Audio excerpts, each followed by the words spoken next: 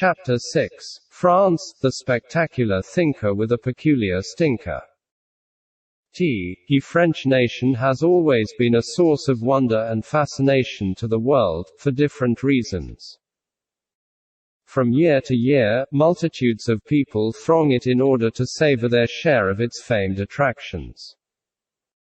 Recently, the United Nations World Tourism Organization noted that in 2014 alone, the country recorded 83.7 million visitors.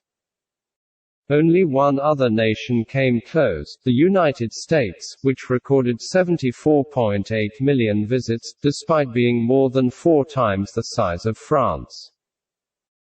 Records for other years show a similar trend, making the nation arguably the most visited in the world in recent times.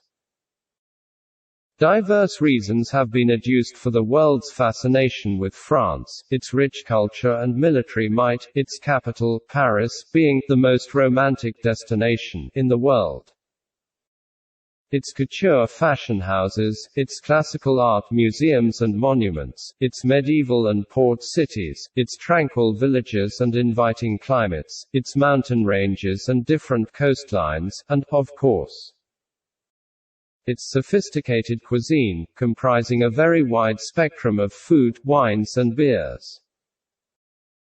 It did not come as a surprise for many when in 2010, France became the first nation to have its cuisine recognized by UNESCO as intangible cultural heritage, reinforcing the widespread admiration for its gastronomy. However, no other quality has distinguished France as a spectacular and significant nation of the world as its intellectual prowess.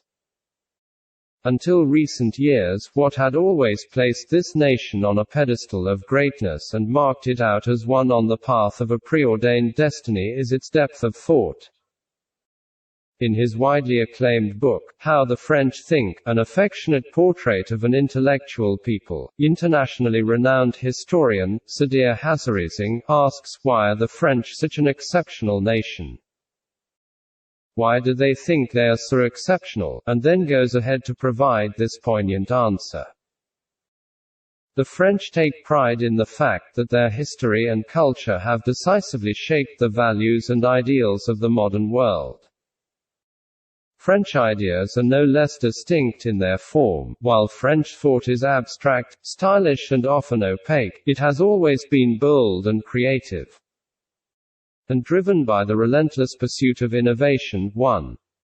While Greece is often said to be the cradle of ancient philosophy, France could be described as the powerhouse of modern philosophy. Perhaps more than any other nation of the world, this country, in the past few centuries, has produced more notable thinkers and writers, whose depths of thought and philosophies not only shaped the course of events in the nation itself, including the French Revolution, but actually triggered transformations in many socio-political systems of the world. From Peter Abelard, whom the Chambers Biographical Dictionary describes as the keenest thinker and boldest theologian of the 12th century, to René Descartes, Voltaire, François-Marie Arouet, Jean-Jacques Rousseau, Denis Diderot.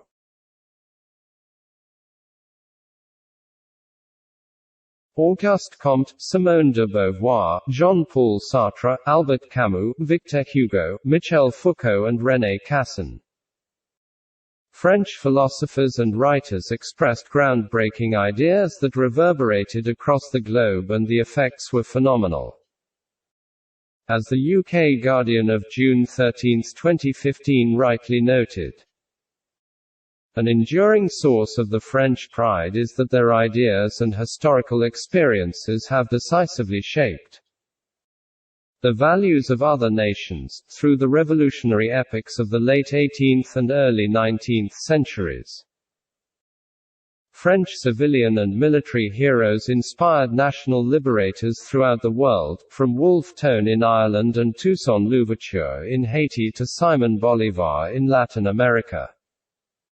The Napoleonic Civil Code was widely adopted by newly independent states during the 19th century, and the Emperor's art of war was celebrated by progressive writers and poets across Europe. from William Hazlitt to Adam Mickiewicz, but also by Japanese samurai warriors and Tatar tribesmen. A Central Asian folk song celebrated Genghis Khan and his nephew Napoleon, and by the Vietnamese revolutionary hero Vo Nguyen Giap too. This observation is, indeed, striking and worth pondering upon. There is no denying that the most powerful catalyst of progress, civilization and advancement in all spheres of human life is thought. All inventions are products of robust imaginations. In fact, writing shortly after the Second World War, French historian André Siegfried minced no words when he declared that French thought had been the driving force behind all the major advances of human civilization. Logically, therefore, it is expected that France should be blazing the trail of excellence in its affairs, as well as dominance in world affairs. France, which has a much longer history than countries like USA, China and Russia, should be leading these countries in all aspects. But, in reality, how much have the French people leveraged their uncommon ability to think to their advantage in setting the pace of progress in their nation and influencing other nations for good? Or let's be more realistic, as many concerned observers of the French nation have been doing lately, and pose a more direct question: is the French nation still thinking at all? Does it still retain its innovative thinking ability? If not, why not? Jonathan Fenby, in his book, The History of Modern France, states unequivocally that, while justly proud of the nation's achievements since the Revolution, the French have become prisoners of the heritage of their past, an indirect way of saying that the nation had long neglected its magic wand for unparalleled greatness. But if we are to assume that France still wears its thinking cap, then the question is, what is the preoccupation of its thoughts these days? And, most importantly, what really should the French be doing to maximize their mental potentialities for the fulfillment of the distinct purpose as a nation? The answer will be unveiled as we explore the roots of the nation and the vision of its founding fathers. Tracing the roots of the French nation. The evolution of the French nation as we know it today is one of the most eventful in history. In other words, several notable events, triggered by the pulsations of vibrant minds, have combined to shape the course of the nation's history for centuries. I think this is because the French always tended to be ahead of their time and peers in progressive reflections. In looking at the roots of the French nation, therefore, I will be focusing on key historical watersheds that really helped to shape its identity, define its people and made it an exemplary spectacle for other nations to emulate.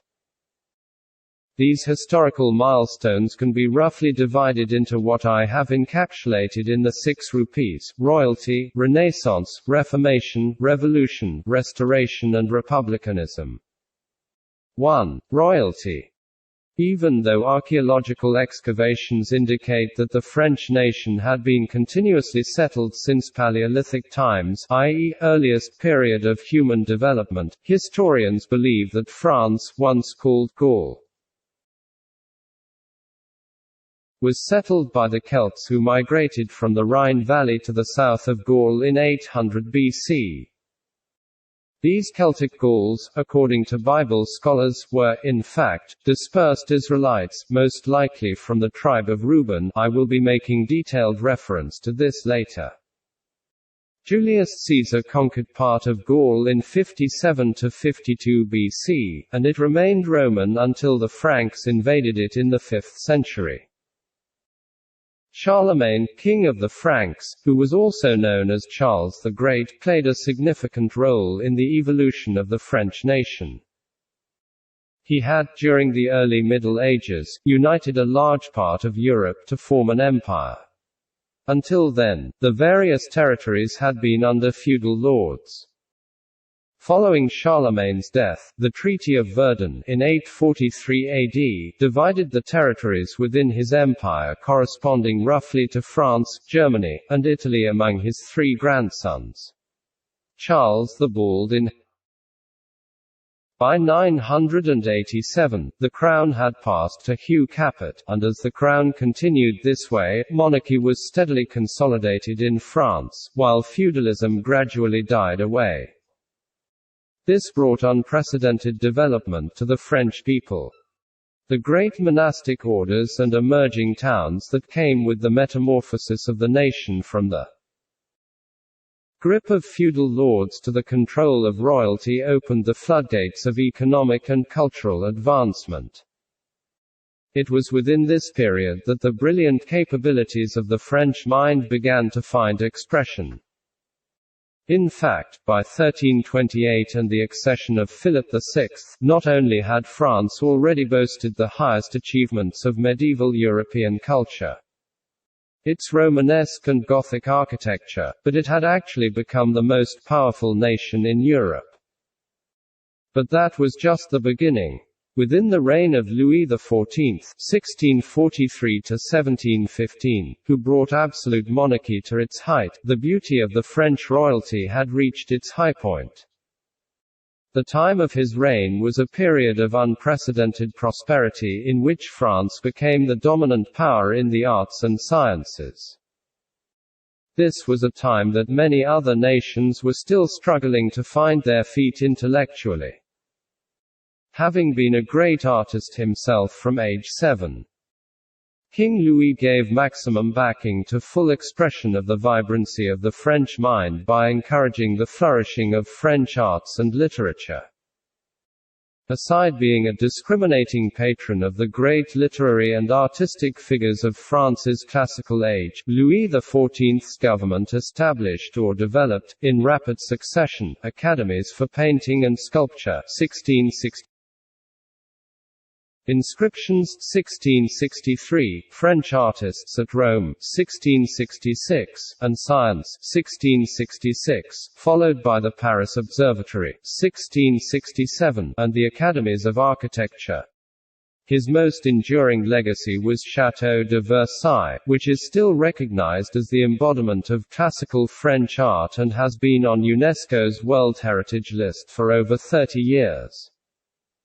This magnificent court was the center of the then Western world. 2. Renaissance. While the royalty flourished in France, with the attendant festoonery of artistic, literary and intellectual advancements, another form of tremendous blossoming was being experienced by these people of uncommon imaginative ability. It was simply termed Renaissance, which means rebirth. It was a rebirth, indeed, as the cultural history of France experienced a clean break from the Middle Ages, paving way for radical transformations that affected every aspect of the socio-cultural life of the French people, from the arts, to music to architecture. Many artistic, literary and technological developments emerged in the country within this period. Actually, it was under François I, King of France from 1515 to 1547, that Renaissance art and architecture first blossomed in France. Shortly after coming to the throne, François, a cultured and intelligent monarch, invited the popular artist, Leonardo da Vinci from Italy to come and work in France.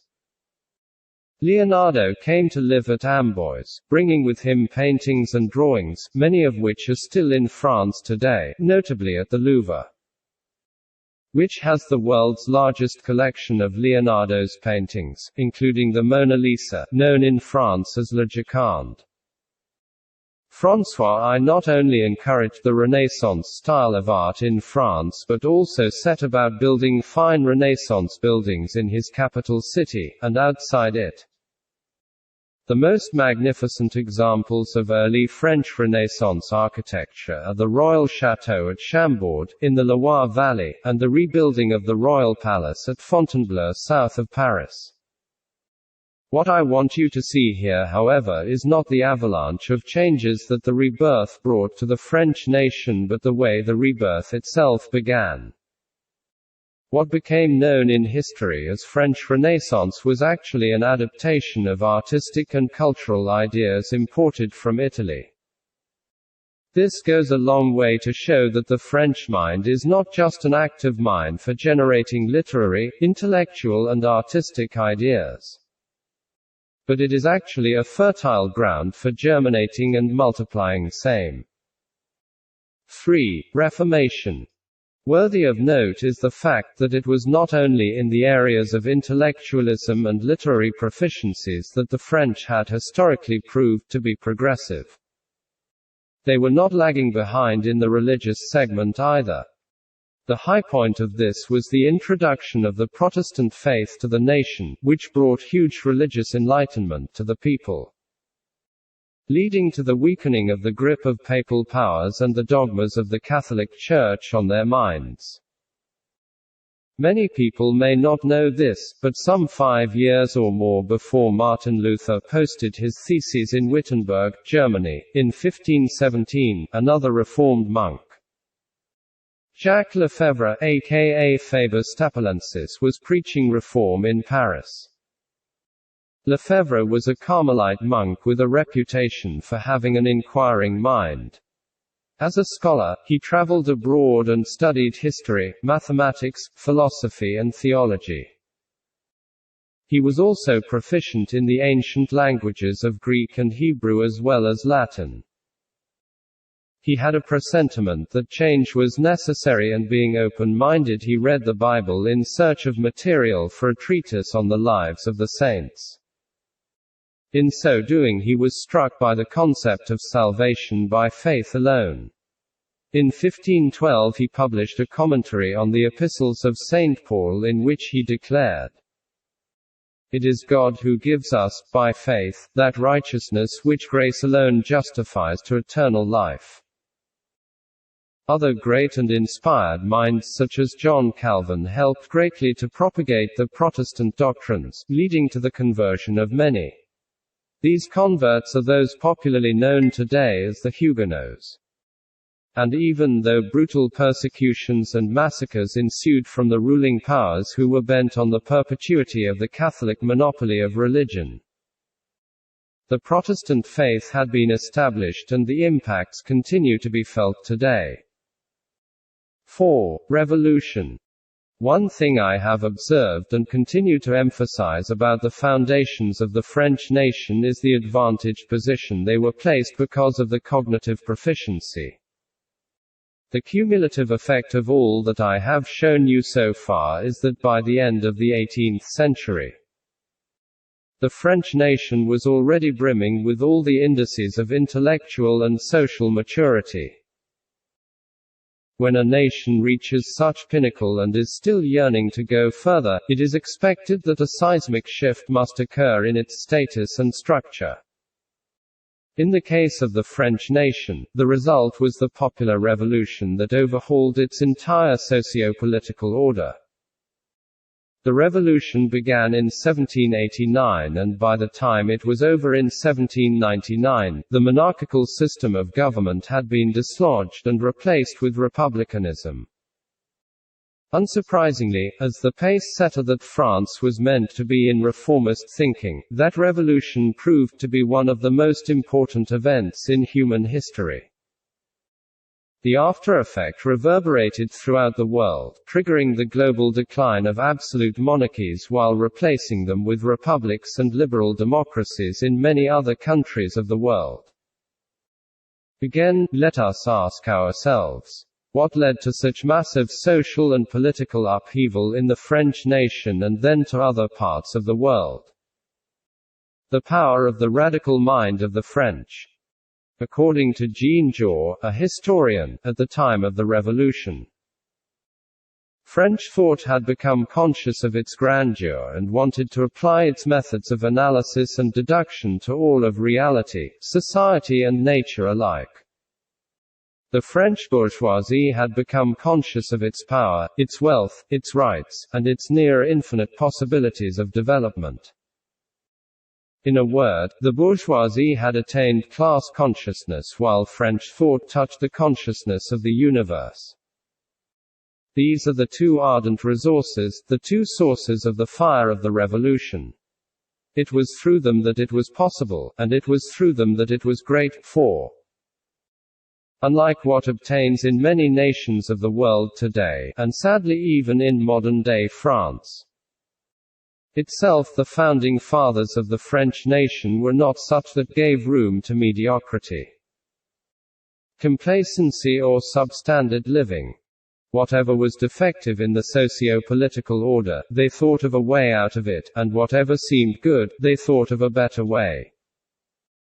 The monarchical system of government, royalty, certainly had its advantages, considering the numerous gains it brought to the French, as I already pointed out above. But as soon as it became obvious that the royalty had outlived its usefulness, the people quickly thought of a way to dispense with it. Issues that stirred the leaders of the revolution and indeed the entire French nation included rising social and economic inequality, new political ideas emerging from the Enlightenment, perceived economic mismanagement, unmanageable national debt, and political mismanagement on the part of the then monarch, King Louis XVI. 5. Republicanism. As I have pointed out above, one significant upshot of the French Revolution is the emergence of the French Republic, the first of which was headed by Napoleon Bonaparte. The Republic was founded on September 22, 1792, following the abolition of the monarchy and the Declaration of the Rights of Man and the Citizen in 1789. It can indeed be said that the modern history of the French nation began from this time. The period marked the concretization and institutionalization of the core values of the French nation. It was within this period that the French national anthem, the Marseillaise, was composed. It was then, too, that the national motto of France, liberty, equality, fraternity, was developed. Within this same period, also, France became highly centralized, with all decisions made in Paris. The political geography was completely reorganized and made uniform. Altogether, there have been 5 republics in the history of France: First Republic, 1792–1804, Second Republic, 1848–1852, Third Republic, 1870–19. I told you already why I so much love the French.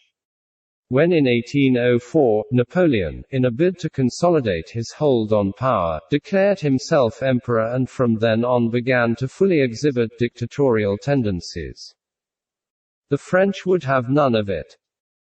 Interestingly, you would have thought that, having orchestrated the republican system of government that paved way for Napoleon as a national leader, the French would waste some time wallowing in regret and wondering if there was a way out, having brought the entire trouble on themselves. But that's naturally abhorrent to the quintessential French mind. Having observed that the Republic had been technically hijacked and derailed, they quickly reverted to the old system of government. The French had the monarchy restored and the emperor was banished. Even though there was still going to be a return to republicanism later on. The French had made it clear what kind of people they were and the kind of nation they were building for themselves, a nation where freedom, equality, justice and progress, propelled by the power of the mind, would be permanently entrenched. Revisiting the national symbols of the French nation. In all of the various events that shaped its colorful history, the national values of the French nation gradually evolved and became established. All these are codified in the country's national symbols, which I will be highlighting below.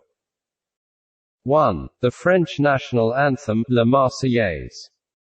Here again the matchless beauty of the French mind shines ever so brightly.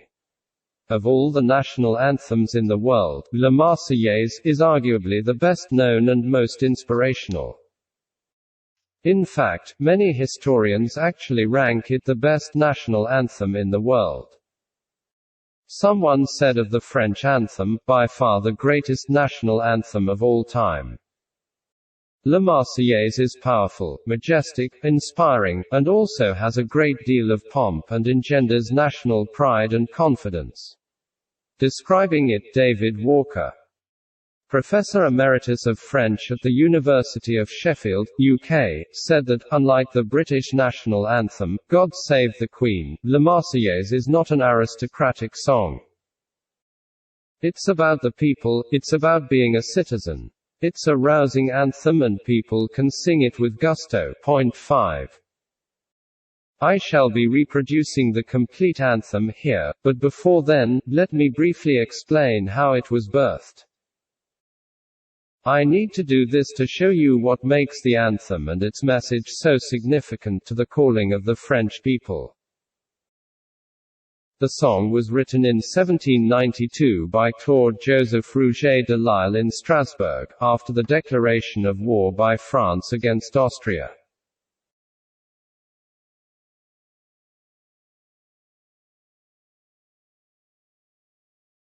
It was originally titled Chant de guerre pour l'armée du Rhin, War Song for the Rhine Army. What actually happened was that as the French Revolution continued, the monarchies of Europe became concerned that revolutionary fervor would spread to their countries.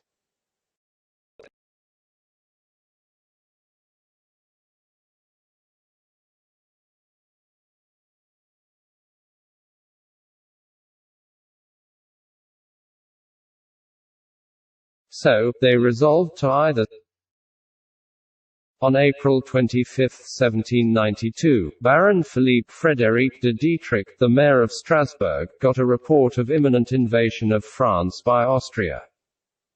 He therefore requested his guest, 31-year-old Rouget de Lisle, who was a soldier and amateur violinist, to compose a song that will rally our soldiers from all over to defend their homeland that is under threat.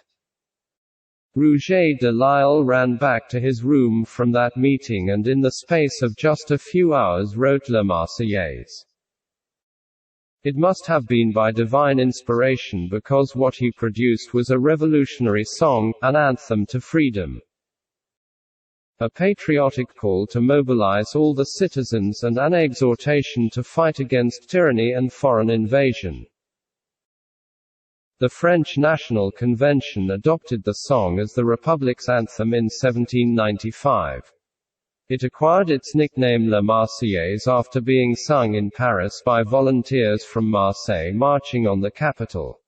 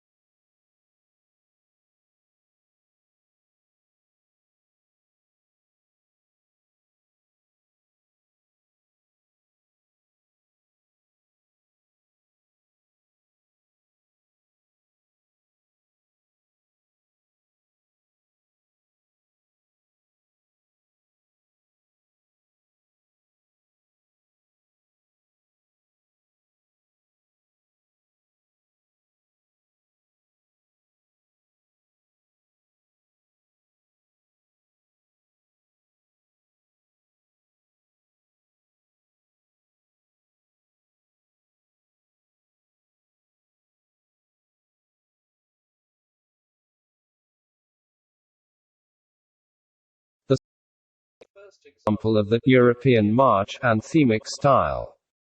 The anthem's evocative melody and lyrics have led to its widespread use as a song of revolution and its incorporation into many pieces of classical and popular music. As I promised before, I will reproduce the entire translated anthem here. Even though it's the first stanza and the chorus that are often sung during ceremonies these days. It is important to have a glimpse of what the entire anthem contains so as to know why it so much reflects the ideals of the French nation. Arise, children of the fatherland, the day of glory has arrived. Against us tyrannies. Bloody banner is raised, repeat. Do you hear, in the countryside, the roar of those ferocious soldiers? They are coming right into your arms. To cut the throats of your sons, your women. To arms, citizens, form your battalions, let's march, let's march. Let an impure blood soak our fields. What does this horde of slaves, of traitors and conspiratorial kings want? For whom are these vile chains, these long-prepared irons? Repeat, Frenchmen, for us, ah! What outrage! What fury it must arouse! It is as they dare plan to return to the old slavery. To arms, citizens! What foreign courts would make the law in our homes? What, these mercenary phalanxes, would strike down our proud warriors? Repeat, great God, by chained hands, our brows would yield under the yoke. Vile despots would have themselves the masters of our destinies. To arms, citizens! Tremble, tyrants and you traitors! The shame of all parties, tremble! Your parricidal schemes will finally receive their reward. Repeat. Everyone is a soldier to combat you. If they fall, our young heroes, the earth will produce new ones, ready to fight against you. To arms, citizens! Frenchmen, as magnanimous warriors! Bear or hold back your blows. Spare those sorry victims, who arm against us with regret. Repeat, but not these bloodthirsty despots, these accomplices of Bouillet, all these tigers who, mercilessly, rip their mother's breast. To arms, citizens! Sacred love of the fatherland, support our avenging arms. Liberty, cherished liberty, fight with thy defenders. Repeat, under our flags, may victory. Hurry to thy manly accents, may thy expiring enemies see thy triumph and our glory. To arms, citizens! Children's verse, we shall enter that military career. When our elders are no longer there, there we shall find the dust and the trace of their virtues. Repeat, much less keen to survive them than to share their coffins. We shall have the sublime pride of avenging or following them. To arms, citizens! Some food for thought. Someone rightly described the French anthem as the ultimate anthem of defiance and resistance. So, my question is, defiance against what? Of course, it was defiance against external oppression, tyranny and retrogression, but beyond that, it was defiance against complacency, mediocrity, and timidity. It portrayed the French as a nation of perpetually forward-thinking people, a people that would always strive towards excellence and reject anything considered inferior or commonplace.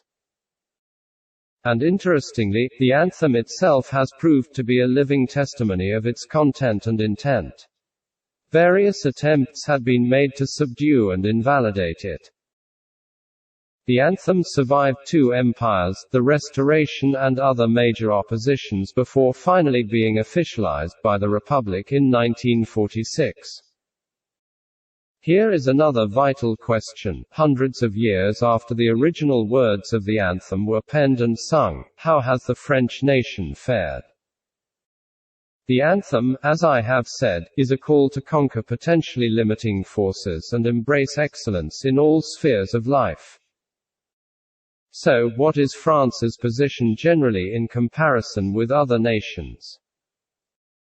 Personally, I found it disturbing that of all indices whereby a nation is deemed to be exceptional, economy, environment, globalization, military, politics, social life and technological advancements, France takes no leading position in any. The only area where France leads the world is that which I already pointed out at the beginning of this chapter, tourism. This, on the surface, may seem normal and indeed commendable. But when you give it a deeper consideration, you find out that it is actually something to be worried about. Why do I say this? The answer lies in knowing what usually attracts tourists to a country. These features are called tourist attractions. The Wikipedia describes a tourist attraction as a place of interest where tourists visit, typically for its inherent or exhibited natural or cultural value, historical significance, natural or built beauty, offering leisure, adventure and amusement. To put it simply, France is only popular for its past glories and achievements. People throng the country to see landmarks laid either naturally by God or physically by the founding fathers of the nation. What then are the current citizens doing? The citizens seem no longer interested in taking up intellectual arms against social, economic and political stagnancy and mediocrity. This confirms the concerns which many have long held that the French nation is no longer thinking, and when it does, it's mostly about trivialities. 2. The French national motto. The French national motto says a lot about the vision and passion of its founding fathers: liberty, equality, fraternity, or brotherhood.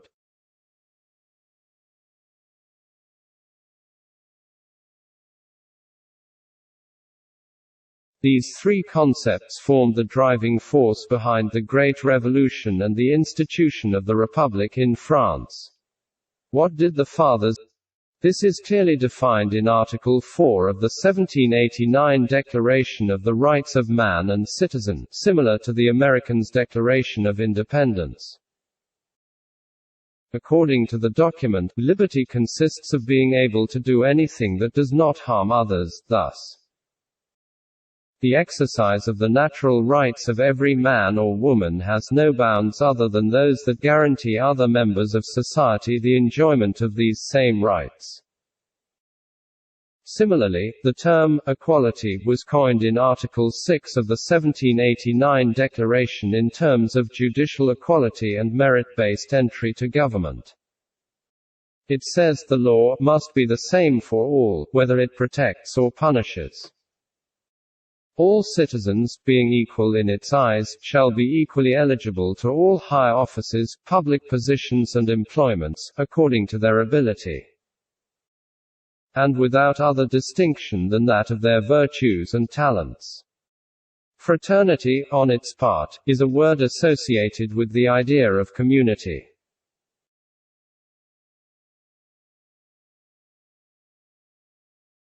Which is a body of people that share a common interest or purpose, or people working together to achieve a common goal. And, indeed, as a result of this sense of brotherhood, the founding fathers of France found it relatively easy to achieve whatever they set their minds on.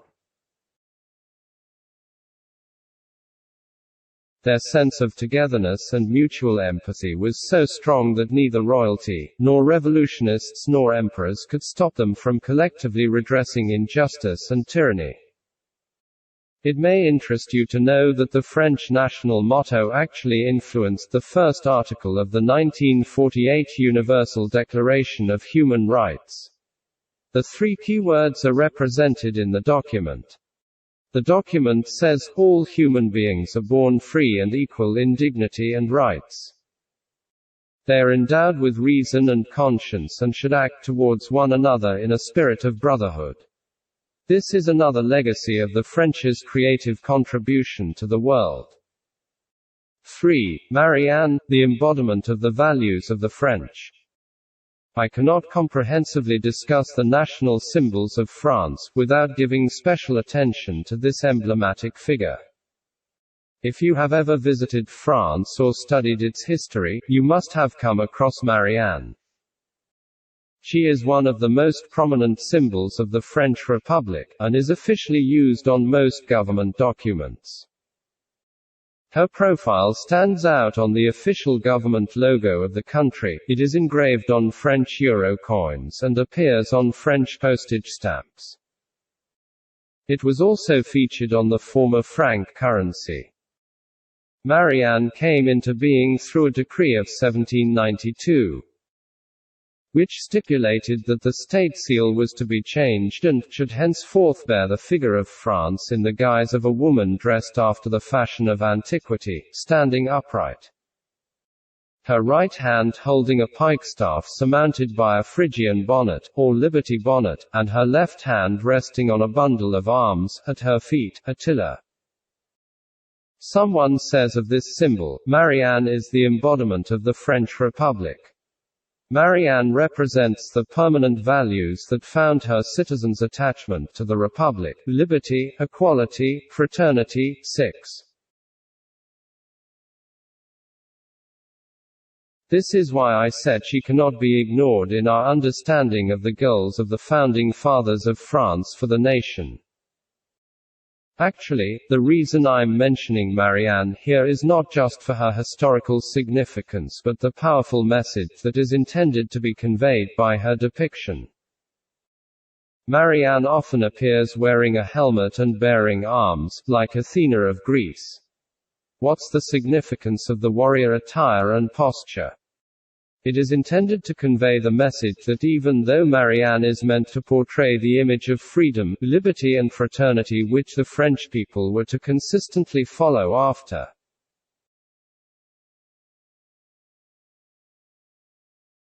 none of these ideals would be achieved without some form of conflict.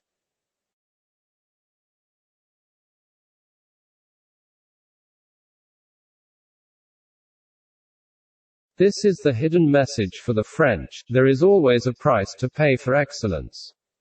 A battle to fight to obtain freedom.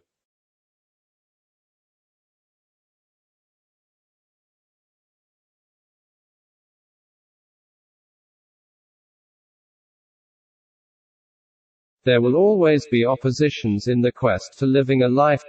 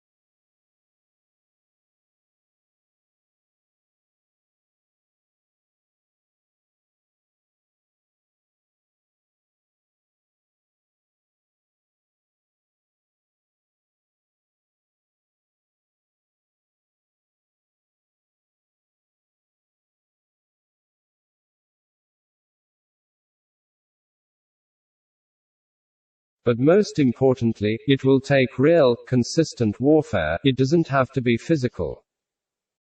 It could be just intellectual, for a nation to stay true to the purpose of its creation and calling.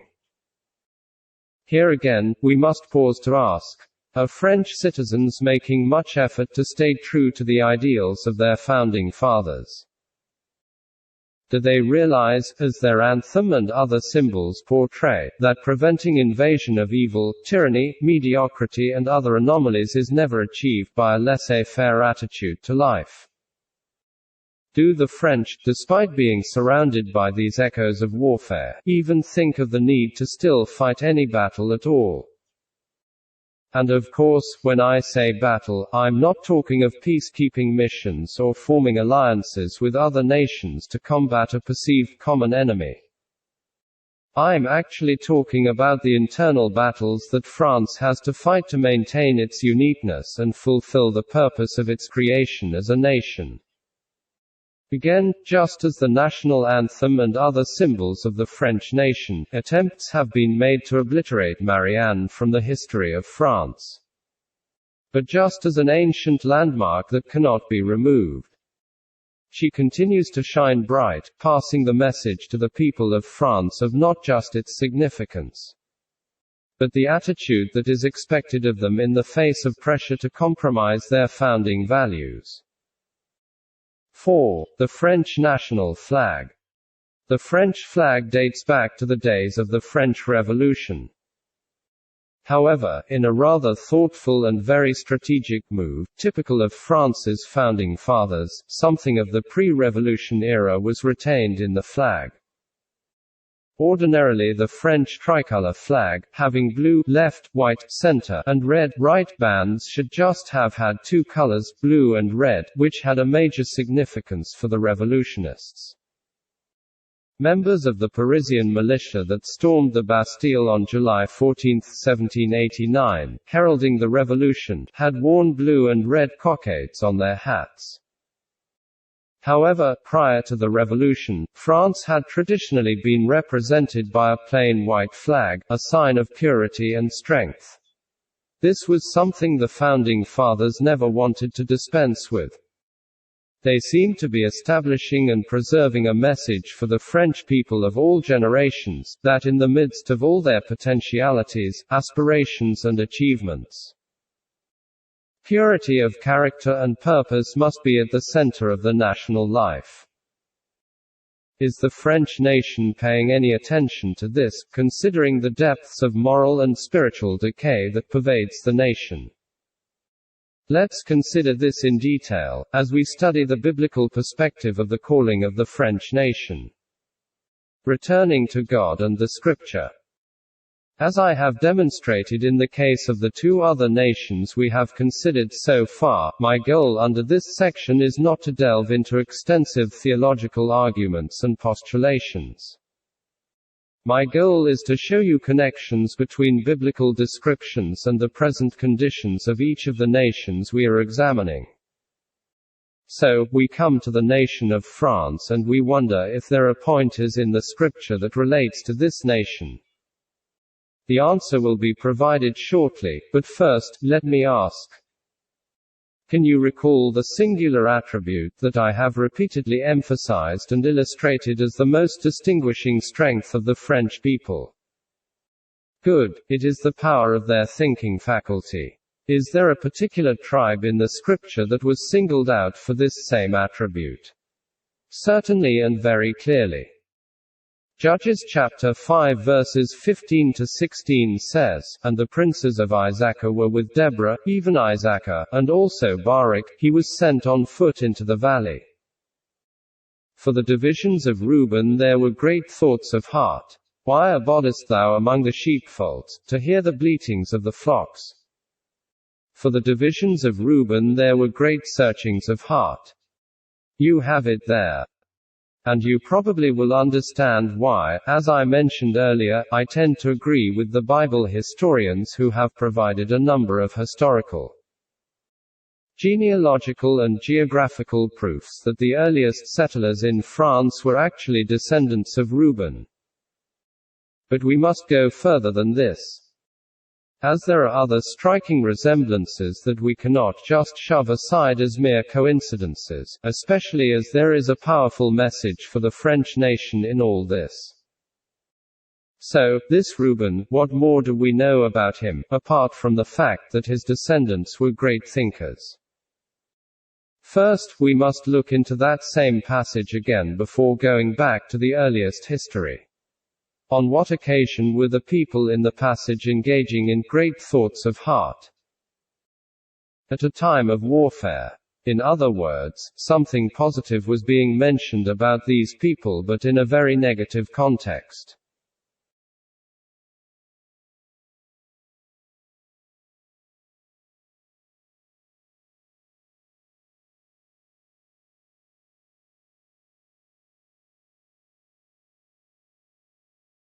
Let me break this down further. These divisions of Reuben were, from all indications, a people who, despite having great potential of the mind, also had the weakness of misdirecting their efforts and demonstrating lack of discipline and tact. This robbed them of the commendation and laurels they could have gotten, had they been able to make valuable contributions when needed the most. And again, we must find out this discrepancy of character traits. Could it have been just an accidental slip on the part of the descendants, or is it something that was inherent in their bloodline? Let's consider the man himself from whom they descended. This is a declaration from Genesis chapter 49 verses 3 to 4. Reuben, thou art my firstborn, my might, and the beginning of my strength, the excellency of dignity, and the excellency of power, unstable as water, thou shalt not excel. Because thou wentest up to thy father's bed, then defiled street thou it, he went up to my couch. This was Jacob, Reuben's father, foretelling the fate of Reuben and his descendants. Even from a purely logical point of view, something doesn't seem to add up here.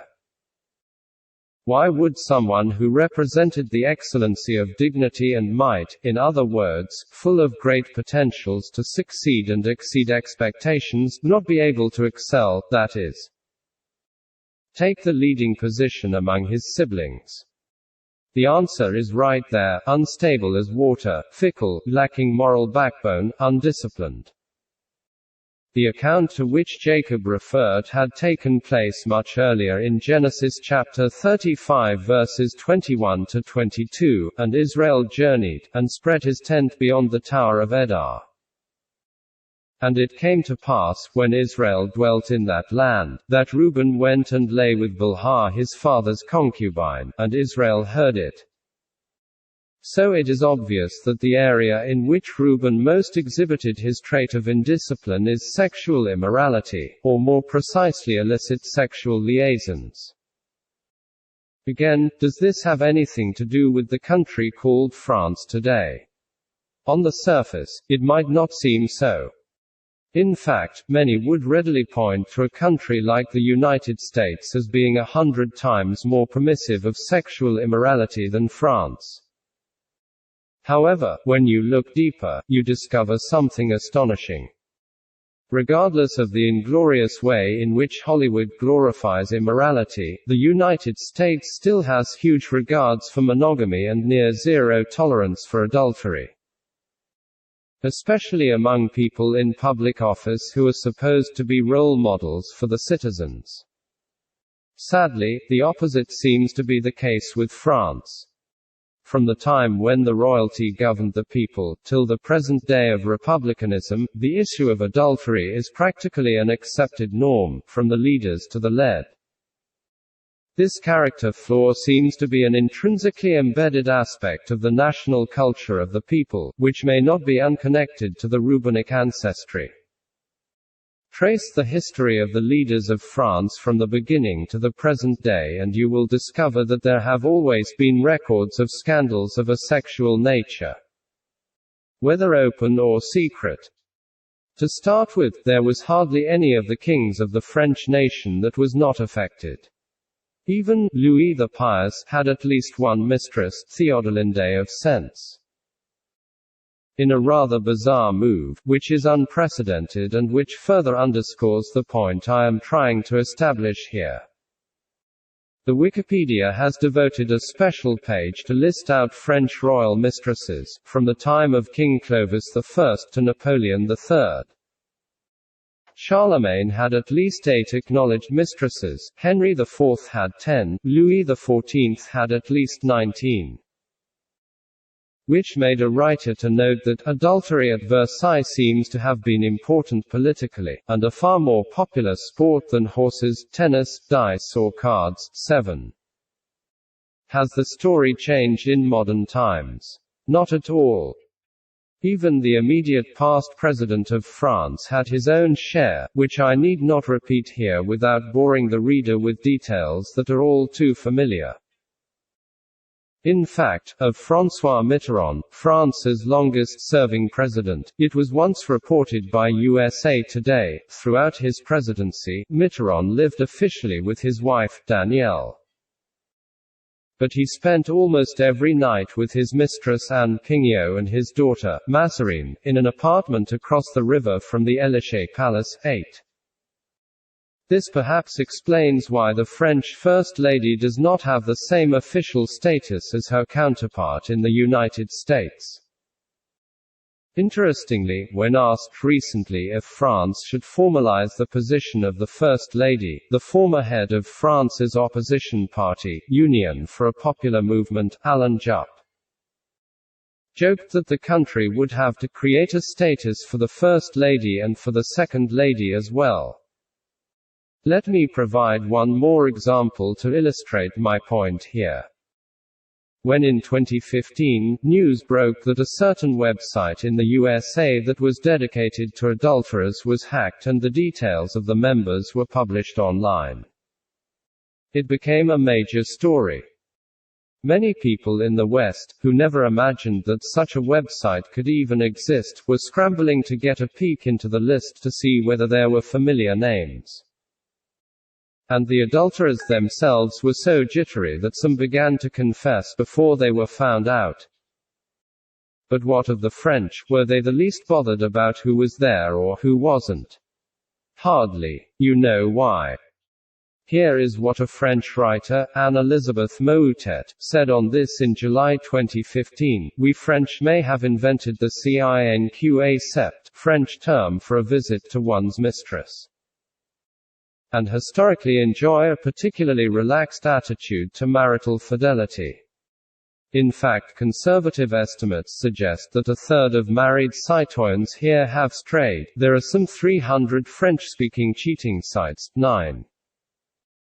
I believe that while the founding fathers of the French nation, as evidence from the country's national symbols has shown, really expected the citizens to constantly wage war against external forces of tyranny, injustice, disunity, mediocrity, and the likes, they might have also unknowingly been echoing another scriptural message for the French nation if they really hoped to take the leading position they were destined to take. Dearly beloved, I beseech you as strangers and pilgrims, abstain from fleshly lusts, which war against the soul. 1 Peter chapter 2 verse 11. France is a nation that is dear to God, and it has in the past waged a number of wars against political oppression and invasion. But how much battle has it fought against moral corruption? Aristotle was right when he said, "I count him braver who overcomes his desires than him who conquers his enemies, for the hardest victory is over self." So, let me ask again. Is the nation of France doing anything to wipe away the stain that set a seal of limitation on Reuben and his descendants, or is it instead institutionalizing and justifying it by glorifying fleshly lusts and immoral passions? To this end, I believe that there is a critical need for the French people to take another serious look at the yearnings and aspirations of their founding fathers as contained in their national symbols and documents. Beyond this, I implore the people to sincerely look inwards with the aim of ascertaining the exact reason that France seems to be lagging behind in all the various areas in which it ought to be taking the lead. Indeed, there is a need to reflect on why several other nations that came after this blessed country should be excelling far beyond it. And most importantly, there is an overriding need to realize that despite the advances in sciences, civilization and modernization, God remains the brain behind the formation of nations, and therefore his principles for sustainable progress and prosperity remain immutable and indispensable. Finally, I must add that the callings of nations, like the callings of individuals, have certain inviolable conditions attached to them. When such conditions are flagrantly flouted, it becomes practically impossible for the callings to be realized. Moreover, it must be noted that just as callings are different, so are the conditions attached to them. In other words, it is sometimes very risky, if not foolish, to make undue comparisons and conduct one's affairs in line with what appears to be the norm in other places. There are practices that certain individuals or nations engage in that may not have direct consequences on their destinies, whereas, for other individuals and nations, such indulgences only pave way for perpetual limitation and retrogression. To the French, therefore, having clearly established that there is a manifest connection between its historical penchant for immoral passions and its mediocre progress over the years, it is high time to make a collective decision for a total turn around in national repentance. Let the French nation be aware, there cannot be emancipation from the embargo of limitation while still wallowing in the same mire that brought the limitation in the first place. It is righteousness that exalts a nation, sin is a reproach, not a badge of honor, to any people. Proverbs chapter 14 verse 34. Chapter 7. Germany, the pacesetter through peacemaking. Germany, today, stands tall and strong, not just as a political and economic powerhouse of Europe but also as a values lighthouse for the entire continent and, indeed, the entire world. Although there is a later section of this book that I have exclusively devoted to explaining the necessity of promoting, preserving and propagating national values, the German nation is such that has built a gigantic structure of social, economic, technological and political advancements on the foundations of strong national values and institutions. Consequently, it will be hard, if not entirely impossible, to describe what makes this country exceptional, without delving into the values that are being instilled into and strongly upheld by the citizens. Let me begin by first pinpointing some of the striking features that qualify Germany to be described as a prosperous nation. As I noted before, Germany's economy is one of the most vibrant in the world. In fact, it is by far the largest and strongest in Europe. Not only that, the country is also the fourth largest economy in the world and it has continued to grow steadily. In addition, it is ranked 22nd out of 183 countries in the World Bank Group's Ease of Doing Business ranking. In 2014, the country recorded the highest trade surplus in the world worth $285 billion, making it the biggest capital exporter globally. Indeed, Germany is the third largest exporter in the world with €1.13 trillion $1.28 trillion in goods and services exported in 2014. Currently, Germany is the driving force of the European Union's economy. Germany's gross domestic product, GDP, is the mightiest in the Eurozone. In addition, German banks act as creditors for many of the banks in other countries, as well as acting as the largest backers, contributing more than a quarter of the funds. For the European Stability Mechanism, the central funding agency that provides loans or credit to European countries in crisis. Recently, when news of crisis in the Eurozone rocked the world, with countries such as Greece, Portugal and Spain running into serious trouble. It was Germany that proved to be the country whose economy could single-handedly stop the Eurozone falling back into recession and the only nation rich enough to save the euro. What is the secret of Germany's powerhouse status? How could a country that was described as the sick man of Europe in the late 1990s and into the early 2000s suddenly become an economic superstar? Well, to be honest, there was nothing sudden about Germany's rise to prominence. It was an achievement that came as the country committed itself to three key values that distinguish it from many other nations of the world. These values are diligence, excellence and prudence. Let me explain each of these. Talking about diligence, I mentioned earlier that Germany is one of the top exporting countries in the world. But one thing is remarkable about this country in this regard, one thing that sets it apart from many other nations and actually enables it to continue to stay strong while several other countries in the Eurozone are begging and crawling their way out of the quagmire of economic recession. This distinguishing quality is that Germany does not meddle so much in simple or basic products that other countries can easily produce, rather, it goes for complex products. Currently, Germany exports a large portion of the world's most complex products to manufacture, thus making it less open to global competition. It holds a significant advantage over other Eurozone countries that do not specialize in the production of these products, which definitely contributed to its weathering the Eurozone crisis better. According to a 2011 working paper by Jesus Felipe and Utsav Kumar of the Asian Development Bank, 7.93% of Germany's exports are in the 100 most complex products. And only 3.5% of its exports are in the least complex group of products.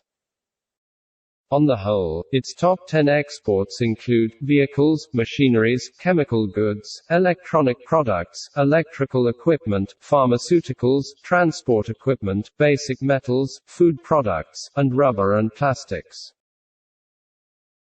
Why would Germany choose to go the hard way in its choice of products to manufacture and export? I tell you the answer.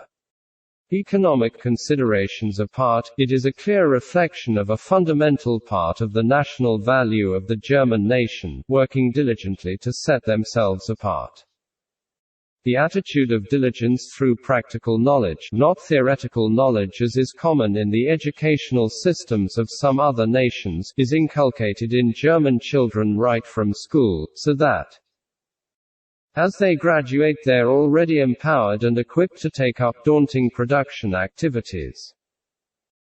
According to the World Economic Forum's 2012-2013 Global Competitiveness Report, Germany ranks 5th in higher education and training, a factor enabling it to manufacture such complex products, and 3rd in part of what helps Germany move its exports to markets so efficiently. The second thing I mentioned is Germany's commitment to excellence. None can dispute this. Germany is known for its high quality and long-lasting goods. It is a country that excels in the development of innovative technologies and techniques. Made in Germany has been a quality symbol for decades. Consider the German motor industry with its luxury brands such as Mercedes, BMW, Porsche and Audi. The same goes for electronic products and other products from Germany. Their reputation for excellence is unsurpassed. Unsurprisingly, as an analyst has observed, the country on its own generates 65% of the trade in Europe. Which means people want to buy German products in the rest of Europe and all over the world. Point 1. The third secret of Germany is its financial prudence. Put simply, Germans are extremely meticulous about spending, generally, and borrowing, in particular. They love to save, as well as living within their means. Someone once joked that the German coat of arms features an eagle, but a piggy bank would do just as well. 2. The BBC, in trying to pinpoint the factors that have strengthened the German economy over years, also reported that while the rest of Europe gorged on cheap credit throughout the 1990s and 2000s, German companies and individuals refused to spend beyond their means. 3. Also, while making a comparison between Germans and Americans, Time magazine reported thus: in 2007, the average household in Dallas spent a bit over $54,000, including housing, transportation, entertainment, and all-encompassing shopping. The average German household spent a bit under $34,000, a difference of more than $20,000. Gasoline costs double what it does in the US, but on average Germans spend far less on fuel than Americans, $1,447 annually versus $2,559 in Dallas. Mostly because Germans use public transportation more often. Likewise, there's a gap on household expenditures eating out at restaurants, $1,226 annually in Germany, $2,662 in Dallas. Overall, while a German household saved 16.7% of disposable income, a Dallas household saved 5.2%. 5. The underlying message. As with all the other countries we have considered so far, I have not taken up the trouble of laying bare the distinguishing characteristics of the German nation simply for the sake of eulogizing it. There is an underlying truth that I want to show you. Of all the nations we have so far explored, none appears to have had its divine mandate so clearly defined for it as Germany. If the German people are really in doubt of what their calling is, all they need to do is look back at their history to ascertain the points when things have gone so well and the times when there was nothing but catastrophe. Tracing the roots of Germany. Let me take you through a few pages of history to make comparisons. For starters, it is important to know that the German nation, which descended from Germania or the Germanic race, as they were called in ancient times, has always proved to be a strong and formidable nation, especially when attacked by external forces. Even before Otto von Bismarck in 1871 united the various tribes and territories that constitute modern-day Germany into one nation, the inhabitants had always resisted invasion or subjugation of any kind. Fair enough, the ancient Germanic people mostly kept to themselves, as their land was divided from the rest of Europe by the Rhine, the Danube and the Elbe rivers. They flourished in their own way, having ingenious understanding of how to exploit and maximize the resources available within their rugged terrain.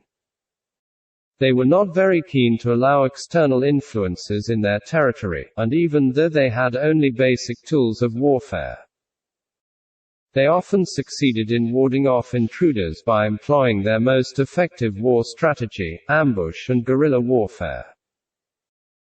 Perhaps the most notable demonstration of the Germans' defensive capabilities was at the historic Battle of Teutoburg Forest, circa 9 CE, in which a combined force of Germans, led by Arminius, annihilated an invading Roman army consisting of 3 powerful legions.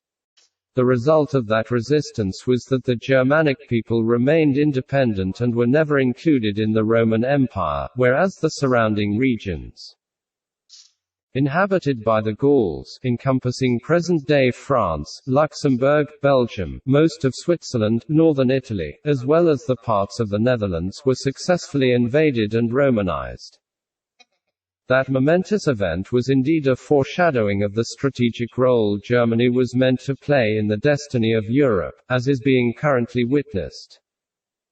As Peter S. Wells, author of The Battle That Stopped Rome, rightly stated, this was a battle that changed the course of history.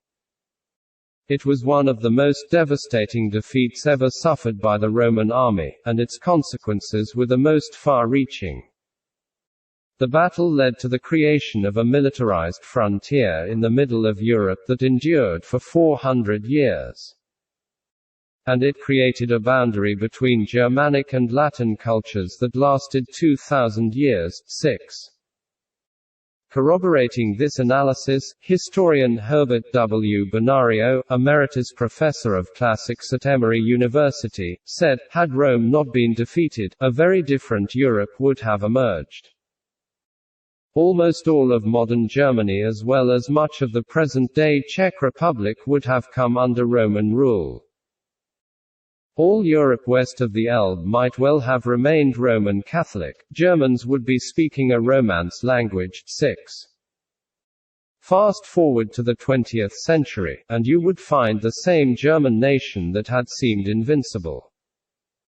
Simply by keeping to itself and making the best of its natural resources and abilities, that same German nation had become a warmonger, stirring up needless conflicts and engaging in wanton offensives against other nations.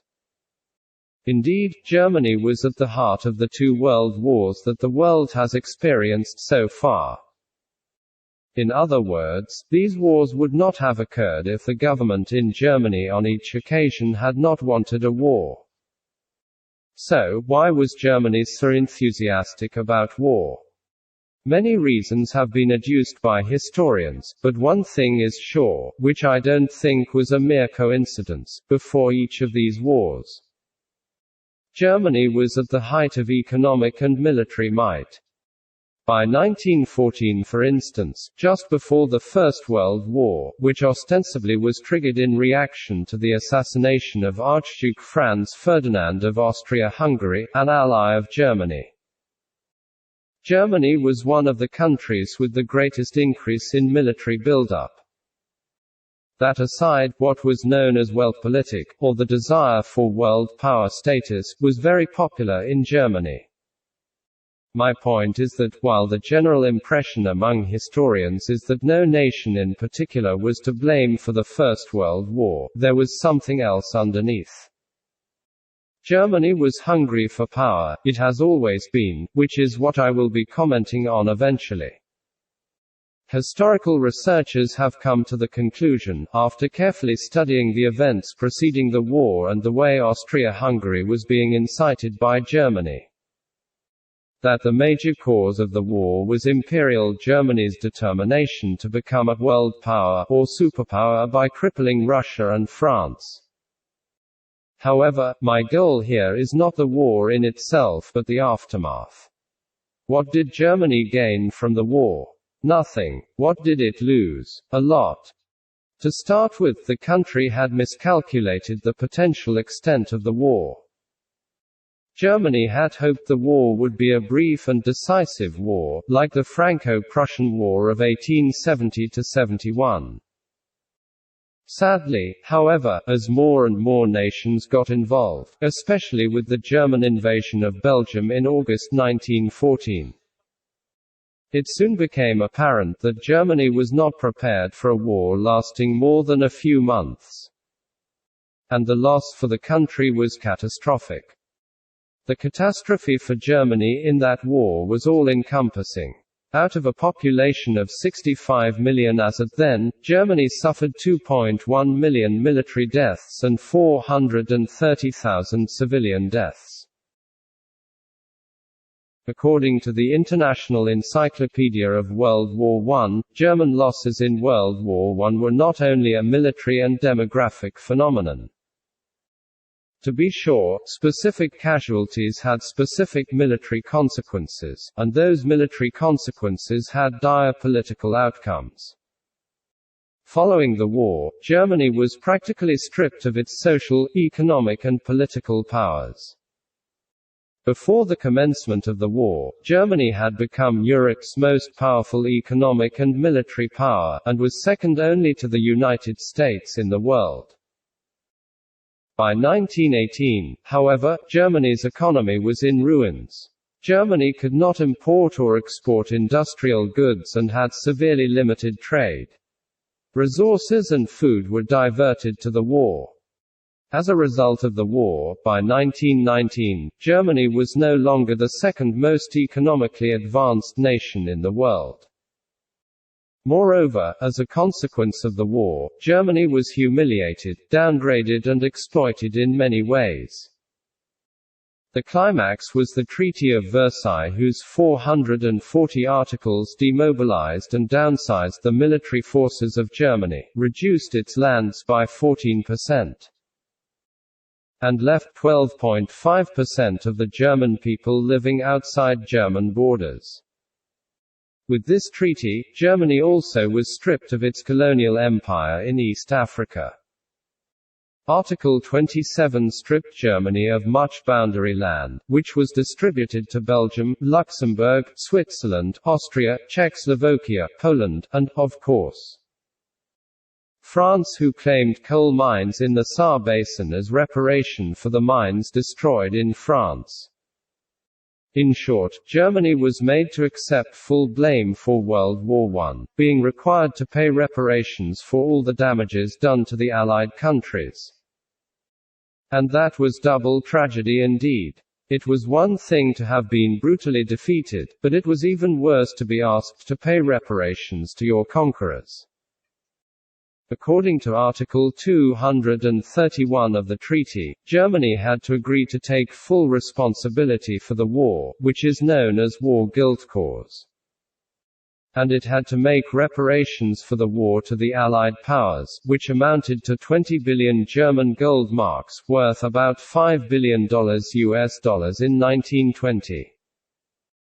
Expectedly, the German economy could not take the pressure and it fell apart. In 1921, as Germany could not pay its huge reparations, French and Belgian troops invaded and occupied the Ruhr to take goods and raw materials. This penalty left Germany globally humiliated and bankrupt. So heavy were the war reparations that, by 1932, only about 1/8 had been paid before being suspended by the Lausanne Conference. Meanwhile, by 1923, as the German economic woes worsened, the country was forced to print more money to pay striking workers. Hyperinflation resulted, wiping out the value of savings. This further wreaked havoc on Germany's social structure and political stability. During that inflation, the value of the nation's currency, the Papiermark, collapsed from 8.9 per $1 United States dollar in 1918 to 4.2 trillion per $1 United States dollar by November 19.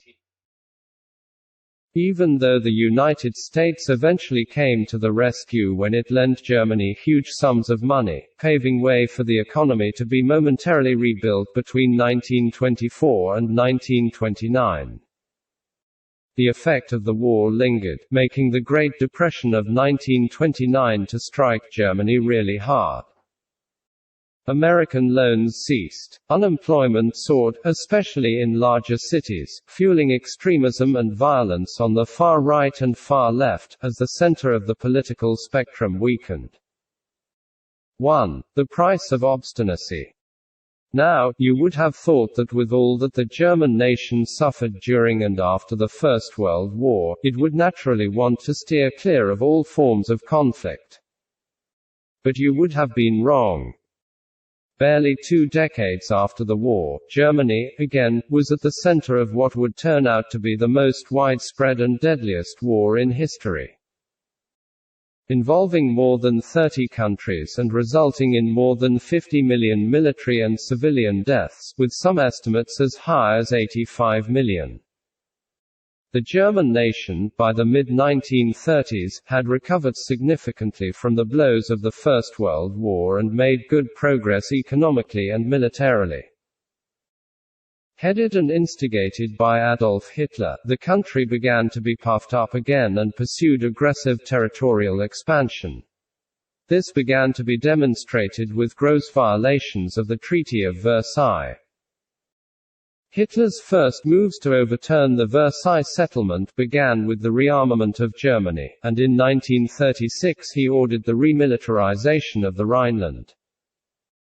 Hitler became bolder as he realized that Britain and France were unwilling and unable to challenge the country's expansionism.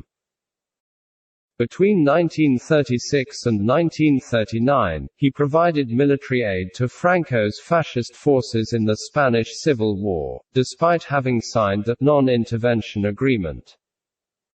However, despite these highly provocative steps by Germany, including invasion of Austria and Czechoslovakia, other nations that could have taken decisive steps to curtail the Germans.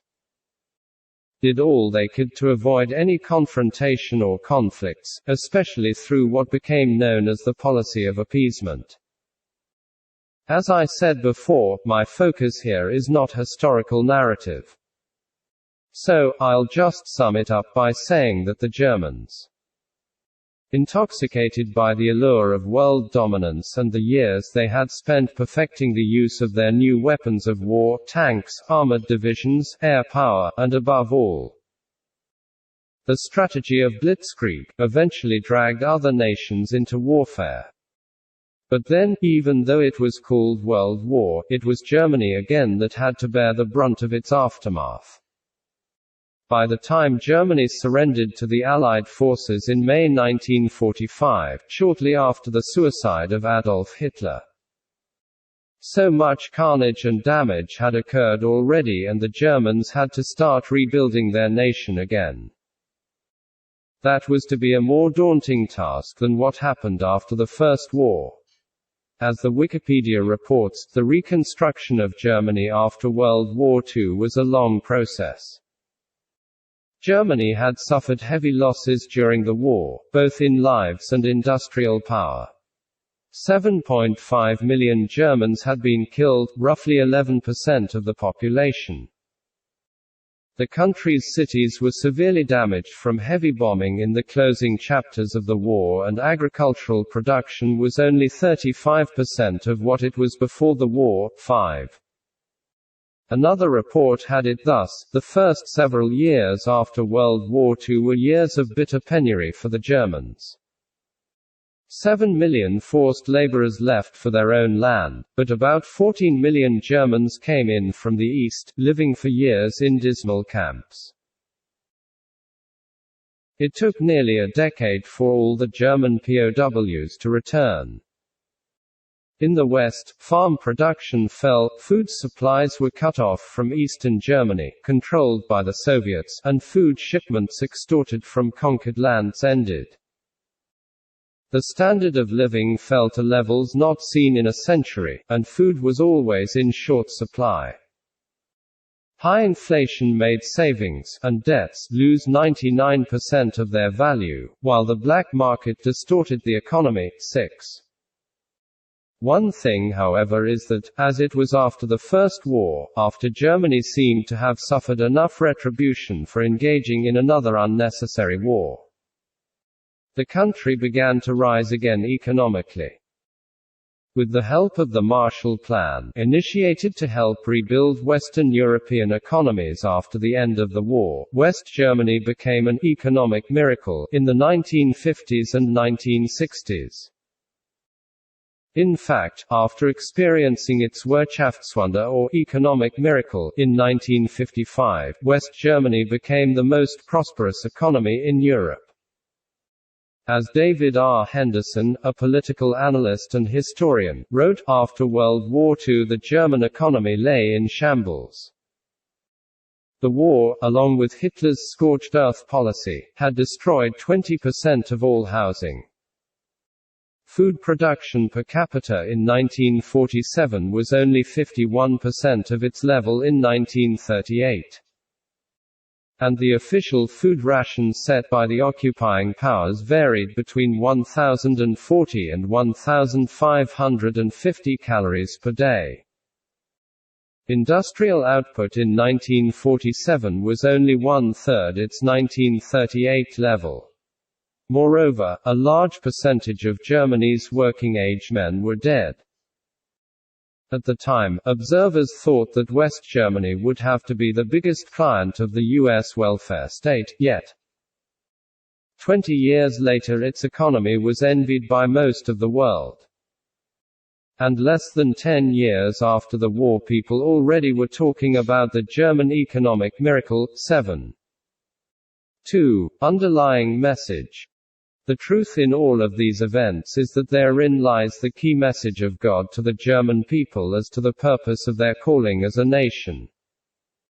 Germany is a nation that is blessed and destined for dominance. All that the people need to stand out is already embedded in their national values. However, this dominance will never be realized through military warfare. Only by seeking and fostering peace will the grandeur continue to shine forth. Let me emphasize it again. Germany always prospers when it is not fomenting trouble but promoting peace as it is currently doing. I tell you, Germany is currently prospering in all regards as a result of its being part of the Eurozone. Which is why it is currently one of the strongest proponents of a united Europe. So then, we have that glaring evidence again: Germany fares far better promoting peace than participating in wars. Germany's repeated devolution from a great military force to a near-annihilated country should consistently serve as a warning. Its current dominant position within the Eurozone has made it clear that, indeed, there can always be a German-controlled Europe. Not through traditional warfare and combat but through a rather pacific, howbeit sophisticated, economic means. Revisiting the national symbols of Germany. I am not surprised that Germany these days is not so keen about war. It seems to have gradually realized where its calling, strength and secret of progress lies: fostering and facilitating peace, not spoiling for war. But then, isn't this the dream the founding fathers of the nation had always nurtured? Was Germany ever meant to be a nation that would be notorious for brazen bloodsheds and mindless holocaust? Let me show you a few messages encoded by the founding fathers in the national symbols of the country.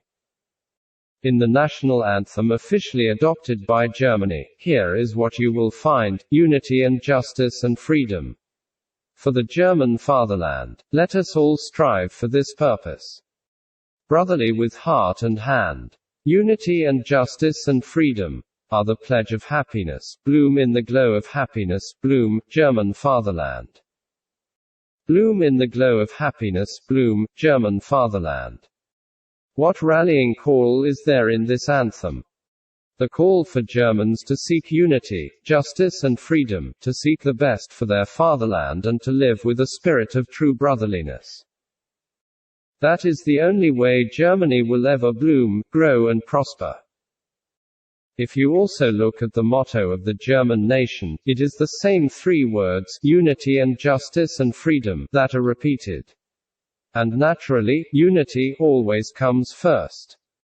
It is as if the founding fathers of the nation wanted the citizens to know, from generation to generation, that not only does the progress of the nation depend on the tripod of unity, justice and freedom, but that, of these three, unity is number one. Germany must continue to seek and promote peace if it will continue to thrive and excel. And as I have repeatedly pointed out, the Germans have all it takes within themselves to attain their aspirations to happiness. It is not in aggressively seeking to dominate other nations that Germany will bloom. It is in continuous looking inwards and leveraging the divine blessings of scientific and technological dominance that it already has. Returning to God and the Scripture. Let this message resonate loud and clear. Germany's rise to prominence will always be through ability, not aggression. In particular, the Germans need to take a cue from all that has been discussed in the first part of this book about the place and influence of God in the affairs of nations. God has the power, according to his ultimate program, to raise any nation up to fulfill his purpose. Especially for the German people, the most pertinent scriptural reference that speaks of their situation is found in 1 Peter chapter 5 verse 6. Therefore humble yourselves under the mighty hand of God, that he may exalt you in due time. God operates according to his preordained times and seasons. He has his own calendar or schedule of programs for all nations of the world, and it is in the interest of Germany, as it is for other nations, to understand and align with this schedule, so as to be where it is supposed to be at every point in time. As history has continued to show, any attempt to circumvent God's purpose with parochial pursuits will always end in untold devastations. A pertinent observation. Now, as Germany continues to enjoy the gains of jettisoning its bellicose past, I am afraid that the German nation is equally losing her moral and spiritual strength. As I travel to Germany and talk to the German people, it is obvious that the Germans of this generation are always afraid of taking a strong position of leadership. The probable reason for this is understandable. Two powerful leaders have almost brought the country to her knees. However, after the Second World War, it is almost as if Germany has been castrated morally and spiritually, especially when it comes to expression of manhood. The only part of Germany that is still functional is the economic aspect of the nation. For me, Germany right now is a pathetic state in leadership and in manhood. As a matter of fact, it is as if the country has become a totally female-dominated nation. In families, the men seem to have taken a back seat. Same goes for the churches. The fear of giving birth to another Hitler seems to have crippled the leadership potential of the German nation. I would, however, like to remind the German nation that apart from powerful and evil men that Germany has produced in the past, it is the same Germany that has given birth to other great men who are great men of God. The Germans who have brought a lot of pain and havoc to the world are normally those in politics. But there have been great men from Germany who have rather contributed positively to our world. Men like Martin Luther, Max Buer, Reinhard Bonnke, Dietrich Bonhoeffer, Martin Niemöller, Thomas Müntzer, and Andreas Karlstadt. These men were reformers and revolutionaries. They had it in them to conquer and win the world. Generally speaking, I think that is the calling of the German nation. The German nation has demonstrated to the world how capable it is to win and capture the world through economics, finances, quality and industry. I also believe that the reason why Germany has tried to wage world wars is because of the national passion and calling. I believe it is a natural destiny of the German people to conquer the world. However, it is not going to be through the weapons of war, but through righteousness and the gospel of the Lord Jesus Christ. The German nation has proved to the world through their products that they know how to produce what the world needs. The same thing has been proven through the Reformation works of Martin Luther and Reinhard Bonnke in Africa. Can you imagine what would happen if the German spirit could be reawakened? The German nation itself is capable of conquering the world for Christ if they are made to believe in themselves and are motivated to launch out with the weapons of the gospel.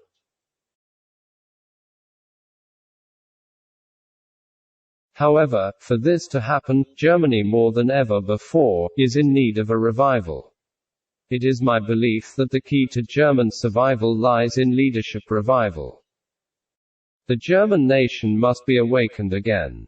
The sleeping giant must arise. Another key factor to the German Renaissance is the revival and reawakening of men. The men must be empowered again in Germany if the nation is to fulfill her destiny. Finally, Germany needs a spiritual awakening that will drive out apathy and lethargy that is presently ruling and reigning in the nation. Germans must be made to realize the power of God through the working of the Spirit, instead of only depending on methods and systems. It is my belief that the Lord of creation is waiting for Germany to fulfill her destiny. Just as she led the world in the days of the Reformation, the German nation must arise to once again lead the world to gather in the last day's harvest.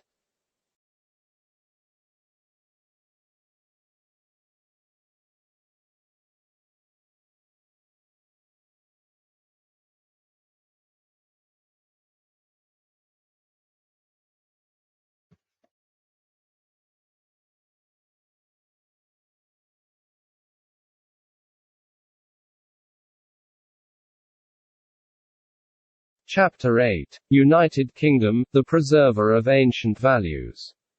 For 4 full days in June 2012, fireworks of joy and outbursts of excitement reverberated throughout the United Kingdom, or Britain, as many still prefer to call it, and beyond.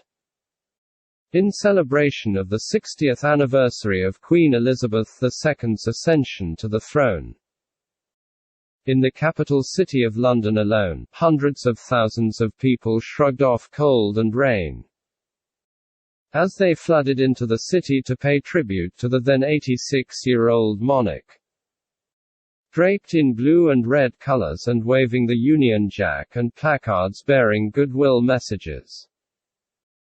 The delights of the crowd was unmistakable as they jostled each other to catch the slightest glance of the Queen. A BBC reporter who covered the event said, "Thousands lined the streets, hung out of windows, climbed lamp posts to catch a glimpse of their monarch. They stood for hours in a chilly wind wearing daft hats, a metaphor for the attitude of their country. Times are tough, the challenges are great, and we respond by cheering an aspect of our culture that, for all its irrationality, is uniquely ours." 1. In other countries of the world, millions were glued to their TV screens as they watched the colorful concerts, parades and pageants that characterized the event. It was the same pomp and global attention that greeted the Queen's 90th birthday, in June 2016, the wedding of Prince Charles, heir to the throne, and Princess Diana, in 1981. The wedding of Prince William, second in line to the throne, and Catherine in 2011, as well as the births of the couple's children. Regarding the wedding of William and Catherine in particular, it was reported that millions of people in 180 countries watched the event. For most of the spectators and viewers worldwide, it did not matter if they knew the royals personally. They were simply fascinated by the magnetic spectacle of personalities and events connected to the British monarchy. Some were so overwhelmed with emotions that they shed tears of joy. A mystery with a message.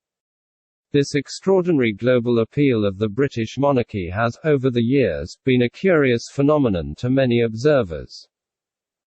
After all, many other nations of the world, including Spain, the Netherlands, Saudi Arabia, Belgium, Thailand, Denmark, Norway and Sweden, operate a monarchical system of government. Yet none comes close in the level of attention, captivation and prestige that the British monarchy generates. What could be responsible for this? Some have said that the popularity of the British monarchy outside the United Kingdom is tied to its colonial history. But to what does one attribute the unparalleled devotion of British citizens, including the younger generations and millennials, to anything pertaining to the monarchy? As a matter of fact, a 2012 Ipsos Mori poll found that 79% of Britons want to keep the monarchy. Even at the height of the anguish over the tragic death of Princess Diana and the widespread controversy over the perceived role of the monarchy in the saga, a survey still found that about 66% of Britons wanted the monarchy sustained. Similarly, when the first child of Prince William and Catherine was to be born in 2013, Numerous well-wishers travelled from all over the UK and beyond to camp outside St Mary's Hospital in West London, where the baby was to be born. They were there for several days before the baby was born. Moreover, shortly after the birth, the UK's Sunday Telegraph conducted a survey and found that 3/4 of Britons believed that the newborn Prince George would one day accede to the throne, to which he is third in line, an indication that they expected the monarchy to continue for a long time. Even among 18 to 24-year-olds, the age group most likely to hold Republican views, the poll showed a solid 69% believed that Prince George would one day become king. Essentially, the majority of the country sees no benefit in republicanism, which is the norm in most democratic societies of the world. The question again is, why does this nation that has witnessed massive changes in all aspects of its national life over the years still cling to this seemingly archaic institution? Why is it that while UK's neighbours such as France were busy carrying out political revolutions that toppled monarchs and demolished monarchies, what Britain was introducing to the world was the Industrial Revolution instead? Further oddities. Before demystifying the reason behind the seeming invincibility and increasing popularity of the British monarchy, let me further highlight a few major reasons why the whole phenomenon seems totally unfathomable. First, from a political perspective, the idea of being ruled in a Western nation in the 21st century should sound absurd, if not revolting. The trending practice in governance globally is democracy and egalitarianism, to which the monarchy seems antithetical. Viewed from whatever angle, monarchy is a system which appears at odds with the meritocratic principles of a modern liberal democracy. As Heather Horn, writing for The Atlantic, says it, nostalgia and the royals' tourist appeal aside, there's something a bit jarring both to logic and to liberal democratic sensibilities about what the Queen stands for, too. Someone else asks, how can a liberal democracy justify power and privilege based on an accident of birth? 1. Second, on the financial side, the British monarchy costs a lot of money to maintain. For starters, the royal family costs the nation a whopping £200 million annually, and that is when there are no special celebrations such as weddings. For instance, just before the coronation of the current Queen in 1952, the UK had been plunged into its fair share of the economic downturn that resulted from the just-ended World War II. There was palpable hardship in virtually every community and home in the nation. Yet when it was time for the coronation, there was a general consensus among the citizenry that the glamour and splendor usually associated with the event must never be compromised. Concerning the event, Mark Easton of the BBC wrote, despite post-war austerity, it was decided the event should be a fabulous, flamboyant, extravagant affair with all the pomp and pageantry they could muster. There would be feathers and fur, gold and jewels, anthems and trumpets. Britain, battered, bruised and broke, appeared determined to embrace its monarchy and hang the cost. The paradox is that austerity was positively comfortable with ostentation. 1. Third, on the social side, the monarchy seems averse to the principles of social equity and equal opportunity that most individuals in the global sphere subscribe to. The monarchy apparently embodies and projects a society where some are, by virtue of birth, perceived to be greater and more privileged than others. This, under normal circumstances, is not what most people, even in the UK, would be delighted about. Yet the British monarchy continues to thrive, and the citizens continue to see it as not just a tolerable but an indispensable social anomaly. Let me refer again to the coronation of the Queen in 1952 to prove this last point. As a way of ascertaining the true feelings of the populace towards the flamboyant fanfare with which the event was organized, two sociologists, Michael Young and Ed Shields, conducted an extensive survey. In their report, which was published shortly after the coronation, they wrote, "The coronation provided at one time and for practically the entire society such an intensive contact with the sacred that we believe we are justified in interpreting it as we have done in this essay. As a great act of national communion. 1.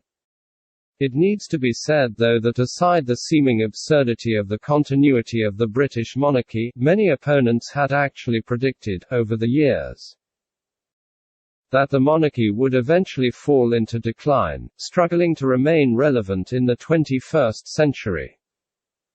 Yet, as reports and statistics continue to show, the monarchy has kept on waxing stronger, against all odds. Even those who are opposed to it would tell you that their opposition is just in principle; in practice, it is a different ballgame.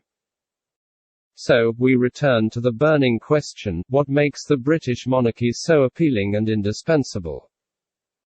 Why do the people prefer it even when they know that it is outdated, expensive, and dangerous for democracy? Attempted explanations. Various attempts have been made to explain why the British monarchy continues to be hugely popular, especially among Britons. Let me list some of the reasons that have been given for the undying power and influence of the British monarchy, then I will show you the real hidden message in all these. 1. The monarchy serves as a living symbol of Britain's history and heritage. 2. The British love the tradition and spectacle of the royal family, viewing the Queen as a figurehead for the country's values. 3. The monarchy brings in some money, through trade, tourism. 4. While it may seem to offend liberal values like equality of opportunity, it doesn't do any real harm to the nation, so most people don't feel bothered about its perceived excesses. 5. The current Queen, as a person, is a lovable personality, who connects easily with the British people. 6. Uncertainty about what would happen should the monarchy be abolished and the country be left entirely to politicians. 7. The royal family serves as the epitome of Britishness, that is, it embodies the identity of the British nation and has in fact become a global brand for them. 8. Britons are proud of it. 9. The royal family performs ceremonial roles that improve international relations. 10. The British political culture supports it. Political culture is a general attitude, shaped by historical and social experiences, and shared by the majority of the population in a country. 11. The majority of the British people are royalists at heart, not republicans. 12. It serves as an important symbol of the nation, its heritage and its people. 13. Changing the current system of government would be an incredibly complicated process, which would cover almost all British life. 14. It works, and it does so exceptionally, at least, in the UK. Simple as that. Hidden message.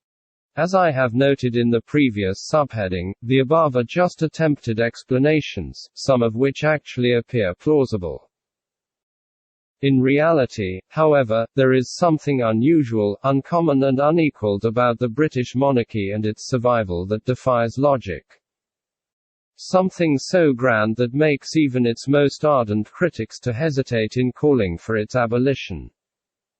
Walter Bagehot in English Constitution wrote, "The mystic reverence, the religious allegiance, which are essential to a true monarchy, are imaginative sentiments that no legislature can manufacture in any people." 3. Another British writer stated, in trying to explain the unlikely success of the monarchy, "We shouldn't expect the answer to be based on reason. It is not a pocketbook calculation of profit and loss. How much does the Queen cost compared to what she brings in for the tourist trade? The British monarchy is valued because it is the British monarchy.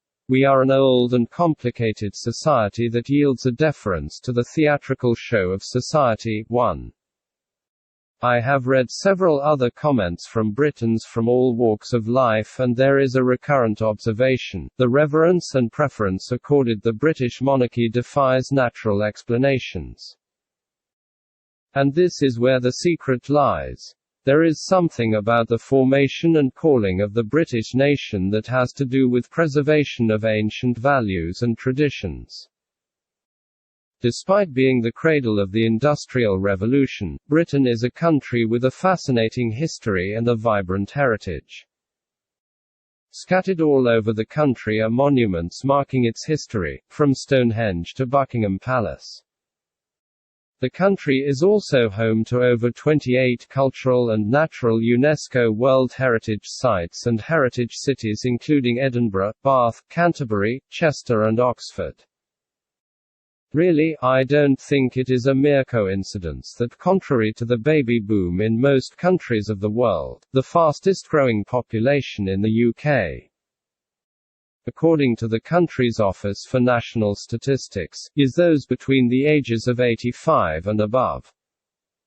Nor do I think that it is ordinary that the British monarch sends a personalised card to every Briton who attains 100 years of age.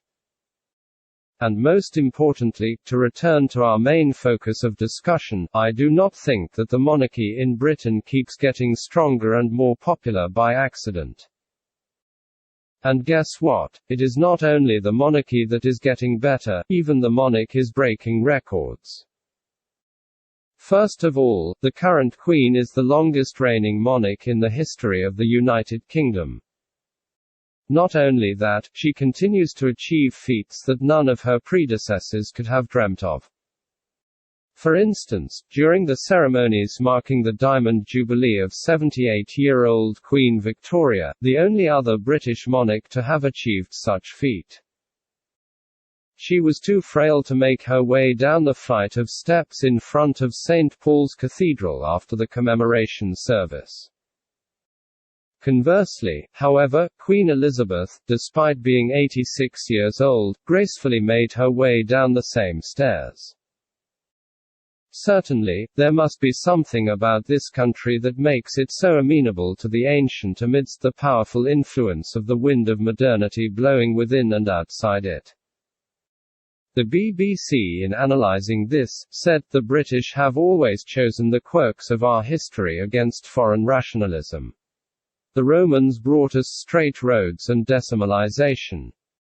As soon as they left, we reverted to impossibly complicated imperial measures and winding country lanes.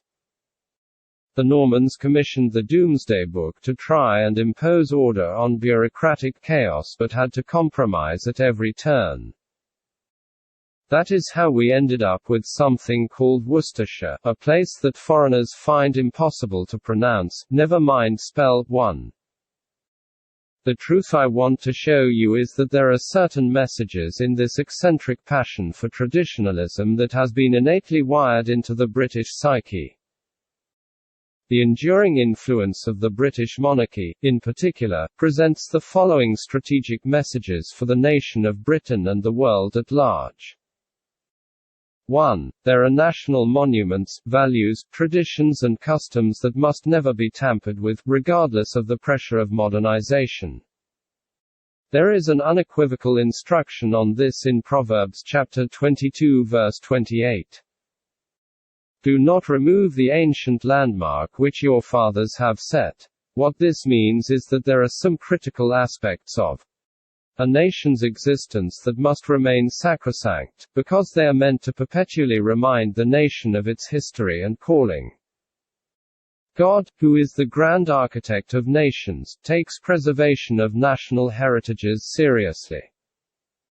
In Exodus chapter 12, shortly after the Israelites had the first Passover meal, God emphatically told the Israelites, "And you shall observe this thing as an ordinance for you and your sons forever. It will come to pass when you come to the land which the Lord will give you, just as he promised, that you shall keep this service." And it shall be, when your children say to you, What do you mean by this service? That you shall say, It is the Passover sacrifice of the Lord, who passed over the houses of the children of Israel in Egypt when he struck the Egyptians and delivered our households. Verses 24 to 27. Again, in Joshua chapter 4, shortly after the Israelites had crossed over River Jordan, we are told, Then Joshua called the 12 men whom he had appointed from the children of Israel, one man from every tribe, and Joshua said to them, Cross over before the ark of the Lord your God into the midst of the Jordan. And each one of you take up a stone on his shoulder, according to the number of the tribes of the children of Israel, that this may be a sign among you when your children ask in time to come, saying, What do these stones mean to you? Then you shall answer them that the waters of the Jordan were cut off before the ark of the covenant of the Lord. When it crossed over the Jordan, the waters of the Jordan were cut off. And these stones shall be for a memorial to the children of Israel forever. Verses 4 to 7. Let me bring this home. The reason the British monarchy continues to flourish and fascinate, against all odds, is because its survival is crucial to the fulfillment of the calling and destiny of the British nation. Like the Passover feast and the stones in the above scripture verses, the British monarchy is being upheld by divine hands so that it can continue to stand as a towering fortress amidst the sweeping and scary changes of modernization. God has so designed the British nation that the monarchy continues to represent the embodiment of its heritage and identity. Daniel Hannan of The Telegraph wrote this, soon after Prince George was born. Ask a friend overseas what he or she associates with Britain and the chances are that the monarchy will come up within seconds. The crown defines our brand, in the sense that it is thought to say something about the rest of us.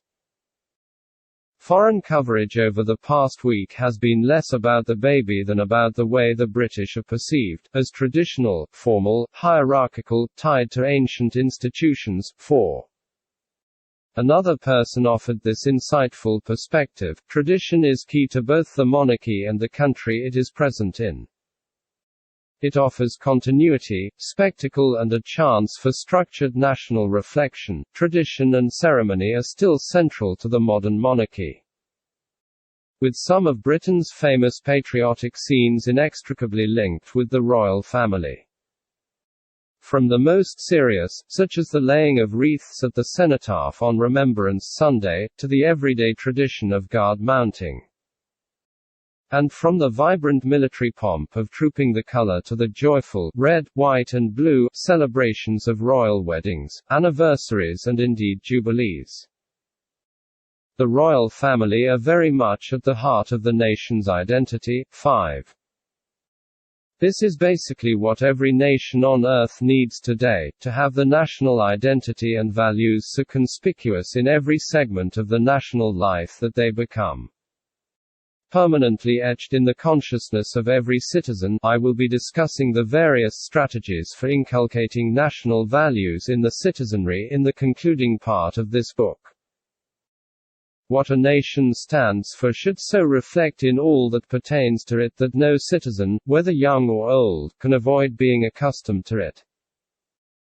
In this regard, Christopher Hitchens of The Guardian, UK, said of the British monarchy, nowadays, the royal family is at best something to look at, and at worst something to look away from, or look down upon. It unavoidably remains, however, something to contemplate. The gaze cannot be averted for long. The Windsor clan still compels attention even from the reluctant or the sated. It does so either by pervading the showbiz media, or by occupying the no-man's land that separates us from the constitutional future. Whichever direction we may be taking, there is a monarchy-shaped blur that obscures the view. More worrying in a way, there seems to be a fear of what might be revealed if that blur was dispelled. 6. However, unfortunately for many nations of the world, this crucial lesson on values which the British monarchy is supposed to convey is seemingly lost on them. For many, especially in Western nations, many of the values upon which the foundations of their nations were laid are being compromised at an alarming rate, in the name of globalization, multiculturalism and political correctness. Ironically, the situation is even more pathetic with the British nation itself. The significance of the monarchy seems to be strictly confined to the throne and all the ceremonies and artifacts attached to it. In other words, aside from the excitement of royal ceremonies and the sense of national pride attached to the monarchy, there is little or nothing of the preservation of national values that the monarchy embodies in the general lifestyle of the majority of the British populace. For some years now, the rates of immoral and criminal behaviors, hooliganism and disrespect for authorities, drunkenness and perversions of all shades in the British society have continued to be a source of concern to many within and outside the country. I will be explaining more about this later on. 2. Nations must seek to establish strong institutions, not strong individuals. The British monarchy is not just a government or an embodiment of national heritage and identity, it is an institution.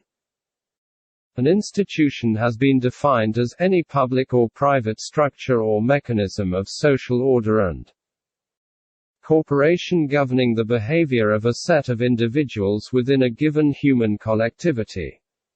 Gideofor Adabe, in his paper published in Nigeria's Daily Trust of March 7, 2013, wrote, "Institutions are crucial in any system because they help to structure social interaction, allowing for predictability or stable expectations by imposing form and consistency on human activities. Institutions are said to be identified with a social purpose and permanence, transcending individual human lives and intentions, and with the making and enforcing of rules governing cooperative human behavior. This is why I call the British monarchy an institution. It is an institution that has become solidly consolidated by centuries of experiences and experiments.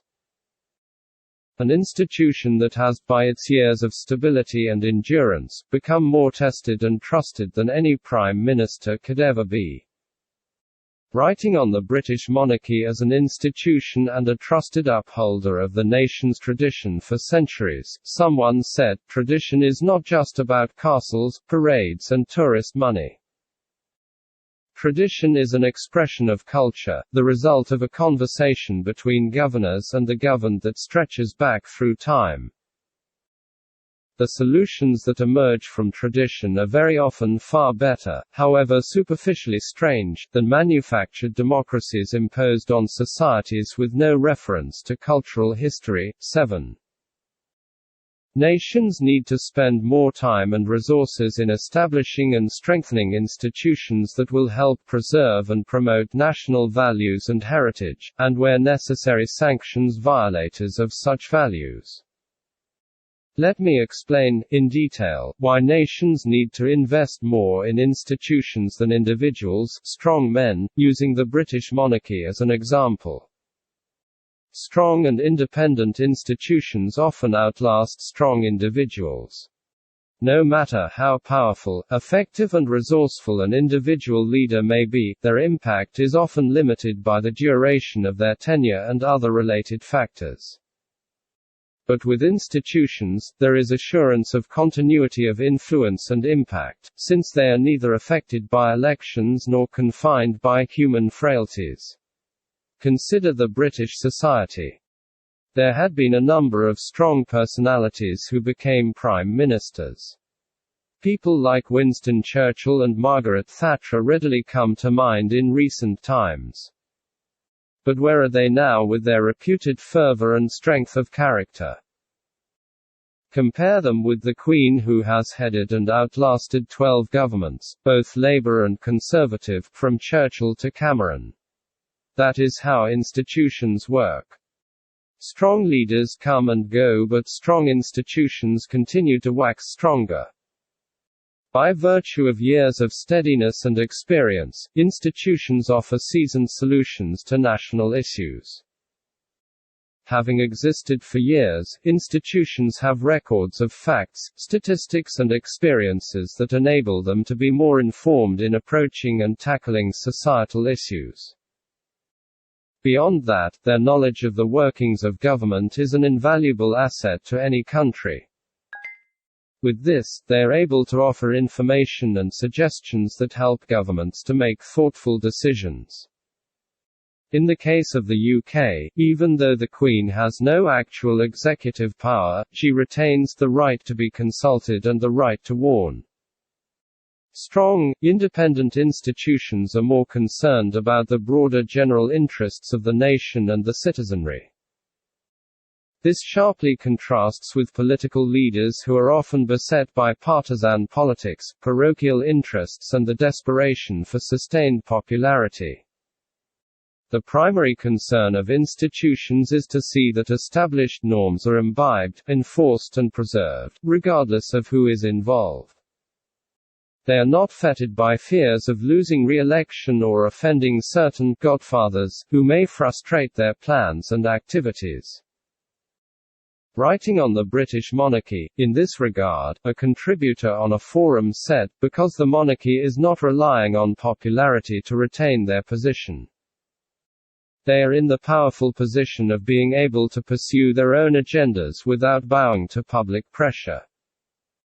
This can be seen rather clearly in the UK, where the Queen and her family control large areas of green land, usually developed as nature reserves or operating farms.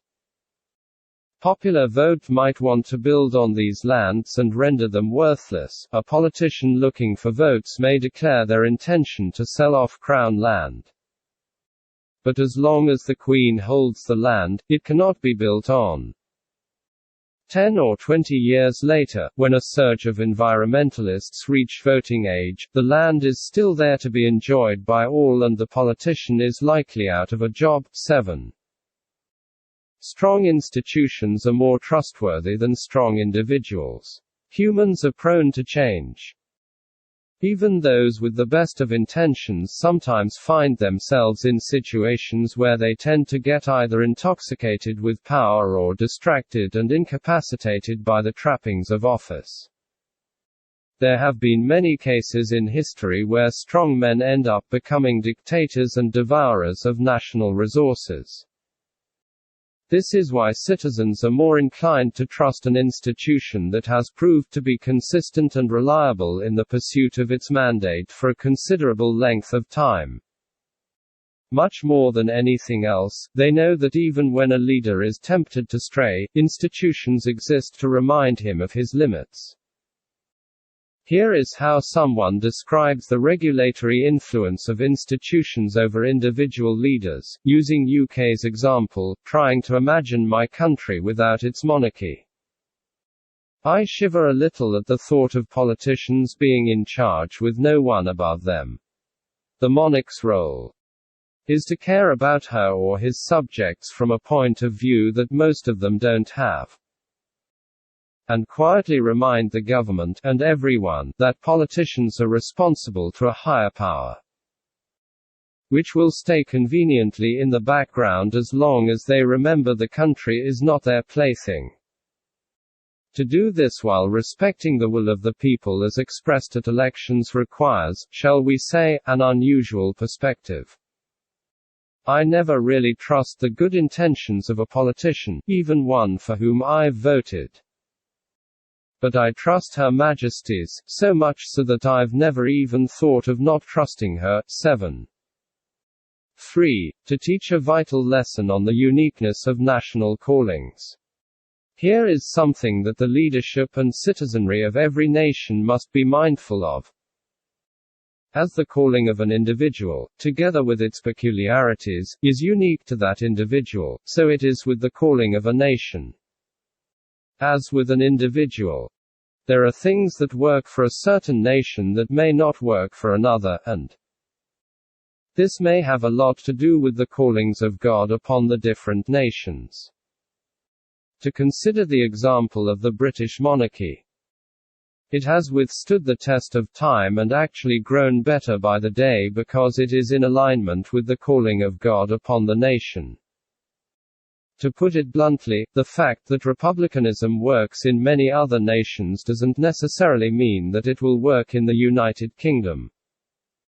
In fact, unlike many other nations that have experienced major turbulences in the political history, the British nation, with its unique system of government, constitutional monarchy, has enjoyed a long period of resounding peace, stability and progress. And it may interest you to know that the nation had once briefly dabbled into republicanism in the mid-17th century. But the outcome was so disastrous that the monarchy had to be restored. The bottom line therefore is that, as the success of the British monarchy, despite pressures and opposition from those clamoring for republicanism, has shown, each nation must know that there are conditions attached to the fulfillment of its calling. Accordingly, in conducting its affairs, emulating other nations and in forming alliances, constant consideration must be given to the primary purpose of its existence. As I will be showing you later on, deviation from national calling always leads to colossal devastations. With specific reference to the UK's constitutional monarchy, I strongly believe that it should be left the way it is. Because there is a powerful purpose for it and there are major messages that it is expected to continuously convey to the British people and to the world at age. As a British writer has reasonably concluded, our constitutional monarchy is a result of centuries of tradition. It has taken 1,000 political experiments and back and forth between Parliament and head of state to arrive at our current system. To throw all that away is to say that our 21st century moral and political sensibilities are so finely calibrated as to trump centuries of cultural evolution. That sounds like the more dangerous course to me. Revisiting the national symbols of the United Kingdom. The founding fathers of the British nation and, thankfully, a few other leaders that came after them have ensured that over the centuries, the monarchy and all it represents have been made to become intrinsically woven into almost every aspect of the UK's existence, especially its national symbols. It has been done this way so that dismantling the monarchy will not only be an extremely difficult battle but a very costly gamble.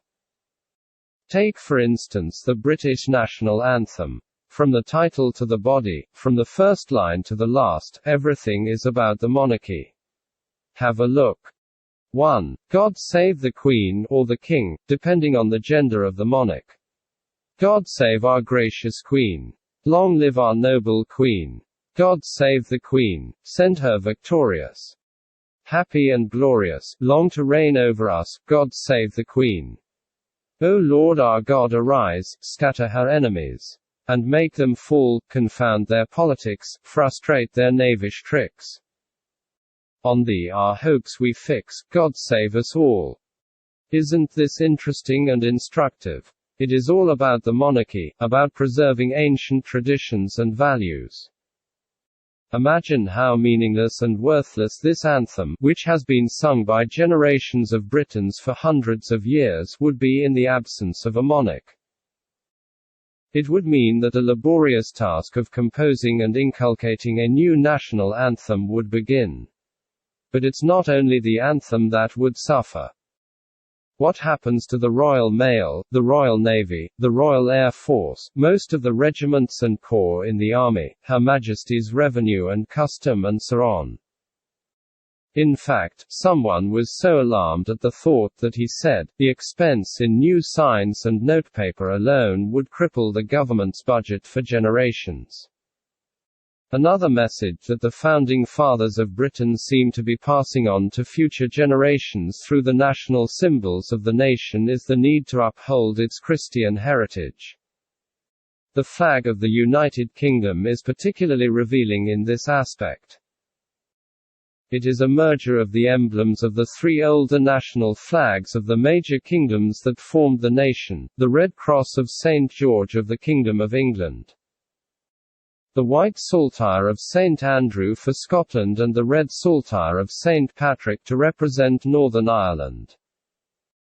Of course, the emblem of the Fourth Kingdom in the Union, Wales, is not represented in the flag because when the first Union flag was created in 1606, Wales was already united with England from the 13th century. Now, don't get confused by grammar. A saltire is simply a cross in a diagonal form. In other words, each of the major kingdoms that formed the United Kingdom had a cross as its symbol. So, in the Union flag, we have three crosses merged together. Whose crosses? Crosses of Saints George, Andrew and Patrick, who are believed to have been Christian martyrs. And to date, the Union flag continues to proudly display the crosses. This means that the founding fathers of Britain desired that the nation would perpetually stay true to its Christian heritage. Why then is Britain no longer proud of its Christian heritage? Why has it become so ashamed to be called a Christian nation and even goes to the point of trying to obliterate Christian principles and practices from its national life?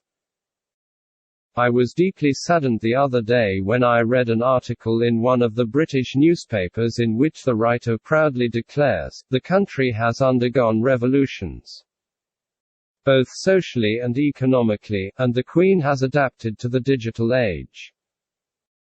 We are no longer a white Christian nation, but a multicultural nation that inhabits many faiths and cultures." 8. This is something to be deeply worried about, which leads us to the next crucial point here. The need to revisit the mind of God for the British nation. Returning to God and the Scriptures.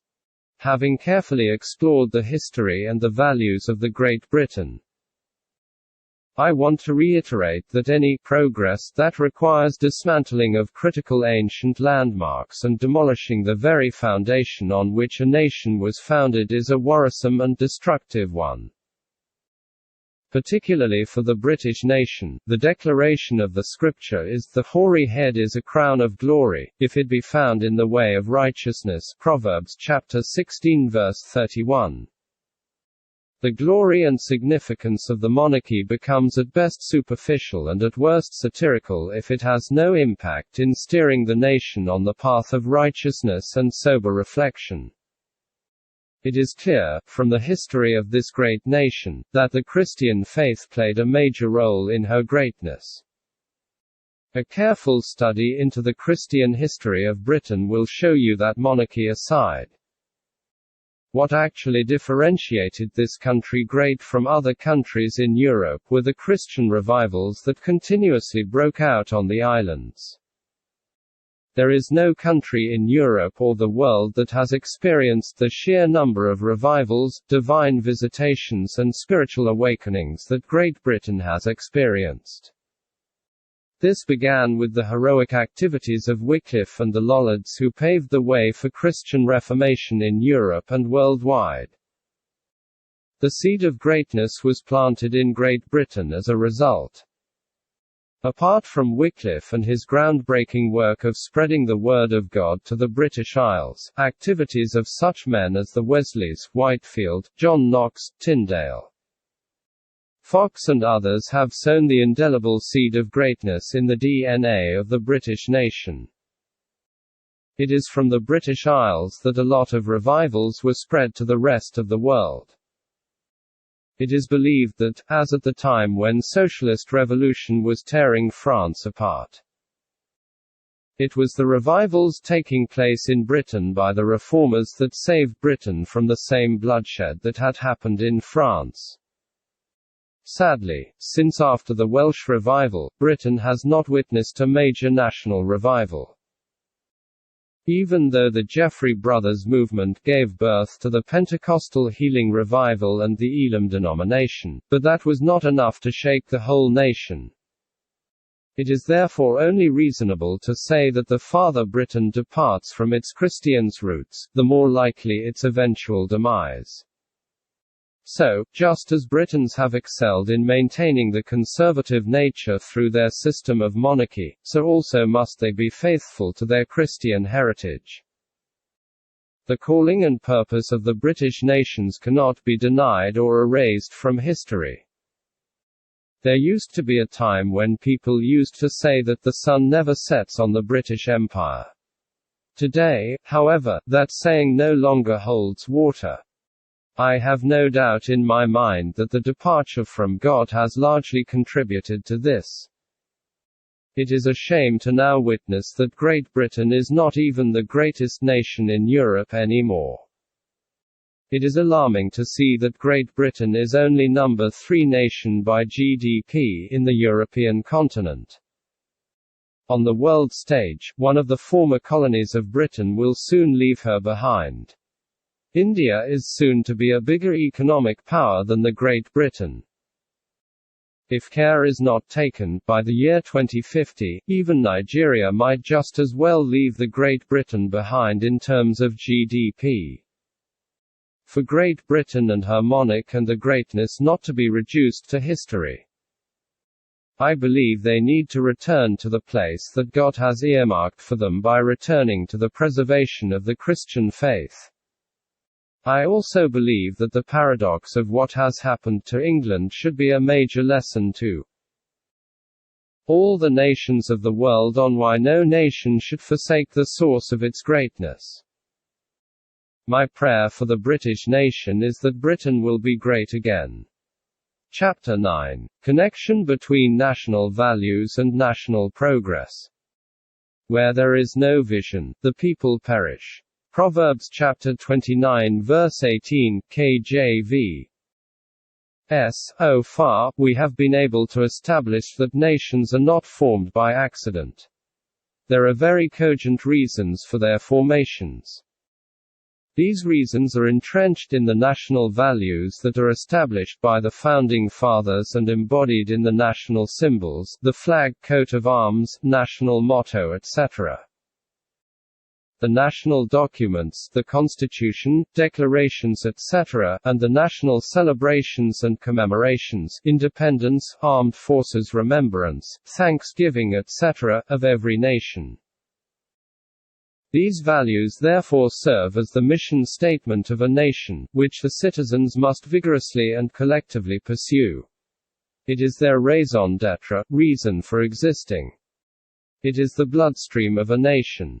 This is why every effort must be made to preserve and engrave these values in the consciousness of the citizens. Except this is painstakingly done, disaster looms for such a nation. The central lesson I want to emphasize here is that once a nation loses its values, it is as good as dead. It doesn't matter if the nation appears to be existing geographically, it is just a walking corpse. Jesus Christ says, "You are the salt of the earth, but if the salt loses its flavor, how shall it be seasoned? It is then good for nothing but to be thrown out and trampled underfoot by men." Matthew chapter 5 verse 13. That's exactly the point I am making here. What makes salt unique and useful is its taste, with which it seasons every other thing being cooked.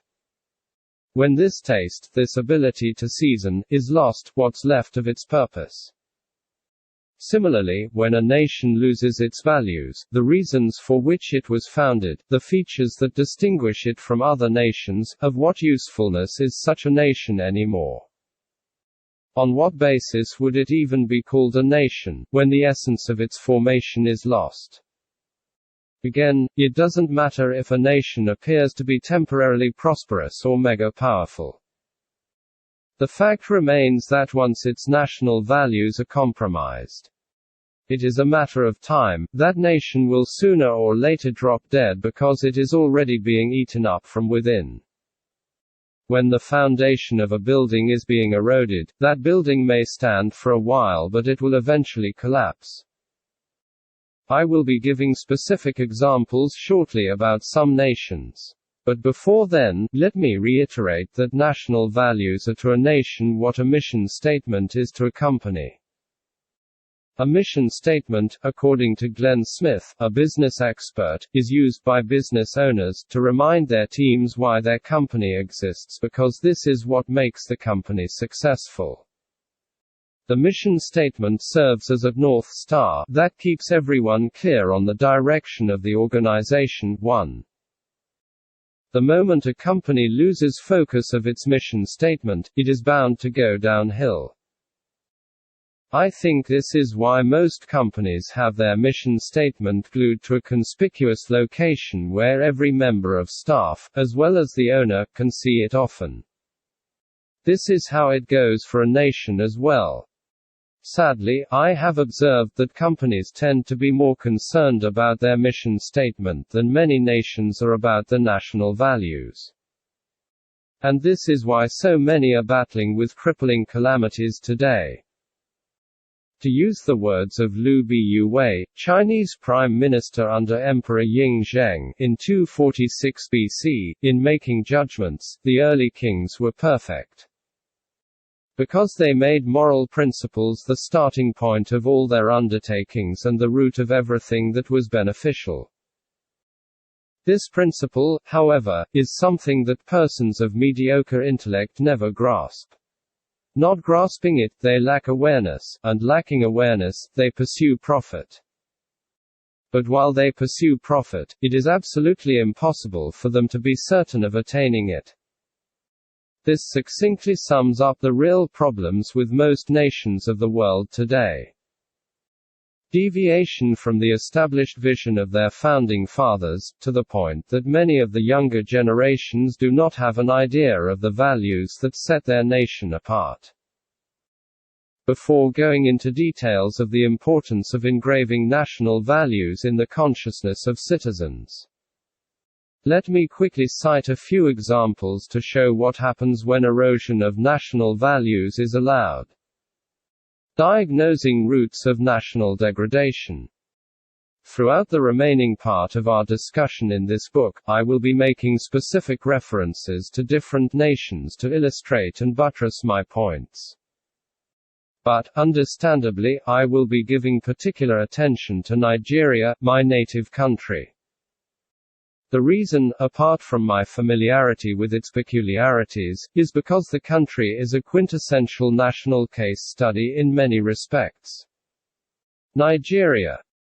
Nigeria is currently going through a plethora of social, economic and political crises that continue to baffle the ordinary observer. But to an enlightened analyst and ardent student of history, there is nothing really surprising about the cataclysmic convulsions presently threatening the stability and survival of the nation. However, for anyone who is still wondering what the real ailment of Nigeria is, how a country that was so promising at independence, with many observers predicting great things for the nation due to its abundant natural and human resources, how a country that used to be known as the giant of Africa, with a booming economy and bubbly populace, suddenly became a beggarly nation, with a battered economy, disruptive polity, dysfunctional institutions, and generally disgruntled populace. I'll give the answer here. Things began to fall apart from the period that the national values that made Nigeria great began to be jettisoned and trampled upon. What are the national values of Nigeria? I know that many readers would be surprised, as most Nigerians generally, that the country even has national values in the first place. The reason is apparently because these values have been relegated to the background in the national consciousness of the majority of the populace. Truth is, the national values of Nigeria are clearly outlined in Chapter 2 of the Constitution of the Federal Republic of Nigeria. In fact, to be precise, that chapter contains the ideals towards which the nation is collectively expected to strive in all ramifications. Specifically, that chapter of the Constitution dwells on fundamental obligations of the government, what the government should take as its central focus, the relationship between the government and the citizens, the political economic, social, educational, foreign policy objectives and environmental objectives of the nation, interrelationship among the different cultures in the country, obligation of the mass media, ethics of the nation, and duties of the citizens. Beyond that, the chapter lays down the policies which are expected to be pursued in the efforts of the nation to realize the national objectives or ideals. I will be outlining the specific components of each of the objectives as appropriate, but for now, let me summarize the contents and thrusts of the chapter. Using the words of Şegan Badajisen, as published in the April 29, 2016 edition of The Nation.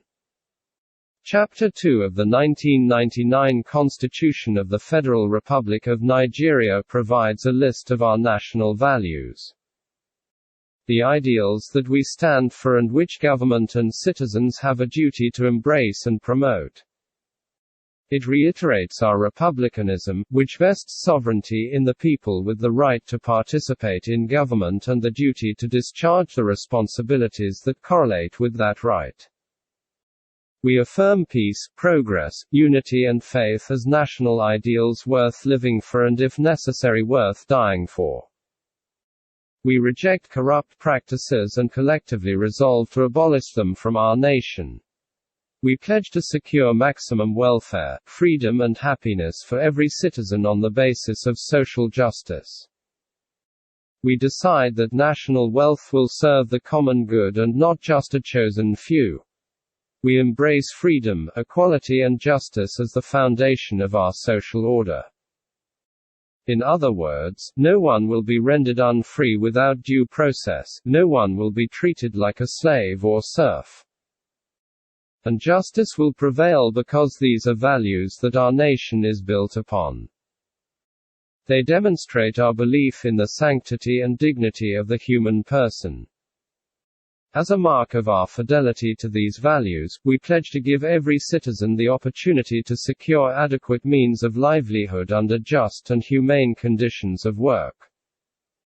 Our Constitution even identifies boldly and unambiguously our national ethic, which encompasses all of the above: discipline, integrity, dignity of labor, social justice, religious tolerance and patriotism. From south to north, from east to west, and every space in between, these are the values that we embrace per the ground norm that binds us as one nation indivisible, one. The above are the exact kernels of that chapter of the Constitution. Let me state here that even though I mention the 1999 Constitution here, it is simply the amended version of the Constitution that had always been long before then. If you check the 1979 version for instance, you would find the same contents mentioned there in the same second chapter. Besides, in the national anthem, pledge, motto and the coat of arms of the nation, these same ideals are conveyed. The point I am making is that there are values that have been clearly defined to be always upheld and promoted by every citizen of Nigeria, both the young and the old.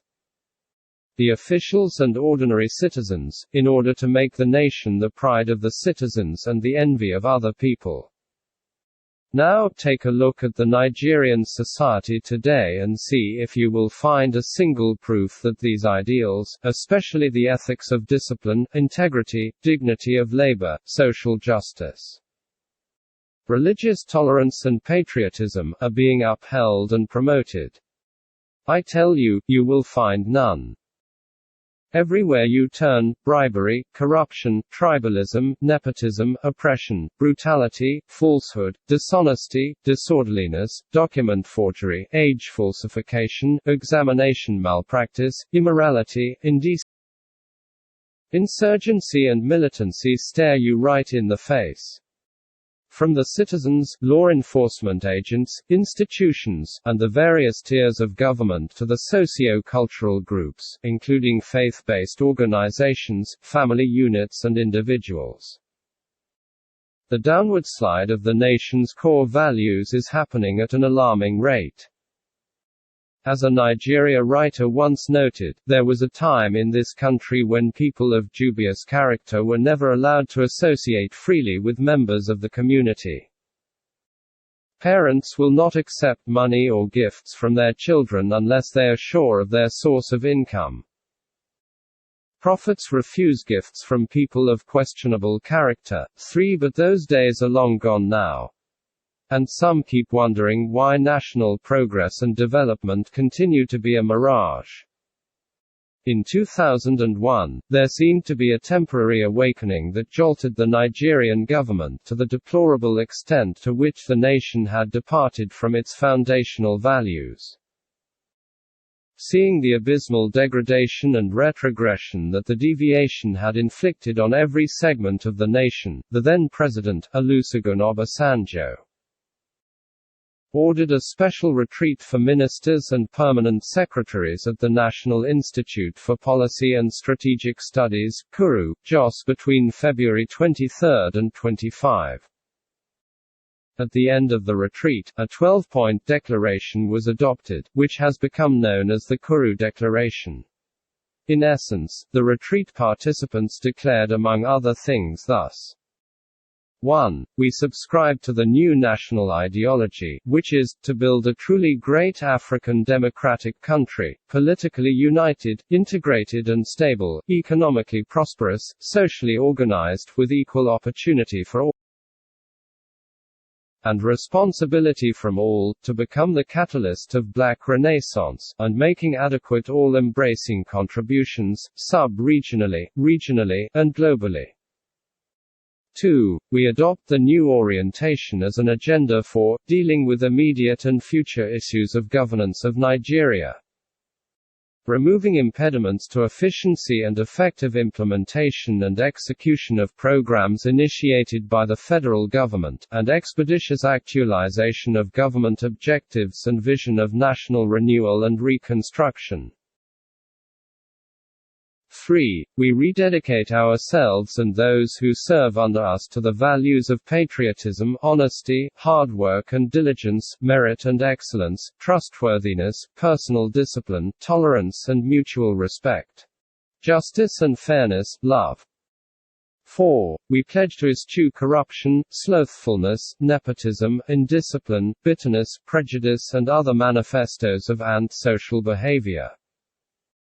5. We shall undertake a critical review of practices and procedures in every department of government, so as to rapidly increase their productivity and service delivery to the public. 6. We shall foster a culture of efficiency in the management of funds and other resources, maintaining high standards of resource management, and reducing waste at all times. 7. We shall efficiently supervise all government departments and agencies, ensuring timely returns and reports, and undertaking regular spot checks.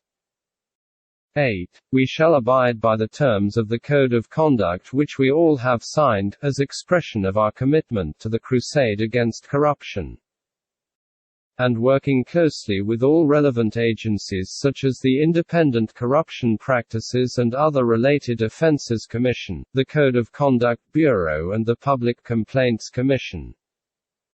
9. We undertake to strengthen the partnership in working with the private sector, since this partnership translates to a better appreciation of the wealth-creating capacity of this sector, and the need for government, through its various ministries and legislative processes, to create an enabling environment for the sector to function efficiently as the major driver of the economy. 10. We shall strive to strengthen and inculcate the culture of working closely and in consultation with the leadership of labor and civil society organizations. 11. We shall mobilize, involve and promote the interest of all stakeholders, namely, the society in general, since, in the ultimate, all decisions and actions of government are aimed at the promotion of public welfare. There is also the need for a new attitude that has that welfare permanently in focus as the only goal, and the economic well-being of all citizens, under unfettered freedom, is of cardinal importance.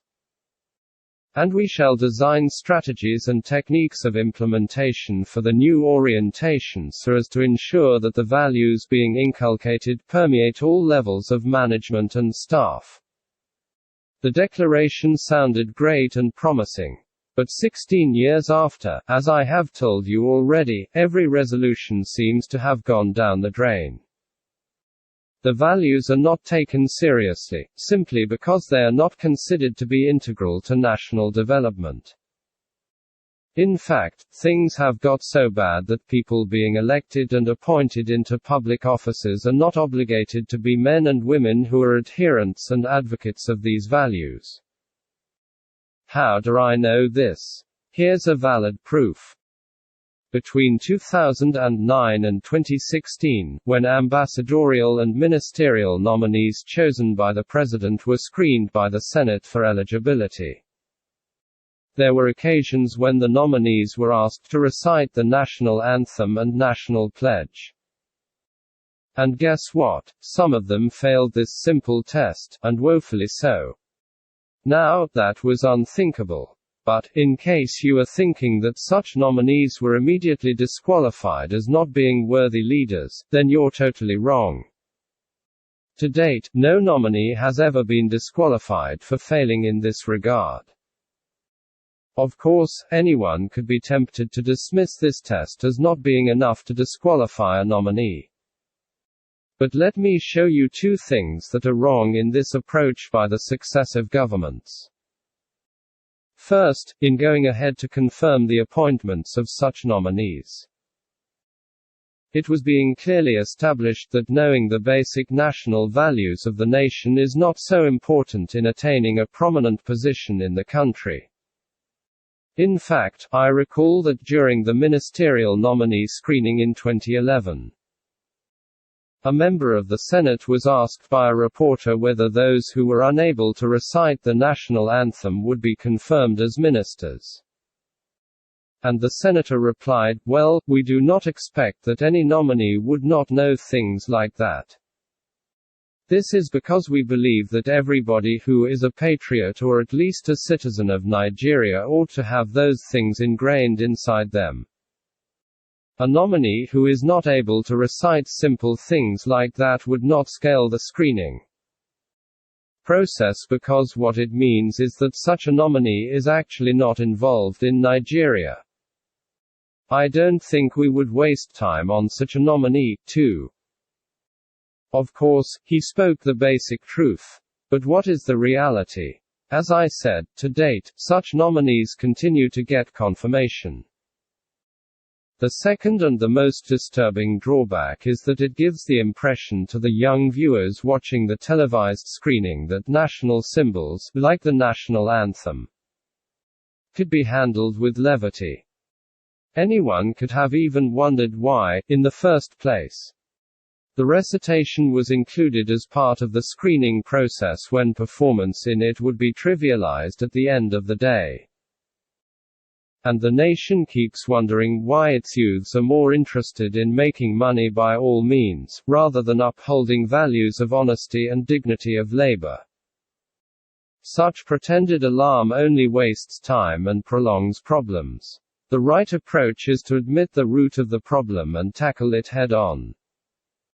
USA and Britain. The United States of America is a country that prides itself on upholding and promoting liberty and human rights. But as I have already shown you, the interpretation of liberty by the founding fathers of the nation has been largely perverted. The liberty that formed the foundation of America was liberty to serve God without restrictions. It was liberty to conduct their lives according to the dictates of the Scripture. Put simply, America was founded on Christian values and principles. Its national symbols and founding documents, the Declaration of Independence, the Paris Peace Treaty of 1783, and the Constitution, clearly attest to this. The Declaration, in particular, has many references to God throughout the document.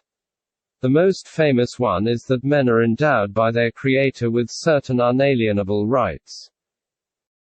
In fact, as I showed you before, the document has this from the very beginning: we hold these truths to be self-evident, that all men are created equal, that they are endowed by their Creator with certain unalienable rights, that among these are life, liberty and the pursuit of happiness.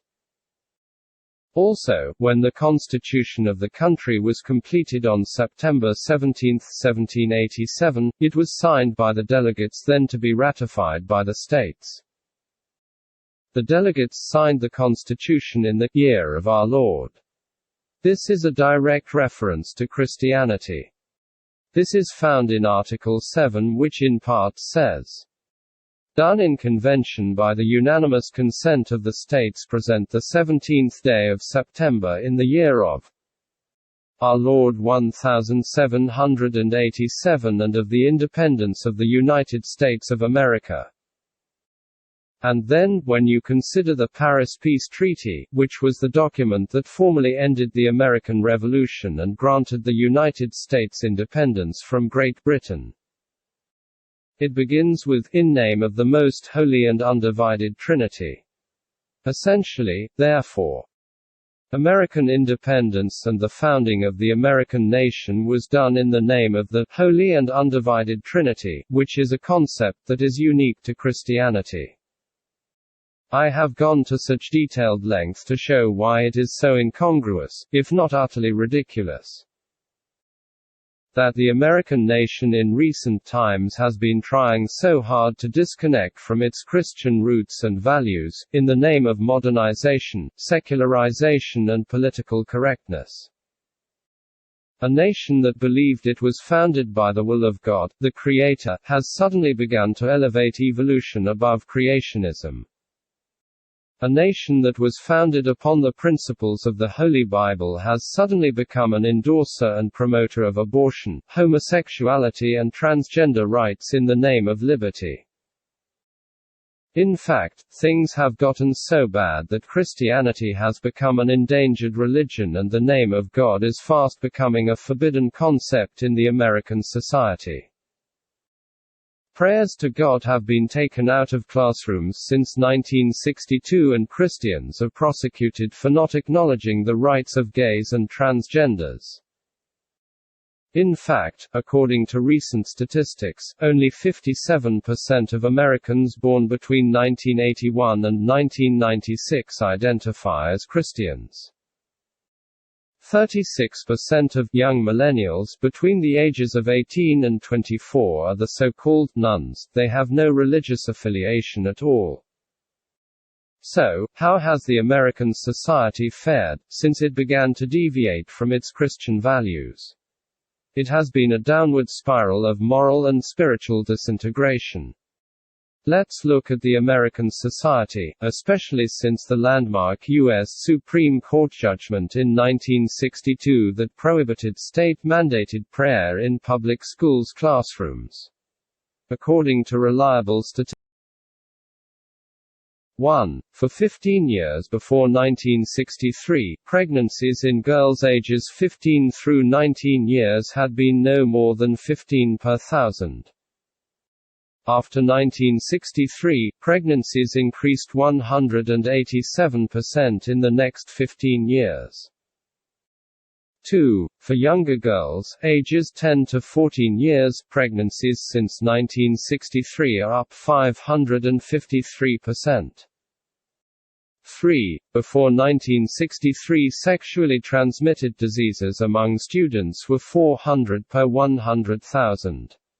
Since 1963, they were up 226% in the next 12. 4. Before 1963, divorce rates had been declining for 15 years. After 1963, divorces increased 300% each year for the next 15 years. 5. Since 1963, unmarried people living together is up 353%. 6.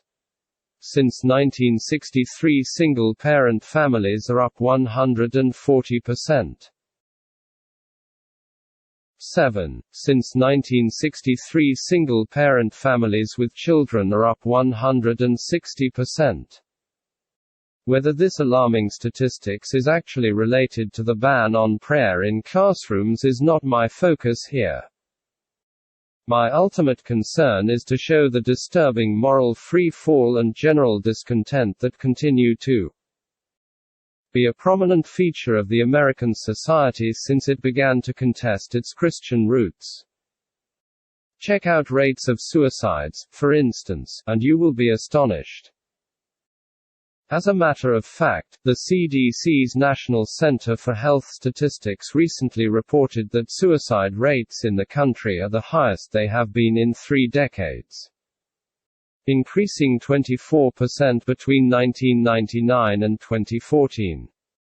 But perhaps the most glaring consequence of America's deviation is the unending spate of gun violence and mass shooting that occurs almost daily. In 2015 alone, there were 64 school shootings, according to a dedicated campaign group set up in the wake of the Sandy Hook Elementary School massacre in Connecticut in 2012. That same year, some 13,286 people were killed by firearms, while about 26,819 people were injured. Observing the seemingly hopeless trend of gun deaths in America, even the immediate past President, Barack Obama, was brought to tears on January 6, 2016. While talking about the mass shooting at Sandy Hook Elementary School, which claimed the lives of 20 children and 6 adult staff members. His tears were not just in empathy with the family of the victims but also a demonstration of his helplessness at the situation. He had done everything possible to ensure that gun control laws were put in place, but gun lobbyists always seemed to prevail upon the congressman. A sign that the center can no longer hold. Indeed, America is increasingly becoming a restless, insecure and paranoid society, being eaten up from within and threatened from without. And this makes me ask again, would the situation had become this bad if the citizens had not deviated from the vision of their founding fathers? This same trend of deviation from its founding values and principles, together with the inevitable consequences, is evident in the British nation. The same British nation that produced countless revivalists and missionaries that took the gospel to different nations of the earth, has, in the name of encouraging a multicultural society,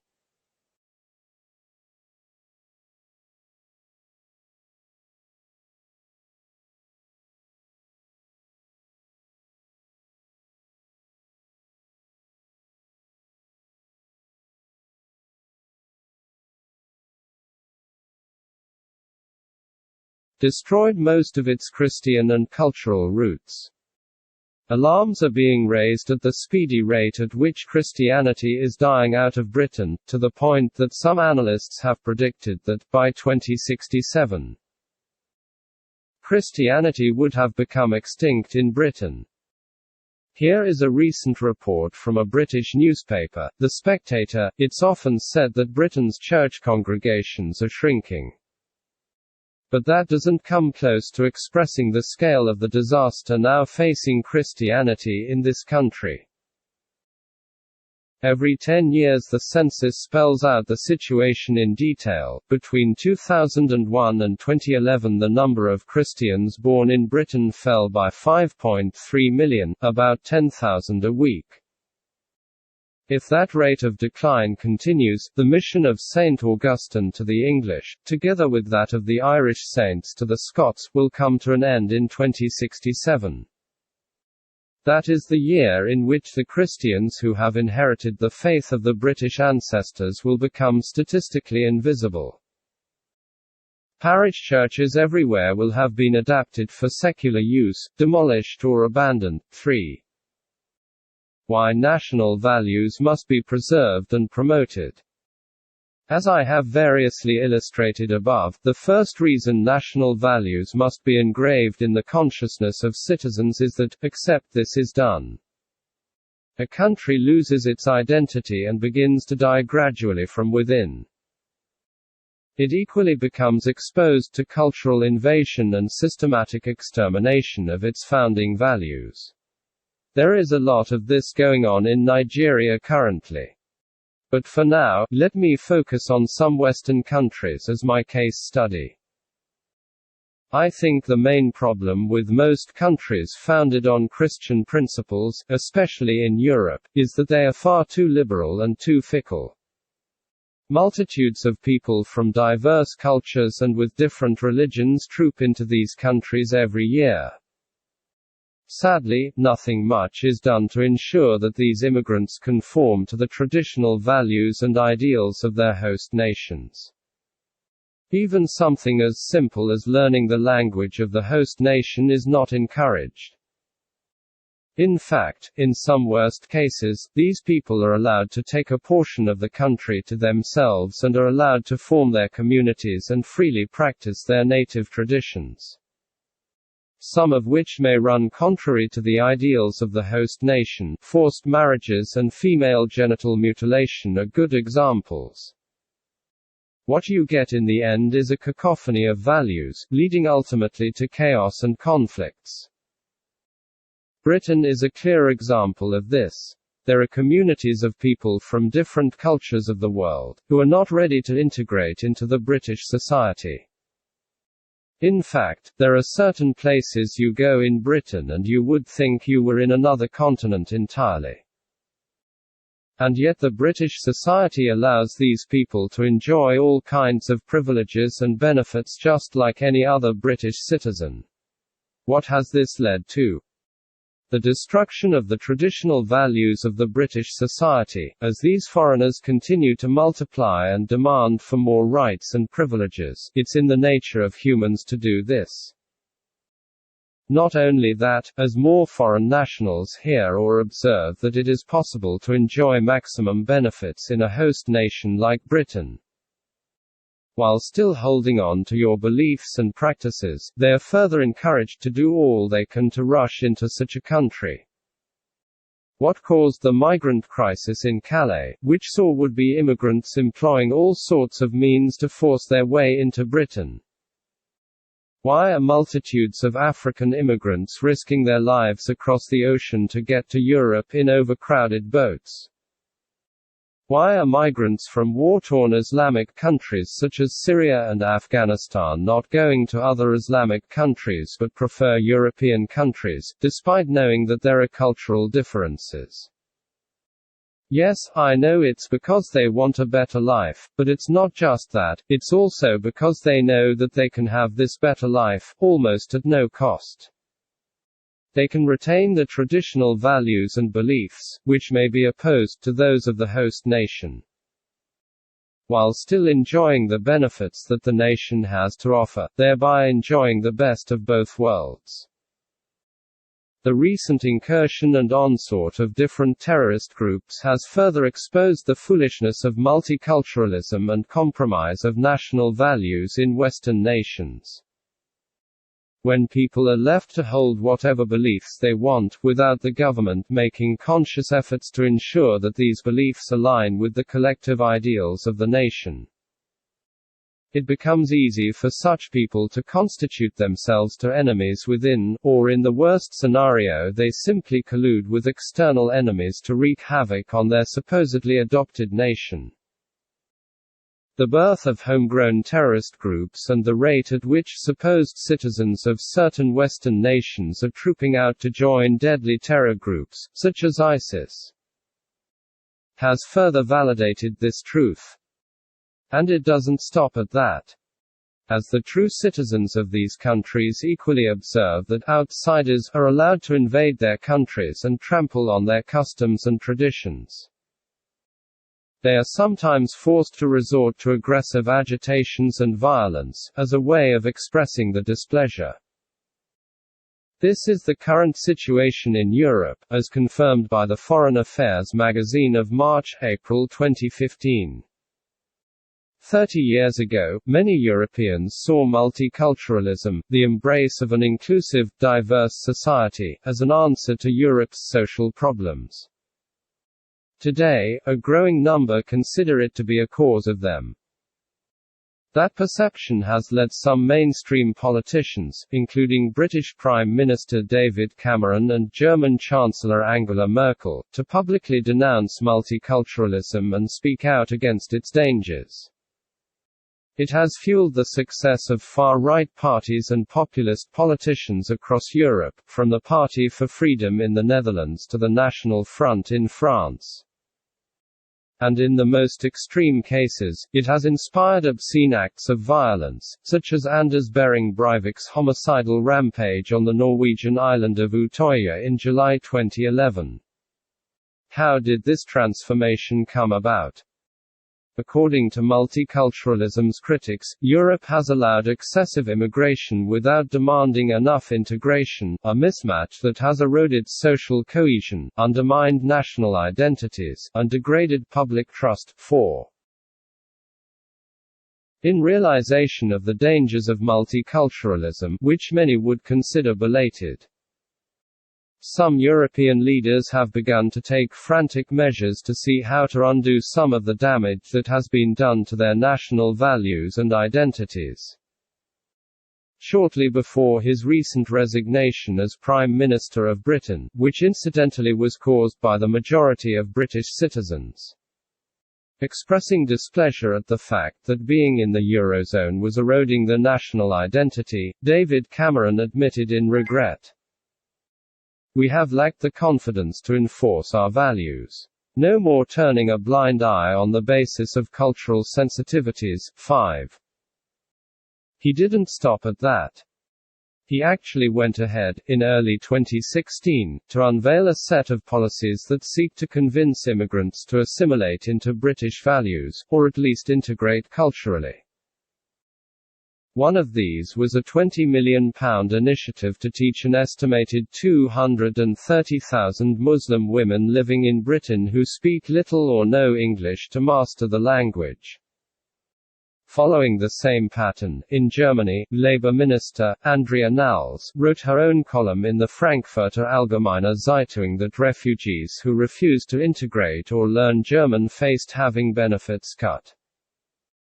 "Whoever comes here to seek refuge and begin a new life must adhere to our rules and values. We will cut the benefits of those who send the signal that they do not want to integrate." From my point of view, that should also be connected to participation in language courses and, in addition, adhering to the basic rules of our coexistence. 6. Perhaps the most vocal expression of the present disillusionment of most European leaders and citizens is the one that was conveyed in an interview granted by former French President, Nicolas Sarkozy, a repentant multiculturalist. He said it emphatically: "If you want to become French, you speak French, you live like the French. We will no longer settle for integration that does not work, we will require assimilation. Once you become French, your ancestors are the Gauls. I love France, I learned the history of France, I see myself as French, is what you must say." 7. The second and more important reason that national values must be engraved in the consciousness of the citizens of a nation is that the greatness of a nation is hinged on its continued commitment to its foundational values. Where national values are compromised or neglected, national development becomes an uphill task and the nation becomes infamous for corruption, perversion and retrogression. Isn't this the real reason a country like Nigeria remains prominent on the list of countries with poor living standards, life expectancy, infant and maternal mortality, as well as other indices of national progress? Isn't this why the massive national allocations and international aids poured into the country every year achieve little or no result at the end of the day? Isn't this why it appears nothing is working at all in the nation? It is true that the present government of Nigeria is making some efforts to bring noticeable transformations in all segments of the Nigerian society, but without crucial and consistent emphasis on the national values that should govern the thinking. actions and aspirations of every citizen of the nation, nothing much would be achieved. The message here is that the issue of ethics and core values must be taken very seriously by any nation that is really desirous of greatness and invincibility. It is the foundation and fortification of any society. It gives character and direction for its peoples. Commitment to national values will help bring about the much-needed national development where saboteurs do not exist. This is one reason I have been advocating for national reorientation, particularly on national values, in countries like Nigeria. Some people may not know it, but Nigeria had not always been the way it is now. There was a time when Nigeria was the envy of many other nations. There was a time when Nigerians were not scrambling to get out of the country to become second-class citizens of other nations. There was a time when citizens of other nations, particularly African nations, were trooping into Nigeria, which to them was a safe and comfortable haven. Many people do not know the origin of the Ghana must go bags that are so popular in Nigeria now. They may not know that the influx of Ghanaians got so much at a time that there were protests that they needed to return to their homeland. The question is, why did the Ghanaians come rushing into Nigeria in such a large number in the first place? Many people may not know that there was a time when the naira, which has become so terribly inferior to the dollar, was at a time much higher in value than the pound sterling, not to mention the dollar. And I'm sure that not many would know that there was a time in Nigeria that, without oil money, which sadly has become the dominant factor in the direction of the Nigerian economy, certain segments of Nigeria enjoyed free education, free health services, rapid infrastructural developments and remarkable technological advancements. But then, where is the country today? What happened to the popular groundnut pyramid in the north? What happened to the cocoa plantations in the west? What happened to the oil palm and rubber plantations in the east and west? How much is the country generating from these today? Virtually nothing, because these erstwhile features of the national life of the people, which were driven by commitment to the values of hard work, dignity of labor, self-sacrifice, discipline and so forth, have been corroded and replaced with materialistic propensities, fueled by the get-rich-quick syndrome that permeates every segment of the present generation of Nigerians. As Segun Badajisin, whom I quoted previously, has noted, in the colonial era and in the post-colonial and pre-military era, there were veritable institutions that took on the responsibility of inculcating national values with dedication and commitment. Discipline was enforced in schools and religious institutions. This translated into a productive workforce and a patriotic citizenry. We remember the teachers that made us who we are and the pastors and imams that lived penurious lives but delivered the words of truth without fear or favor. They are hardly here anymore. 1. My point is that a government may invest so much and work so hard towards national advancement, but if the catalyst of national orientation is left out, the change may be a mirage. Indeed, the orientation and change must start with the self. Nigerians must be encouraged to reinvent their collective sense of values, attitude, and social order.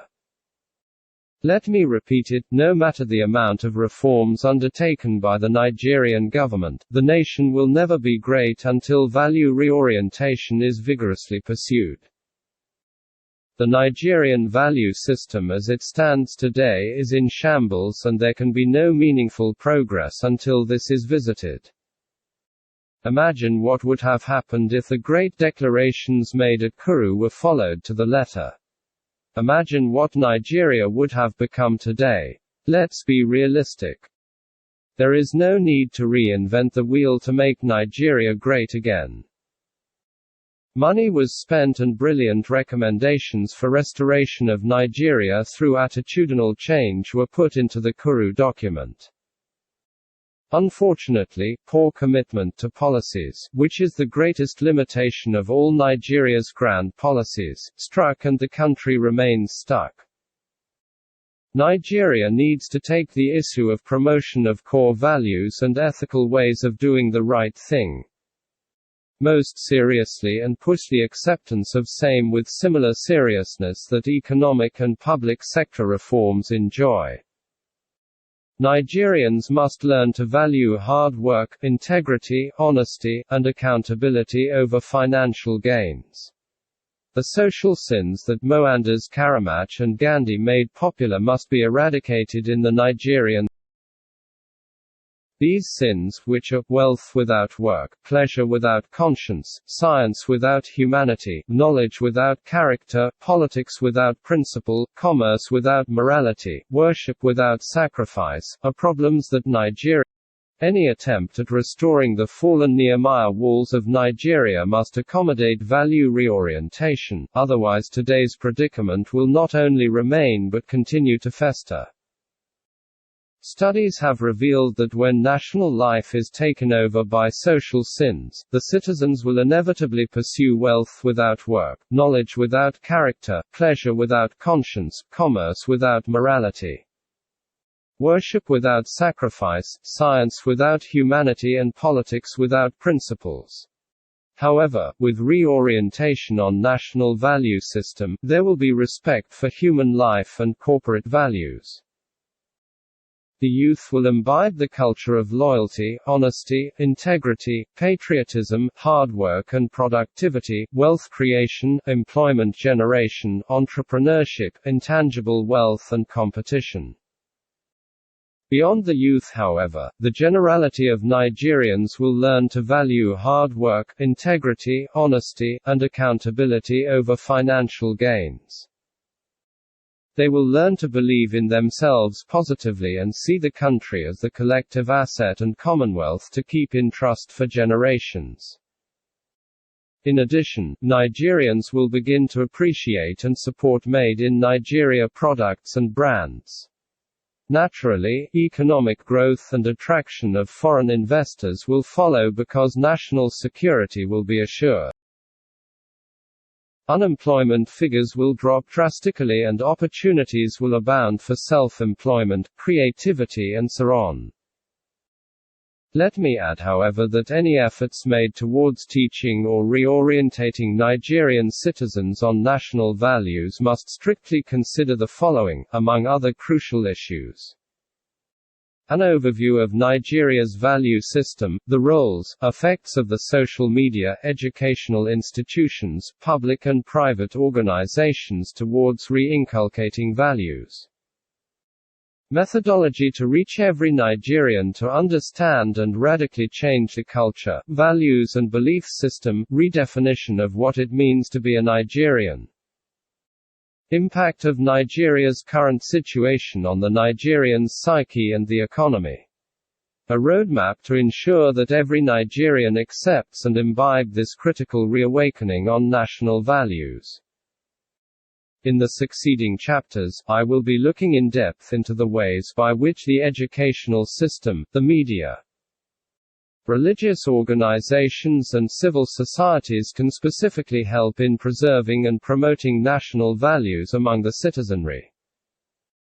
I am particularly delighted that the present government of President Muhammadu Buhari has begun taking commendable steps in this direction of reorientation on national values with the recent launch of the Change Begins With Me campaign on September 8, 2016.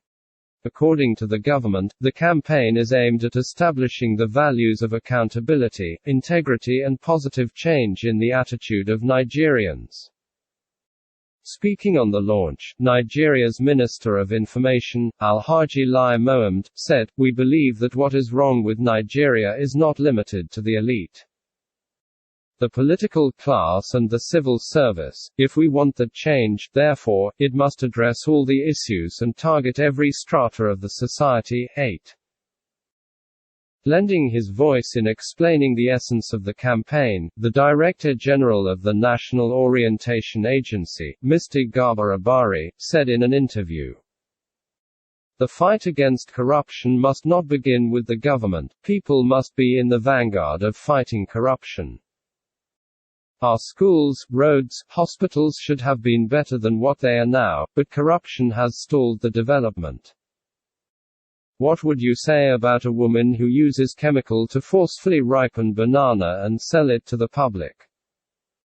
What about a woman who would use a padded mudu to sell rice? A petrol attendant who would claim not to have change so that the buyer would leave the change? All these are corruption. We, the citizens, must take a second hard look at what we did wrong that we will not do tomorrow. The change must start with the people in the little things they do in their families, place of work and responsibilities." 9. As I said before, this is a step in the right direction, and it provides a positive roadmap for national development and national integration. Provided there is sufficient enforcement and adherence to the tenets.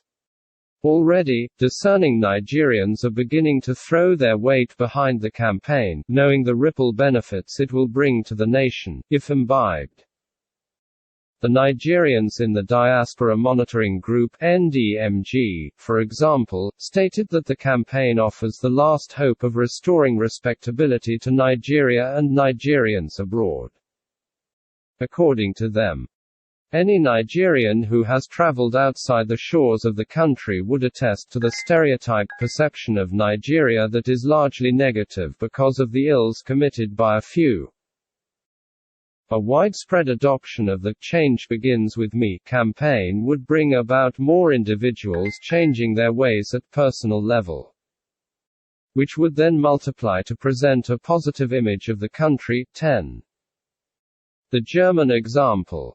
Just before I move on to the next chapter, let me briefly take you away from Nigeria to see a good example of how inculcation of national values in citizens can contribute significantly to national greatness. Recall that I mentioned earlier, while dwelling on the calling of Germany as a nation, that Germany is currently an economic superpower in Europe. It may interest you to know that one of the key secrets of Germany is its addiction to saving and aversion to borrowing. Germans are naturally thrifty, and this is deeply entrenched in their national life and consciously inculcated in their citizens. This naturally makes Germans discipline themselves to live within their means. The interesting thing is that Germany's extreme aversion to debt is even rooted in the German language itself. According to Professor Marcel Fratscher, head of Germany's leading economic research institute, the German word for debt should is the same as the German word for guilt. To get into debt you have done something bad, and that describes the German people's attitude quite well. 11. Unlike what happens in many other nations that are given to materialism and consumerism, Germans don't feel the need to be ostentatious because there is no pressure on anyone to show off. They prefer to save for the rainy day, and this attitude flows from the leadership to the citizenry. In 2015, the BBC went to the streets of Berlin to find out the attitude of Germans to money. Here is an extract from their findings. On the streets of Berlin, young Germans told us what they would do if they won €1 million. A new car, a holiday, a new outfit. I would save it for when I need it, came a typical reply. 11. Are you still wondering why such a country can easily survive economic meltdowns that are crippling nations around them? Are you still wondering why a materialistic nation, like Nigeria, with all its resources, is still far behind a country like this? National values can never be separated from national greatness.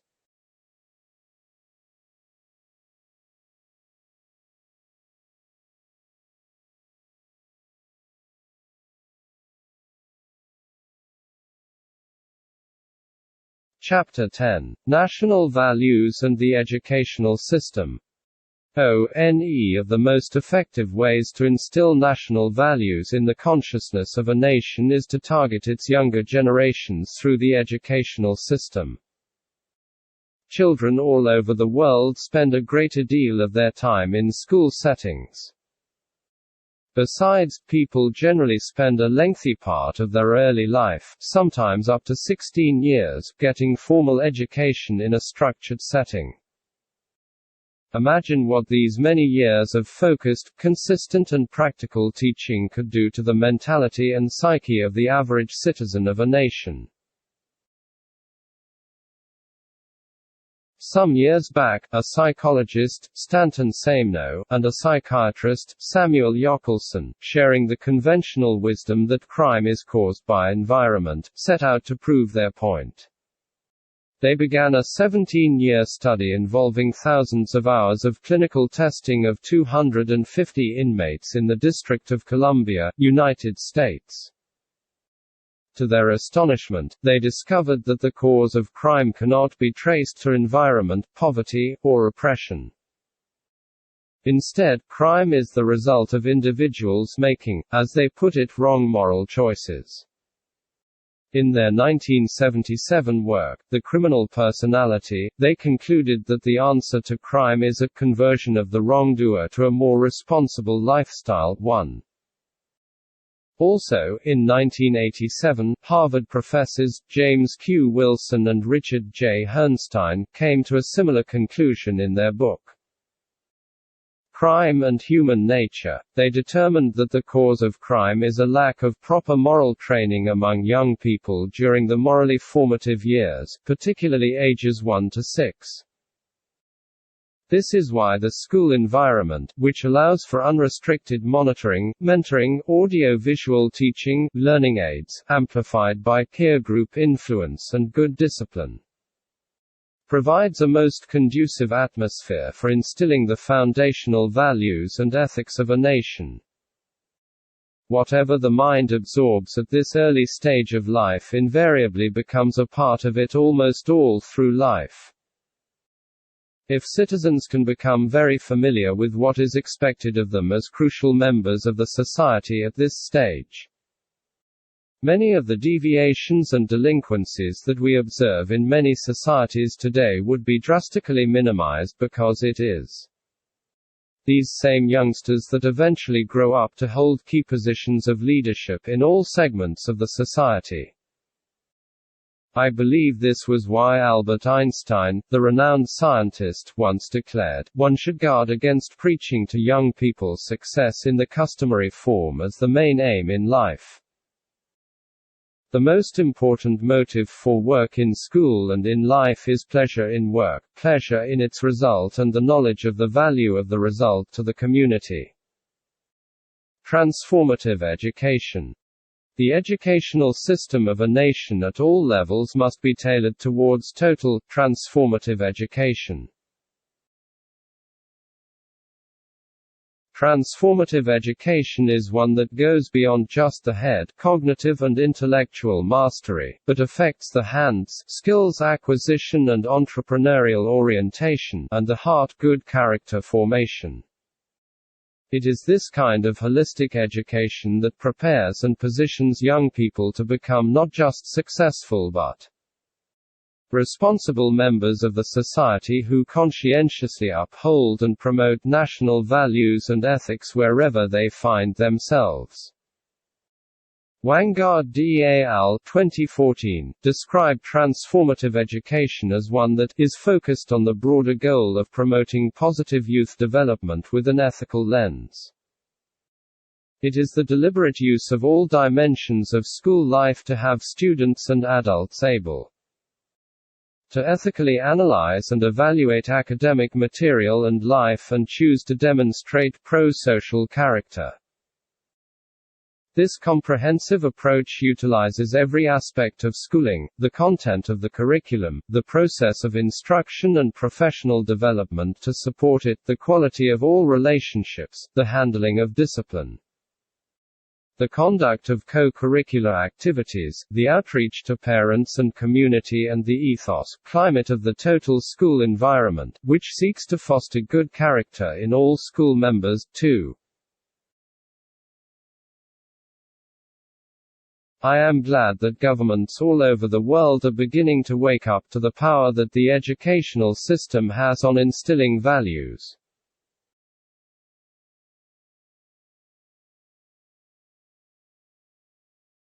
For instance, Australia's Adelaide Declaration on Education says, Australia's future depends upon each citizen having the necessary knowledge, understanding, skills and values for a productive and rewarding life in an educated.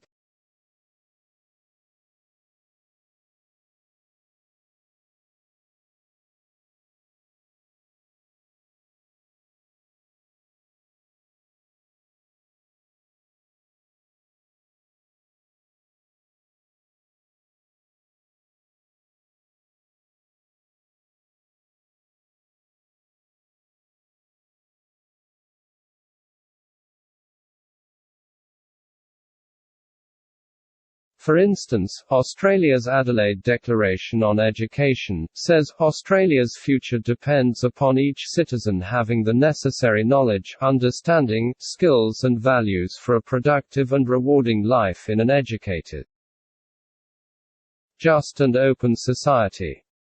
High-quality schooling is central to achieving this vision.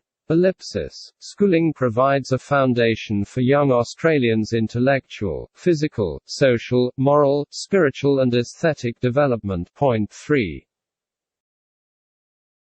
Having understood the directions and metamorphosis of educational objectives in the 21st century, it is important to highlight the specific ways in which education can be used as a tool for instilling national values and ethics in the citizenry, right from school age.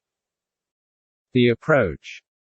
In instilling values into citizens through the education system, it is essential to consider the contents of the curriculum and the focus of extracurricular activities in schools. With regards to the curriculum, one indispensable strategy of making national values an integral part of the thinking and behavior of the citizens is making history a compulsory subject in schools. And by schools, I mean right from elementary school, using methods and techniques that are appropriate to the pupil's understanding.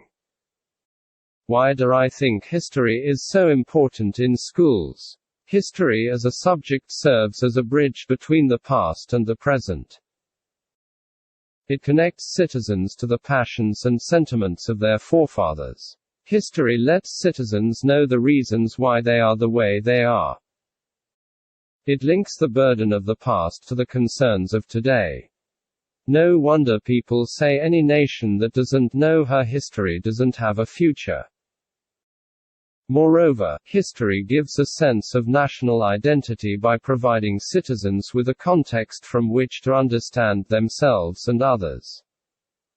It helps them understand change and societal development by providing information on the emergence of national institutions, problems, and values. Beyond that, it improves citizens' decision-making and judgment by showing them models of good and responsible citizenship. It reveals the great men and women of old who successfully worked through moral dilemmas, as well as ordinary people who provide lessons in courage, diligence, or even constructive protest. History equally teaches students how to learn from the mistakes of others. The sobering truth about history generally is that there is never total silence about it. If the right source does not tell it, the wrong source will. What I mean by this is that if the government of a nation does not consciously include history as a subject to be compulsorily learned by students, these inquisitive and impressionable minds will learn the history of their nation or ancestors anyway, especially from movies and other sources. Unfortunately, what most of these external sources portray are either distorted or commercialized versions of history.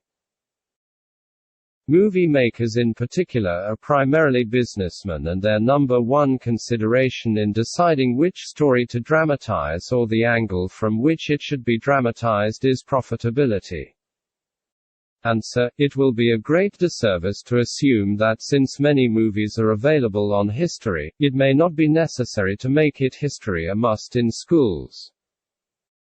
Fortunately, many countries of the world have made history an integral part of the school curriculum. Sadly, however, some countries like Nigeria seem to be alarmingly ignorant of the importance of history in schools. The case of Nigeria is particularly worrisome. Over the years, history as a subject has been seen as inferior to many other subjects and actually dispensable. Currently, it is one of the subjects with the least attention in Nigerian schools, and consequently most students don't consider it necessary. As Professor Alice Chikeinva, president of the History of Education Society of Nigeria, has noted, history as a discipline has been relegated in Nigeria, whereas the discipline is the bedrock of any nation. For the most disturbing aspect is that, currently, following a recent restructuring of the Nigerian school curriculum, history, as a subject, has been practically removed. Let me categorically declare that this systematic extermination of history in the Nigerian school curriculum is a fundamental flaw in the Nigerian educational system. Having previously highlighted the importance of national values to the identity, stability, prosperity and continuity of a nation, I'm not sure that there is need for me to explain the point I have just made, that relegating history in Nigerian schools is a recipe for national disaster. Is it any surprise that many young Nigerians have no knowledge of the values and ethics of the nation, much less abide by them? Is it any surprise that they do not know significant national days, monuments, symbols and their significance? Is it any surprise that the national anthem and national pledge are sung either half-heartedly or as a form of entertainment? And worst of all, is it any wonder that patriotism, tolerance and a sense of pride in national identity are lacking?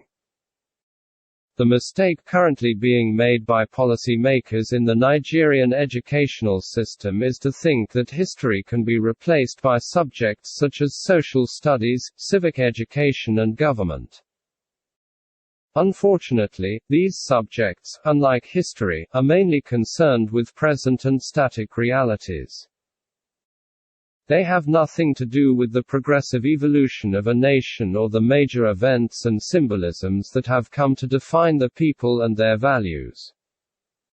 Cheeringly, some prominent individuals and groups in Nigeria have begun clamoring for the restoration and elevation of history in the Nigerian school curriculum. Just recently, national leader of the All Progressives Congress Party, Asiwaju Ahmed Bola Tinubu, during a public review of the book, Muhammadu Buhari, The Challenges of Leadership in Nigeria, on October 3, 2016, briefly made a strong case for the return of history as a subject in the Nigerian school curriculum, saying any nation which forgets its past has lost a beacon to guide its actions. In his words, if countries, including United States of America, teach their students about their history, why not Nigeria, with its rich history and tradition? History helps a people to connect with the past and learn from past pitfalls. 5. Significance of role modeling and role play. Now, having mentioned the importance of revisiting school curriculums, with particular emphasis on giving maximum attention to history as a subject, I must state it clearly that the focus of teaching this subject must go beyond theory. The reason many students have issues with history as a subject is because of excessive emphasis on the academic approach, presenting it as a mere academic subject that must be studied and passed in examinations. As a scholar has observed, students' knowledge of history has suffered because of untrained teachers, reduced course requirements, and textbook treatments that are bland and voiceless and directed more toward trivial coverage of details than to the fullness needed to bring vitality and credibility to events of the past. 6. The point is that efforts must be made to make history topics practical, lively and impactful. To achieve this, two things are essential: role modeling and role-playing. By role modeling, I mean that students must see that the lessons, precepts, principles and values that they are being taught are being upheld and followed by older persons around them. Youngsters learn faster by examples than by mere teaching. Answer: as they observe the seriousness with which school staff, parents, national and community leaders take issues regarding national values and symbols, they will understand their significance better. Let me quote Badajisan again: if we are to inculcate national values, there must be instructors and role models for that purpose. But genuine instructors are lacking, not because there are no expert teachers of values, but because there is more to instruction and role modeling than rote teaching and learning. A role model sets a pattern of behavior that is emulated by the followers. Role-playing, on the other hand, has to do with real-time dramatization of some of the historical events that are peculiar to a nation. Students can be placed in groups and made to enact the roles played by the key historical figures of a nation. This will make the events more real to the pupils, as well as encouraging them to study more about the events and imbibing the qualities of the heroes represented. According to Dr. Joe Merton of the Department of History, University of Nottingham, role-play activities help in deepening student learning and breeding historical understanding and empathy. In his words, they make the past immediately accessible to students, a felt experience or reality. Because they themselves are participating in it via the role-play, and stimulate student enthusiasm and motivation for the topic under discussion. They capture the sheer complexity and difficulty of history, and the complex, often morally challenging questions it poses for us. They aid students' academic progress and understanding by stimulating deeper learning of the historical topics under discussion, and they develop students' empathy with historical actors, events and experiences, and therefore the past more broadly, furthering historical understanding, which is surely what studying history should be all about. 7. It is my belief that if the underscored approaches and strategies are adopted and implemented with all seriousness, the truism of that verse of Scripture in Proverbs chapter 22 verse 6 will soon begin to yield positive results in every nation.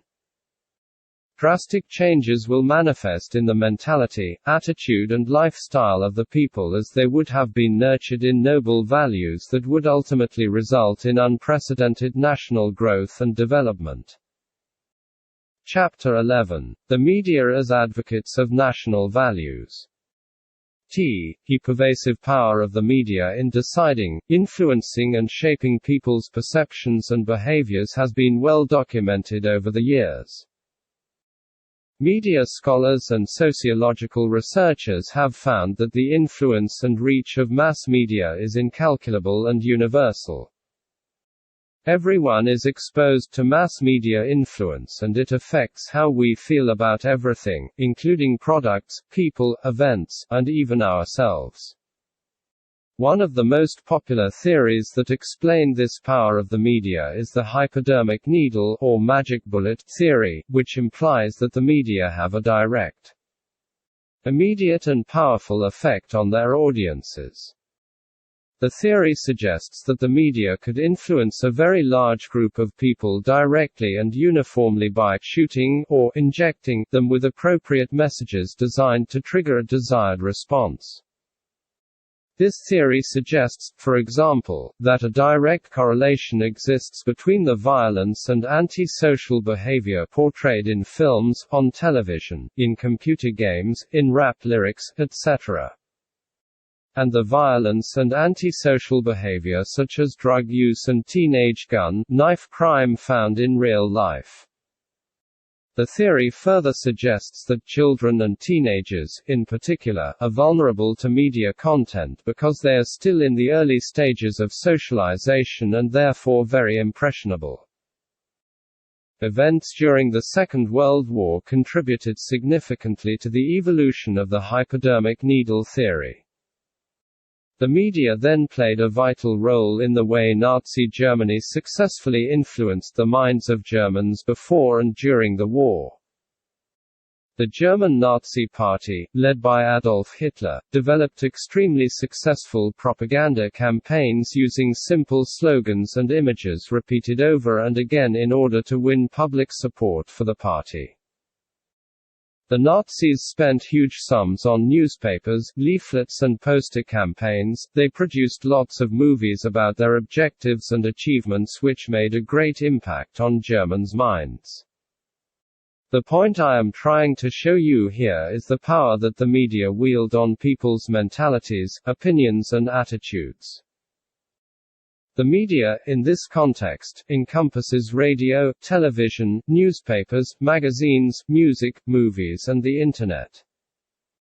I strongly agree with the view that the mass media have so much power in influencing people's decisions. As many individuals spend a significant part of the day consuming contents from the various media channels. To this end, media owners, regulators and policy makers have a great role to play in helping to instill the values and ideals of a nation in its citizens. In fact, as I will be showing you, much of the erosion that is sometimes observed in national values is traceable to the influence of certain media contents. Specific media roles in inculcating national values. 1. Watchdogs of the society. This is not just a traditional role of the media but a constitutional one as well.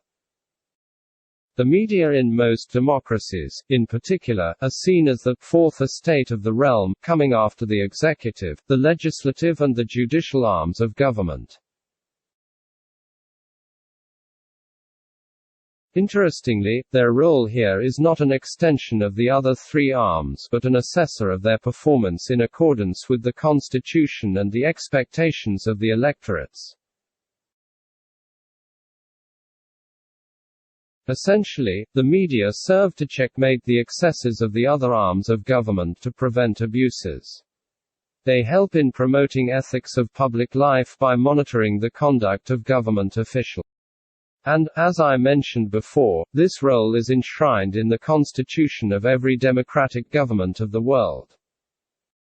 For instance, Section 22 of the Nigerian 1999 Constitution provides that the press, radio, television and other agencies of mass media shall at all times be free to uphold the fundamental objectives contained in this chapter and uphold the responsibility and accountability of the government to the people. The question is, how much have the Nigerian media employed this mandate in promoting national values of honesty, integrity, transparency and accountability in public service? This, I must say, is crucial to motivating citizens to embrace and promote national values. When citizens observe that their leaders take national values seriously, it becomes easy for them to emulate them. Moreover, I think there is a vital truth that the media must realize and which should galvanize them to really intensify their role as watchdogs. It was Lord Acton, English historian and politician, who wrote in April 1887 that power tends to corrupt. And absolute power corrupts absolutely. One public office is not one that everyone has access to, thus, there is always the tendency for those who are elected or appointed into such position to begin to consider themselves above the laws and ethics of the society. rather being custodians of such. It is with this understanding that the Constitution strategically empowers the media to curb such inimical tendency. Unfortunately, the media have many times failed in this regards. Because of the allure of subventions, advert patronage and some other favors from public office holders, many media houses have made themselves lapdogs, rather than watchdogs. This way, public office holders are able to flagrantly circumvent laws and exhibit behaviors that contradict national values. Who will call such officials to account when the watchmen themselves have been converted to henchmen? Only recently in Nigeria, the National Anti-Corruption Agency, EFCC, disclosed that several media houses benefited from funds that were supposed to be used to purchase arms to fight insurgency but allegedly diverted by the then National Security Advisor. How would these media outfits have been able to hold such official to accountability? The real downside of this laxity in duty by the media is that, as public officials are allowed to violate national values and the media even sometimes commend them, the impression that the majority of the citizens get is that these wrong patterns of behavior are acceptable, and thus national values become the casualty. Closely related to the watchdog role is the surveillance role of the media, which extends beyond the government to every segment of the entire society: individuals, institutions, groups, companies, agencies and so on. The media can play a significant role in promoting national values by beaming their searchlight on the society and reporting on people, practices and policies that are capable of either promoting or undermining the values of a nation. The media are not to be simply interested in sensational news, celebrity gossips or press releases from companies. It is their role to use their vantage position to project good behaviors, commend right practices, denounce wrong ones, and generally ensure that the nation is constantly abiding by its national values. 2. Agenda setting.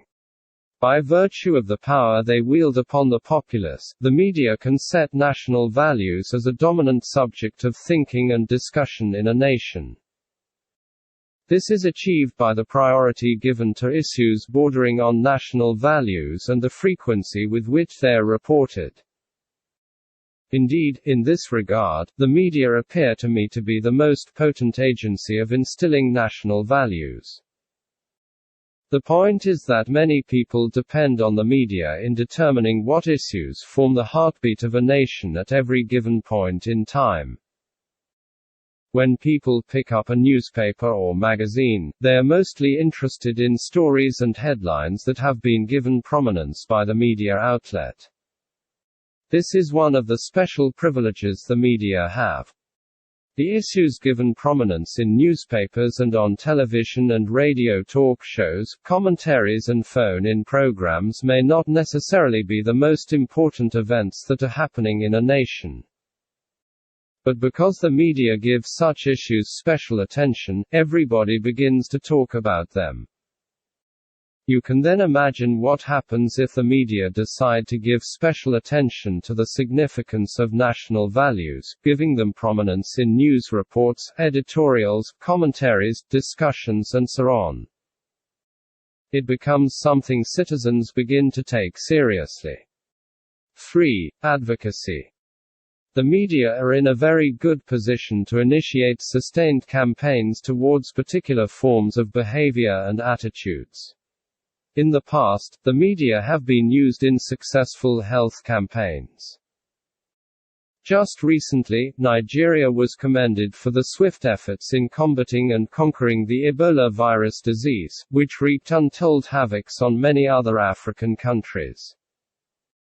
However, one of the truths that were established from that episode is the power of the media in influencing people's behavior. For instance, over the years, not many Nigerians believed in regular hand washing as a way of preventing illness. However, with the outbreak of Ebola, and the media disseminating the advice by health experts that regular hand washing was a way of protecting oneself against the disease, the practice of hand washing suddenly became a part of the daily life of Nigerians. The change was so drastic and incredible. Water dispensers and hand disinfectants suddenly became popular, from banks, to schools, to religious houses, to individual homes. Nigerians became so conscious of this aspect of hygiene overnight. Of course, with the successful defeat of Ebola and consequent silence of the media on the issue of hygiene, not many people bother about such things anymore. But the reality is that if this same approach adopted by the media in tackling Ebola is employed in arresting erosion of national values, the extent of success can only be imagined. And unlike the case with the Ebola campaign, if the media decide to hold sustained campaigns and enlightenment on different aspects of national ethics, including patriotism, honesty, dignity of labor, integrity, truthfulness, loyalty, decency, the impact will reverberate throughout the nation. Recently, the Nigerian government started intensifying efforts on making the citizens patronize made-in-Nigeria products. This is obviously due to the fact that many Nigerians have a penchant for disparaging anything local and patronizing everything foreign. The effects of these have been predictably destructive to the economy of the nation and the morale of entrepreneurs. I believe this is why the government has embarked on this campaign. But I'm not sure the government can achieve so much on this without the media acting as amplifiers of the message. Through repeated editorials, commentaries, analyses, discussions, drama pieces and documentaries, Nigerians must be taught to take pride in things that pertain to their nation. 4. Censoring programs, entertainment contents. I am giving particular attention to this point because one of the dominant ways in which values are either preserved or destroyed in a nation is the kind of contents featured in the media. And this especially concerns entertainment programs, comprising movies, music and other forms of entertainment. It is really a matter of serious concern today that many countries, especially the developing ones, consider their cultures, values and customs to be inferior to those of developing nations. Many citizens of Nigeria, for example, believe that they are not enlightened or refined until they imbibe the totality of the customs and practices of people in Western nations. This is why there seems to be a cyclone of Western beliefs and practices sweeping through the entire nation, from the cosmopolitan cities to the most secluded villages. The most disturbing part is that, most times, it is often the illicit aspects of these foreign cultures that are imbibed and replicated. Interestingly, most of the people who indulge in these foreign fantasies have never been outside the shores of their villages, much less country. So, who feeds them with the junk that poisons whatever values that they previously had? The media. How is this achieved? Through music and movies. Unfortunately, the messages disseminated through these entertainment avenues, especially Hollywood products, and lately Mexican telenovelas, are messages that glorify materialism, vanity, violence and immorality. Most of Nigeria's broadcast media outlets currently seem to be competing over which can broadcast the highest number of foreign programs, including sporting programs.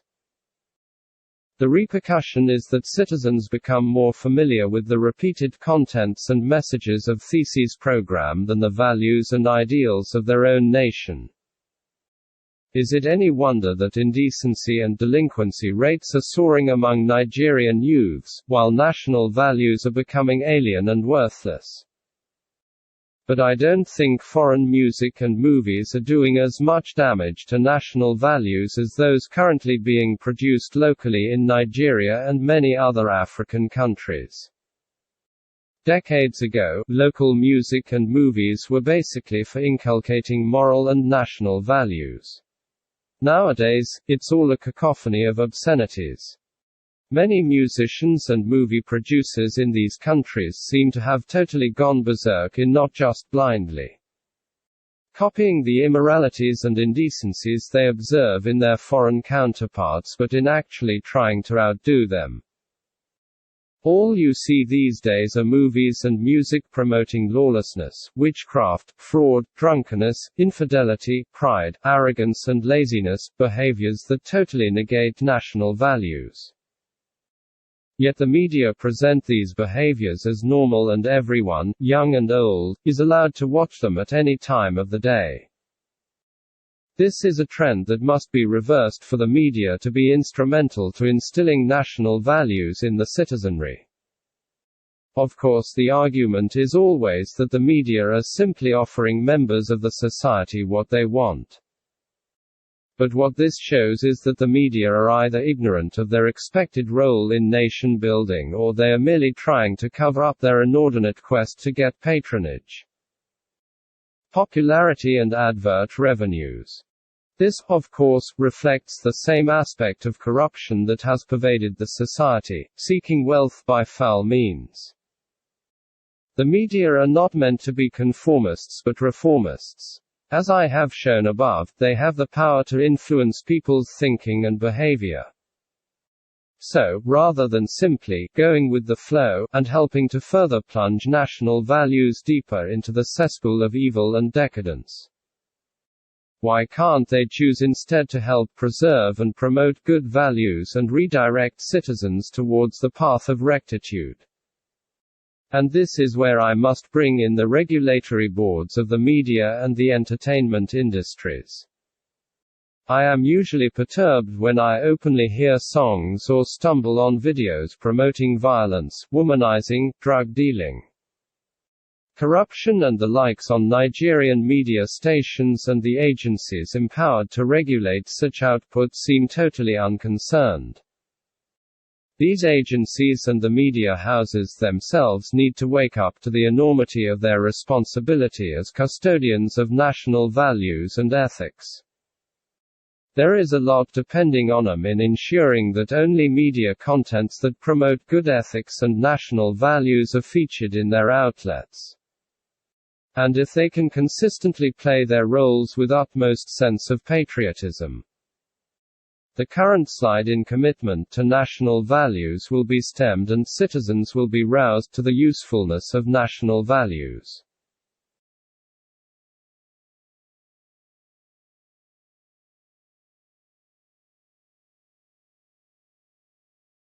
Of national. Chapter 14. The family as an engraver and promoter of national values. Train up a child in the way he should go, and when he is old he will not depart from it. Proverbs chapter 22 verse 6.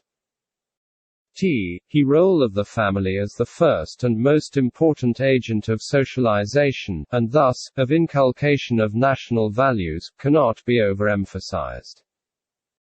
The family is the most significant social institution and one with the most far-reaching impact on the moral and spiritual fabrics of the society. The reason for this is obvious. Everyone in the world comes through a certain family, and the nature, structure and culture of that family will go a long way in shaping the mentality and character of such individual. And more importantly, it will determine how the individual will perceive and react to the world around him. The implication of this is that neither heroes nor villains suddenly drop from the sky and begin to transform or deform their society, they all spring from a source. Neither law-abiding citizens nor law-breakers are born that way, they are all products of certain kinds of socialization processes. Interestingly, psychologists and educationists have clearly established that every child born into the world has a blank mind, just like a blank slate, tabula rasa, which is waiting to be filled with something. It is what is engraved on this blank slate that influences the child's attitudes and actions throughout life. Beyond this, however, it has equally been established that the first 5 years of a child's life are critical for development.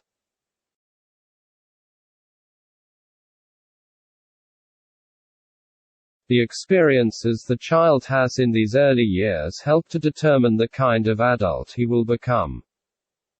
Indeed, it is extremely difficult for a child to unlearn whatever values, examples and behavioral traits he has imbibed within these formative years.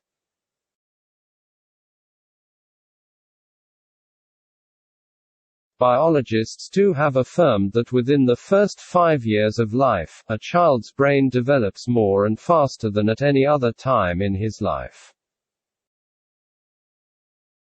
Consequently, his early experiences within this period, the things he sees, hears, touches, smells and tastes, stimulate his brain, creating millions of connections.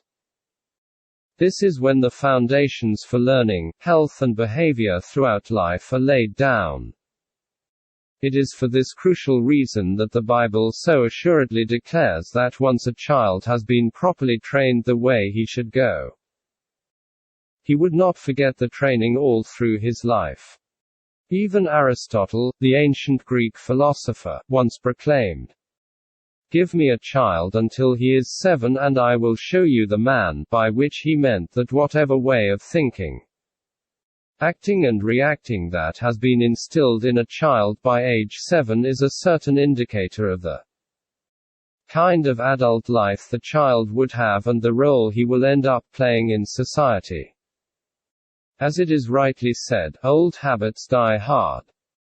Fortunately, it is the family, the child's first point of contact with the society, that has the great responsibility and privilege of making the most of these early years of the child to mold him into a responsible member of the society. It is within the family that the child first learns to venerate or desecrate spiritual, moral and national values. Indeed, you can hardly find a biography or an autobiography of a national hero or villain in which no allusion is made to the contribution of the individual's upbringing to the role they ended up playing in their society. This confirms the assertion of William Good that it is within the family that the child is first socialized to serve the needs of the society and not only its own needs. Good. 1982. Building strong character traits. Now, having known the powerful and, I dare say, permanent role that the family consciously or unconsciously plays in helping to instill, uphold and promote national values, what should parents in particular be doing, to ensure that individuals passing through them to the society, become national assets and not liabilities? It begins with understanding and accepting their indispensable role in nation building, as well as realizing that the greatest gift they can give to their children is to help them become responsible to themselves, their families and their society. Armed with this knowledge, parent must then deliberately begin the process of building strong character traits in their children. In its illuminating publication, Helping Your Child Become a Responsible Citizen 1, the United States Department of Education defines character as a set of qualities, or values, that shape our thoughts, actions, reactions and feelings. It goes further to outline the components of a strong character that must be inculcated in every child. These include compassion, honesty and fairness, self-discipline, good judgment, respect for others, courage in upholding personal convictions, a strong sense of responsibility, deep concern for the progress of one's community, and maintaining self-respect at all times. I will be explaining each of these elements shortly, but first let me point out the most important element of a strong character that is missing in the above list: fear of God. This is the very foundation of a sound character that is needed to build up and advance a nation. Now, let's consider the strategy for achieving this character-building objective. Proverbs chapter 22 verse 6, which I quoted earlier, gives us the principle for instilling unforgettable values in children. It says, "Train up a child." I will be analyzing what this means by looking at the letters that make up the words train up. Strategy for raising nation builders. Teaching. Parents must create time to consciously teach their children noble values and virtues that will empower them to be God-fearing individuals, exemplary citizens, change agents and nation builders. What parents teach their children on what is morally acceptable or not has the potential to stick to their minds and influence their behavior all through life.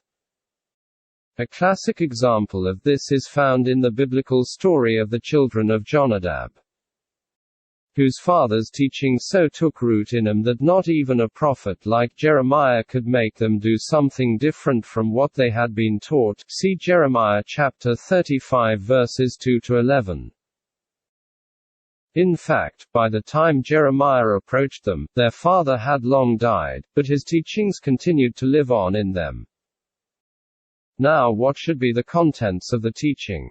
Let's return to our components of a strong character.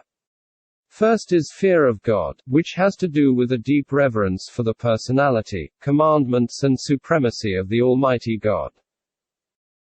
Children must be made to know that everyone on earth is accountable to the immortal and invisible Creator, who sees all we do in secret and in the open, and rewards everyone according to their deeds.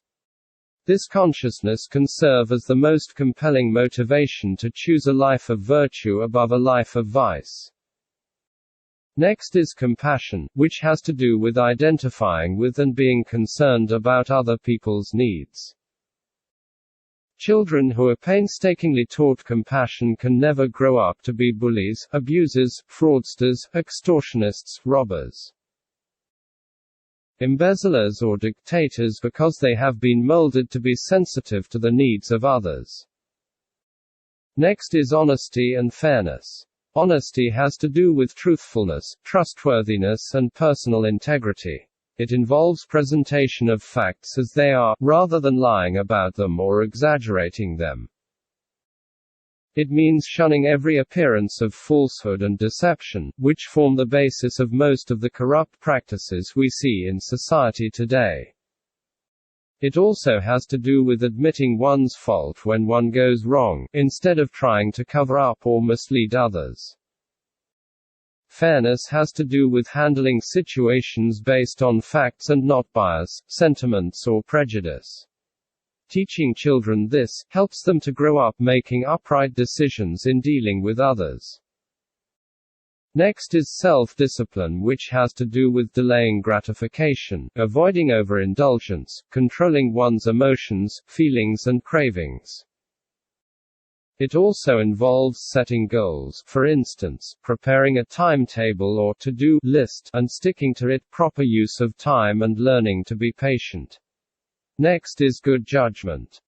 Children must be taught on making wise decisions in all situations and being able to discern between what is good and what is bad, what is right and what is wrong, what constitutes bravery and what is sheer recklessness, and so on. Next is respect for others, which means treating others the way one wishes to be treated. There is beauty in diversity. No one likes to be abused, belittled, ridiculed or discriminated against, for whatever reason. With this kind of teaching, children learn to appreciate and relate with others, regardless of differences in backgrounds, gender, social status, race, ethnicity or nationality. Respect for others also involves respect for constituted authorities, for leadership, government and national symbols and monuments. The significance of this must be explained to the child. Next is self-respect, which means appreciating one's uniqueness and conducting oneself with dignity, decorum and decency at all times and in all places. This kind of teaching helps the child to grow to avoid anything that will destroy his reputation or bring shame to his family. Next is courage in upholding one's convictions. This is quite essential as people generally, and youngsters in particular, are often desperate to have a sense of belonging. They don't want to be considered misfits and thus isolated. Sadly, this has been the foundation of many social ills, whether in schools, organizations or public service. As people say, if you're in Rome, behave like the Romans, or, if you can't beat them, join them. Children must be taught that it is better to stand alone in integrity than to be in a bad company. They must be taught it is better to stand up for who they are, rather than pretending to be who they're not. Next is responsibility. This means, first of all, taking responsibility for one's life and decisions, rather than blaming others. It means being diligent and believing in the dignity of honest labor. It also means being faithful to one's promises, honoring agreement with others and learning to be punctual. Next is interest in communal progress. This means, first of all, awareness and appreciation of the cultural values of their community and ancestry, as well as shunning self-centeredness and learning to sacrifice personal interest for the general good. Children who are brought up with this kind of mentality cannot be living in wealth while others around them languish in want. They are ever eager to contribute to the progress of others and their community. Can you imagine what kind of society we would have if everyone imbibes the above values right from childhood? Where would people learn to be corrupt, lazy, unfaithful, immoral, decadent, violent and manipulative when these values have been properly inculcated in them? Can it not be rightly said then that the family bears the primary blame for the bulk of the corrupt practices that we observe in public service, government and the society in general? Let me also emphasize that teaching children must be done both routinely, according to set times, in which parents create time to discuss with their children, as well as spontaneously, as the need arises. Role modeling. This is the most critical aspect of child training towards national development. It has the power to either consolidate every other element in the training process or totally frustrate the entire process altogether. The reason is simple. Children learn faster and better by what they see than what they hear. Every principle of character building as mentioned above will be of no effect in the life of a child if the family members, parents, in particular, do not model the principles themselves. In fact, it can be argued that the reason so many vices pervade the society today is not really because parents don't teach good morals, of course. I agree that many fail in this area as well, but because they don't practice what they teach. Aesop, in one of his fables, tells an interesting story about a crab who once said to her child, "Daughter, why do you walk so one-sided? It is far more becoming to go straight forward." The young crab replied, "Quite true, dear mother, and if you will show me the straight way, I will promise to walk in it." Of course, the mother tried in vain to walk straight herself, and she had to finally agree that she was not in a good position to correct her child's lousy pattern of walking. The point is, the apple doesn't fall far from the tree. Whatever parents wish to see in the lives of their children must be consistently demonstrated by themselves. Parents may spend all their lives preaching about compassion, honesty, respect for others, discipline, decency, decorum and whatnot. But if their children know them to be lazy, selfish, rude, violent, aggressive, abusive, using foul language, dishonest, insulting authorities, peeing in public places, boasting about skipping taxes, using false measures in business, engaging in shady transactions, dressing indecently, being unfaithful to promises, not contributing anything towards communal progress, jumping queues, flouting traffic rules, buying favors for their children in examination or other competitive engagements, for disobeying some other regulations, then the children cannot be expected to do better. Indeed, the children are likely to do worse. In Nigeria, currently, there are a number of politicians who are notorious for corruption and lawlessness. Unsurprisingly, some of them had parents who were once in public service and exhibited the same propensities. Affirmation. Affirmation refers to words and acts of encouragement, appreciation and commendation towards children when they do what is right, especially using their initiative. As I mentioned earlier, children's minds need shaping towards the particular direction or orientation we want it to have. Even after teaching them, they may not be absolutely sure whether certain deeds are right or not. But as we express our approval or commendation for positive actions from them,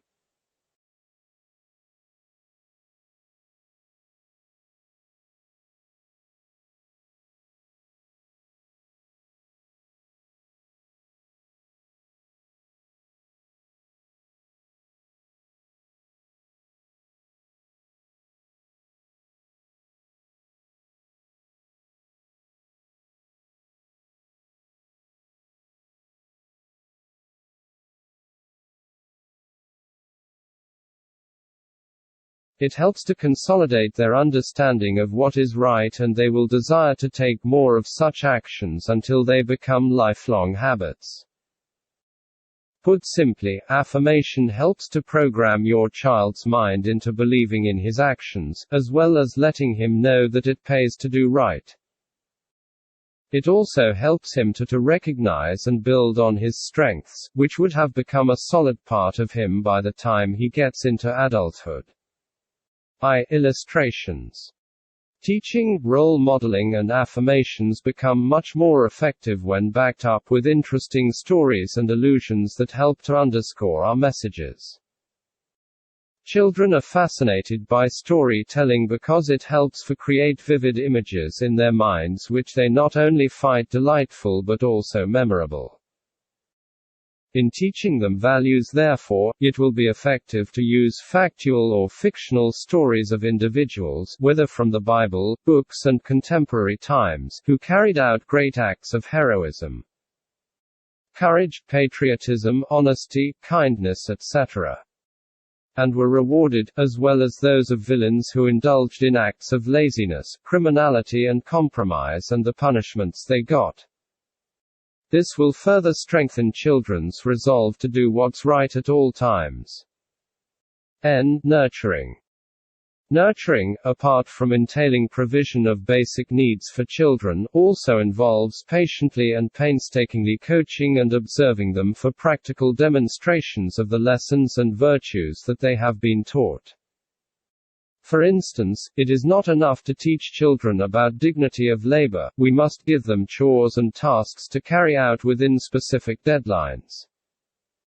It is not enough to teach them politeness, we must make them use expressions like please, thank you, excuse me, I'm sorry, etc. when necessary. It is not enough to teach them compassion and selflessness, we must guide them to demonstrate such in practical ways towards their siblings and friends.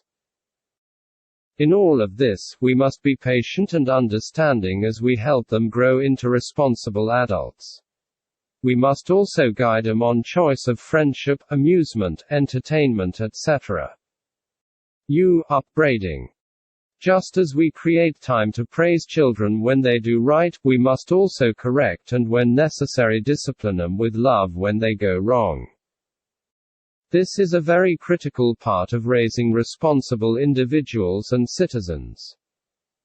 Many parents have ended up raising monsters and criminals for the society because they were afraid to discipline or upset their children. On the other hand, There are parents who wish to discipline their children but are handicapped by certain laws and psychological theories that have only ended up encouraging juvenile delinquencies in many nations of the world.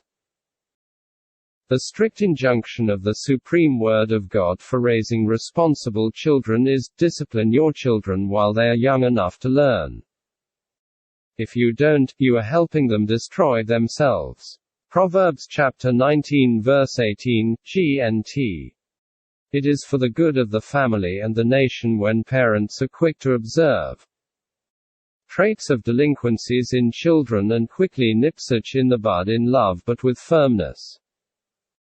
Children need to know that there are boundaries that must not be crossed. They need to know that they cannot always have their way in life. They need to know that rules and regulations must be obeyed. They need to know that there are repercussions for violations of natural, spiritual, moral and national laws. Prayer. In all that families do to raise responsible children, constant prayers must not be neglected. Not only will praying for and with children help to make our training efforts effective, but it also makes the children realize the importance of God in their daily lives and aspirations. Prayers provide parents with wisdom to train children aright, as well as guiding the children themselves in the path of uprightness, while shielding them from the corrupting influences in the society. In addition to all that has been said concerning parents inculcating strong values in their children, I think that most importantly, it will help if the entire family can have established values that are upheld by every member at all times. This way, each member can be a police for the other member, when he or she seems to be deviating from these family values. Crimes and destruction of national values will drastically reduce in the society when each family member helps the other to do what's right at all times, rather than being accomplices in evil, as is so common today. Last notes. I am certain that you would agree with me that it has been a highly expository and enlightening journey so far in this book. We have had several revelations and made massive discoveries about nations in general. Specifically, I have shown you, with ample evidences from the scriptures, scientific reports and historical accounts, that the formation, composition and positioning of nations are never by accident. God is the master planner and ultimate ruler of the universe, and He has specific callings for each nation. Callings that must be diligently ascertained and dutifully pursued for a nation to attain its maximum potential and justify the essence of its existence. I have equally proved to you that most of the socio-political anomalies and catastrophes besetting many nations of the world today are direct repercussions of deviation from the original blueprint of God. Additionally, I have shown you the various agencies and strategies that could help nations to strengthen and safeguard their commitment to their callings. The question now is, what is the point of all this? How should individuals, groups, governments and nations react to these poignant revelations? Let me show you a classic template from the scripture. 2 Kings chapter 23 verses 1 to 22 says, Now the king sent him to gather all the elders of Judah and Jerusalem to him. The king went up to the house of the Lord with all the men of Judah, and with him all the inhabitants of Jerusalem, the priests and the prophets and all the people, both small and great. And he read in their hearing all the words of the book of the covenant which had been found in the house of the Lord. Then the king stood by a pillar and made a covenant before the Lord, to follow the Lord and to keep his commandments and his testimonies and his statutes, with all his heart and all his soul, to perform the words of this covenant that were written in this book. And all the people took a stand for the covenant. And the king commanded Hilkiah the high priest, the priests of the second order, and the doorkeepers, to bring out of the temple of the Lord all the articles that were made for Baal, for Asherah, and for all the host of heaven. And he burned them outside Jerusalem in the fields of Kidron, and carried their ashes to Bethel. Then he removed the idolatrous priests whom the kings of Judah had ordained to burn incense on the high places in the cities of Judah and in the places all around Jerusalem. And those who burned incense to Baal, to the sun, to the moon, to the constellations, and to all the host of heaven. And he brought out the wooden image from the house of the Lord, to the brook Kidron outside Jerusalem, burned it at the brook Kidron and ground it to ashes. And threw its ashes on the graves of the common people. As Josiah turned, he saw the tombs that were there on the mountain. And he sent and took the bones out of the tombs and burned them on the altar. And defiled it according to the word of the Lord which the man of God proclaimed, who proclaimed these words. Then he said, What gravestone is this that I see? So the men of the city told him, It is the tomb of the man of God who came from Judah and proclaimed these things which you have done against the altar of Bethel. And he said, Let him alone. Let no one move his bones. So they let his bones alone, with the bones of the prophet who came from Samaria. Now Josiah also took away all the shrines of the high places that were in the cities of Samaria, which the kings of Israel had made to provoke the Lord to anger. And he did to them according to all the deeds he had done in Bethel. He executed all the priests of the high places who were there, on the altars, and burned men's bones on them, and he returned to Jerusalem. Then the king commanded all the people, saying, Keep the Passover to the Lord your God. As it is written in this book of the covenant. Such a Passover surely had never been held since the days of the judges who judged Israel. Nor in all the days of the kings of Israel and the kings of Judah. What you have just read is an abridged account of the extensive reforms carried out by King Josiah in Judah. His actions, as well as the circumstances that triggered them, are very similar to our situations today. Prior to his ascension to the throne and the subsequent discovery of the Book of the Law, everyone did as he liked. Living their lives and conducting the affairs of their nation as if they had total control over their destiny. Expectedly, they continued to fall short of their potentials, while repeatedly exposing themselves to setbacks and defeats. However, following the sudden discovery of the Great Book, where it had been dumped in the temple, Josiah had it read to him and he was horrified to discover that the nation had long derailed from its preordained purpose. He was so overwhelmed with shock and grief that he immediately tore his robes. Thereafter, the king ensured that every citizen of the nation was given a reorientation on the direction the nation was supposed to be going. And collectively, they all decided to retrace their steps and conduct their affairs in accordance with the original guidelines of the Almighty. What followed naturally was a restoration of God's favor and blessings upon the nation. I believe this template is what every nation of the world needs today to achieve the purpose of God for it. I have provided a breakdown of the reformative steps taken by Josiah and his people to serve as a guide to every individual and nation that has gone through the revelations contained in this book. 1. Acknowledgement of the supremacy of God as the overall designer, ruler and decider of the fate of every nation. 2. Revisiting the blueprint of God for the nation, by paying close attention to the aspirations of the Founding Fathers, as contained in the national symbols, documents and monuments. 3. Sincere acknowledgement of areas of deviation from God's will and purpose for the nation. 4. Individual and collective rededication of hearts and lives to God Almighty.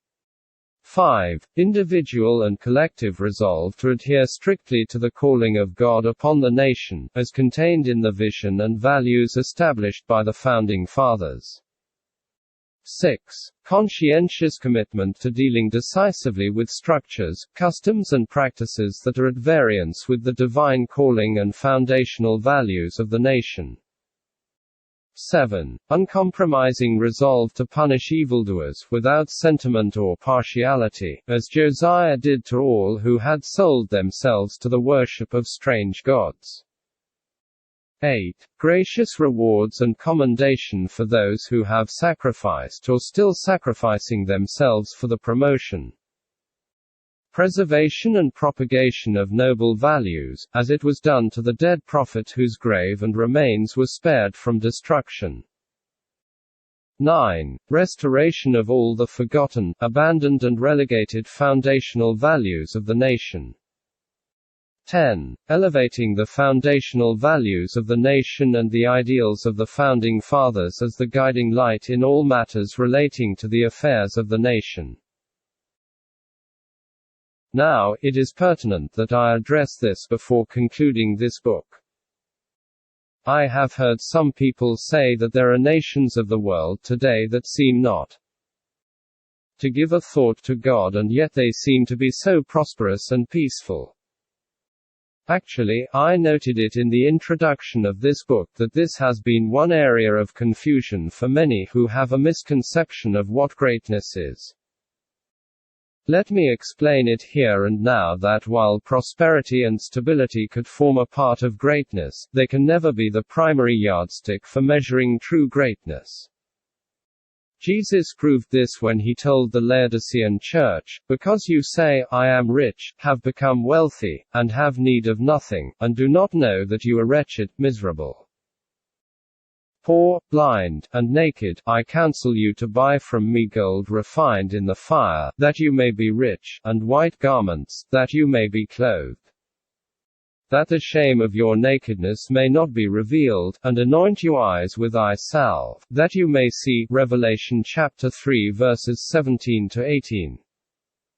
Let no nation be deceived by the transient facade of prosperity or stability. God's declaration can never be changed, "The wicked shall be turned into hell, and all the nations that forget God." Psalm chapter 9 verse 17. It doesn't matter how long this takes, it will surely happen.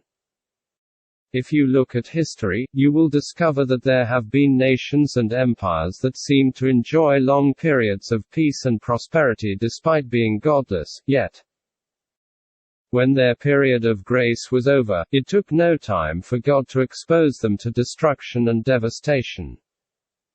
Think of the previous occupants of the fertile and flourishing land of Canaan, before they were dislodged by the Israelites. Think of Sodom and Gomorrah. Consider the ancient Babylonian, Medo-Persian, Roman and Grecian empires. Think of how long the city Nineveh reveled in godlessness until a warning message of imminent destruction was sent to them. Even in our contemporary times, we have seen countries that initially seemed invincible and impregnable, but when their time came, they simply crumpled like a pack of cards.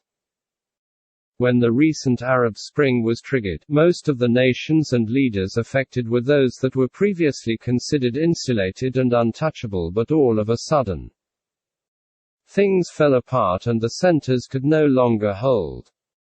Let this truth forever resonate in every heart and clime. God has and will always be actively involved in the affairs of all nations of the earth. Therefore, to use the words of George Washington, it is the duty of all nations to acknowledge the providence of Almighty God, to obey His will, to be grateful for His benefits, and humbly to implore His protection and favor. For the love of God and nation. Dr. Sunday Adelaja.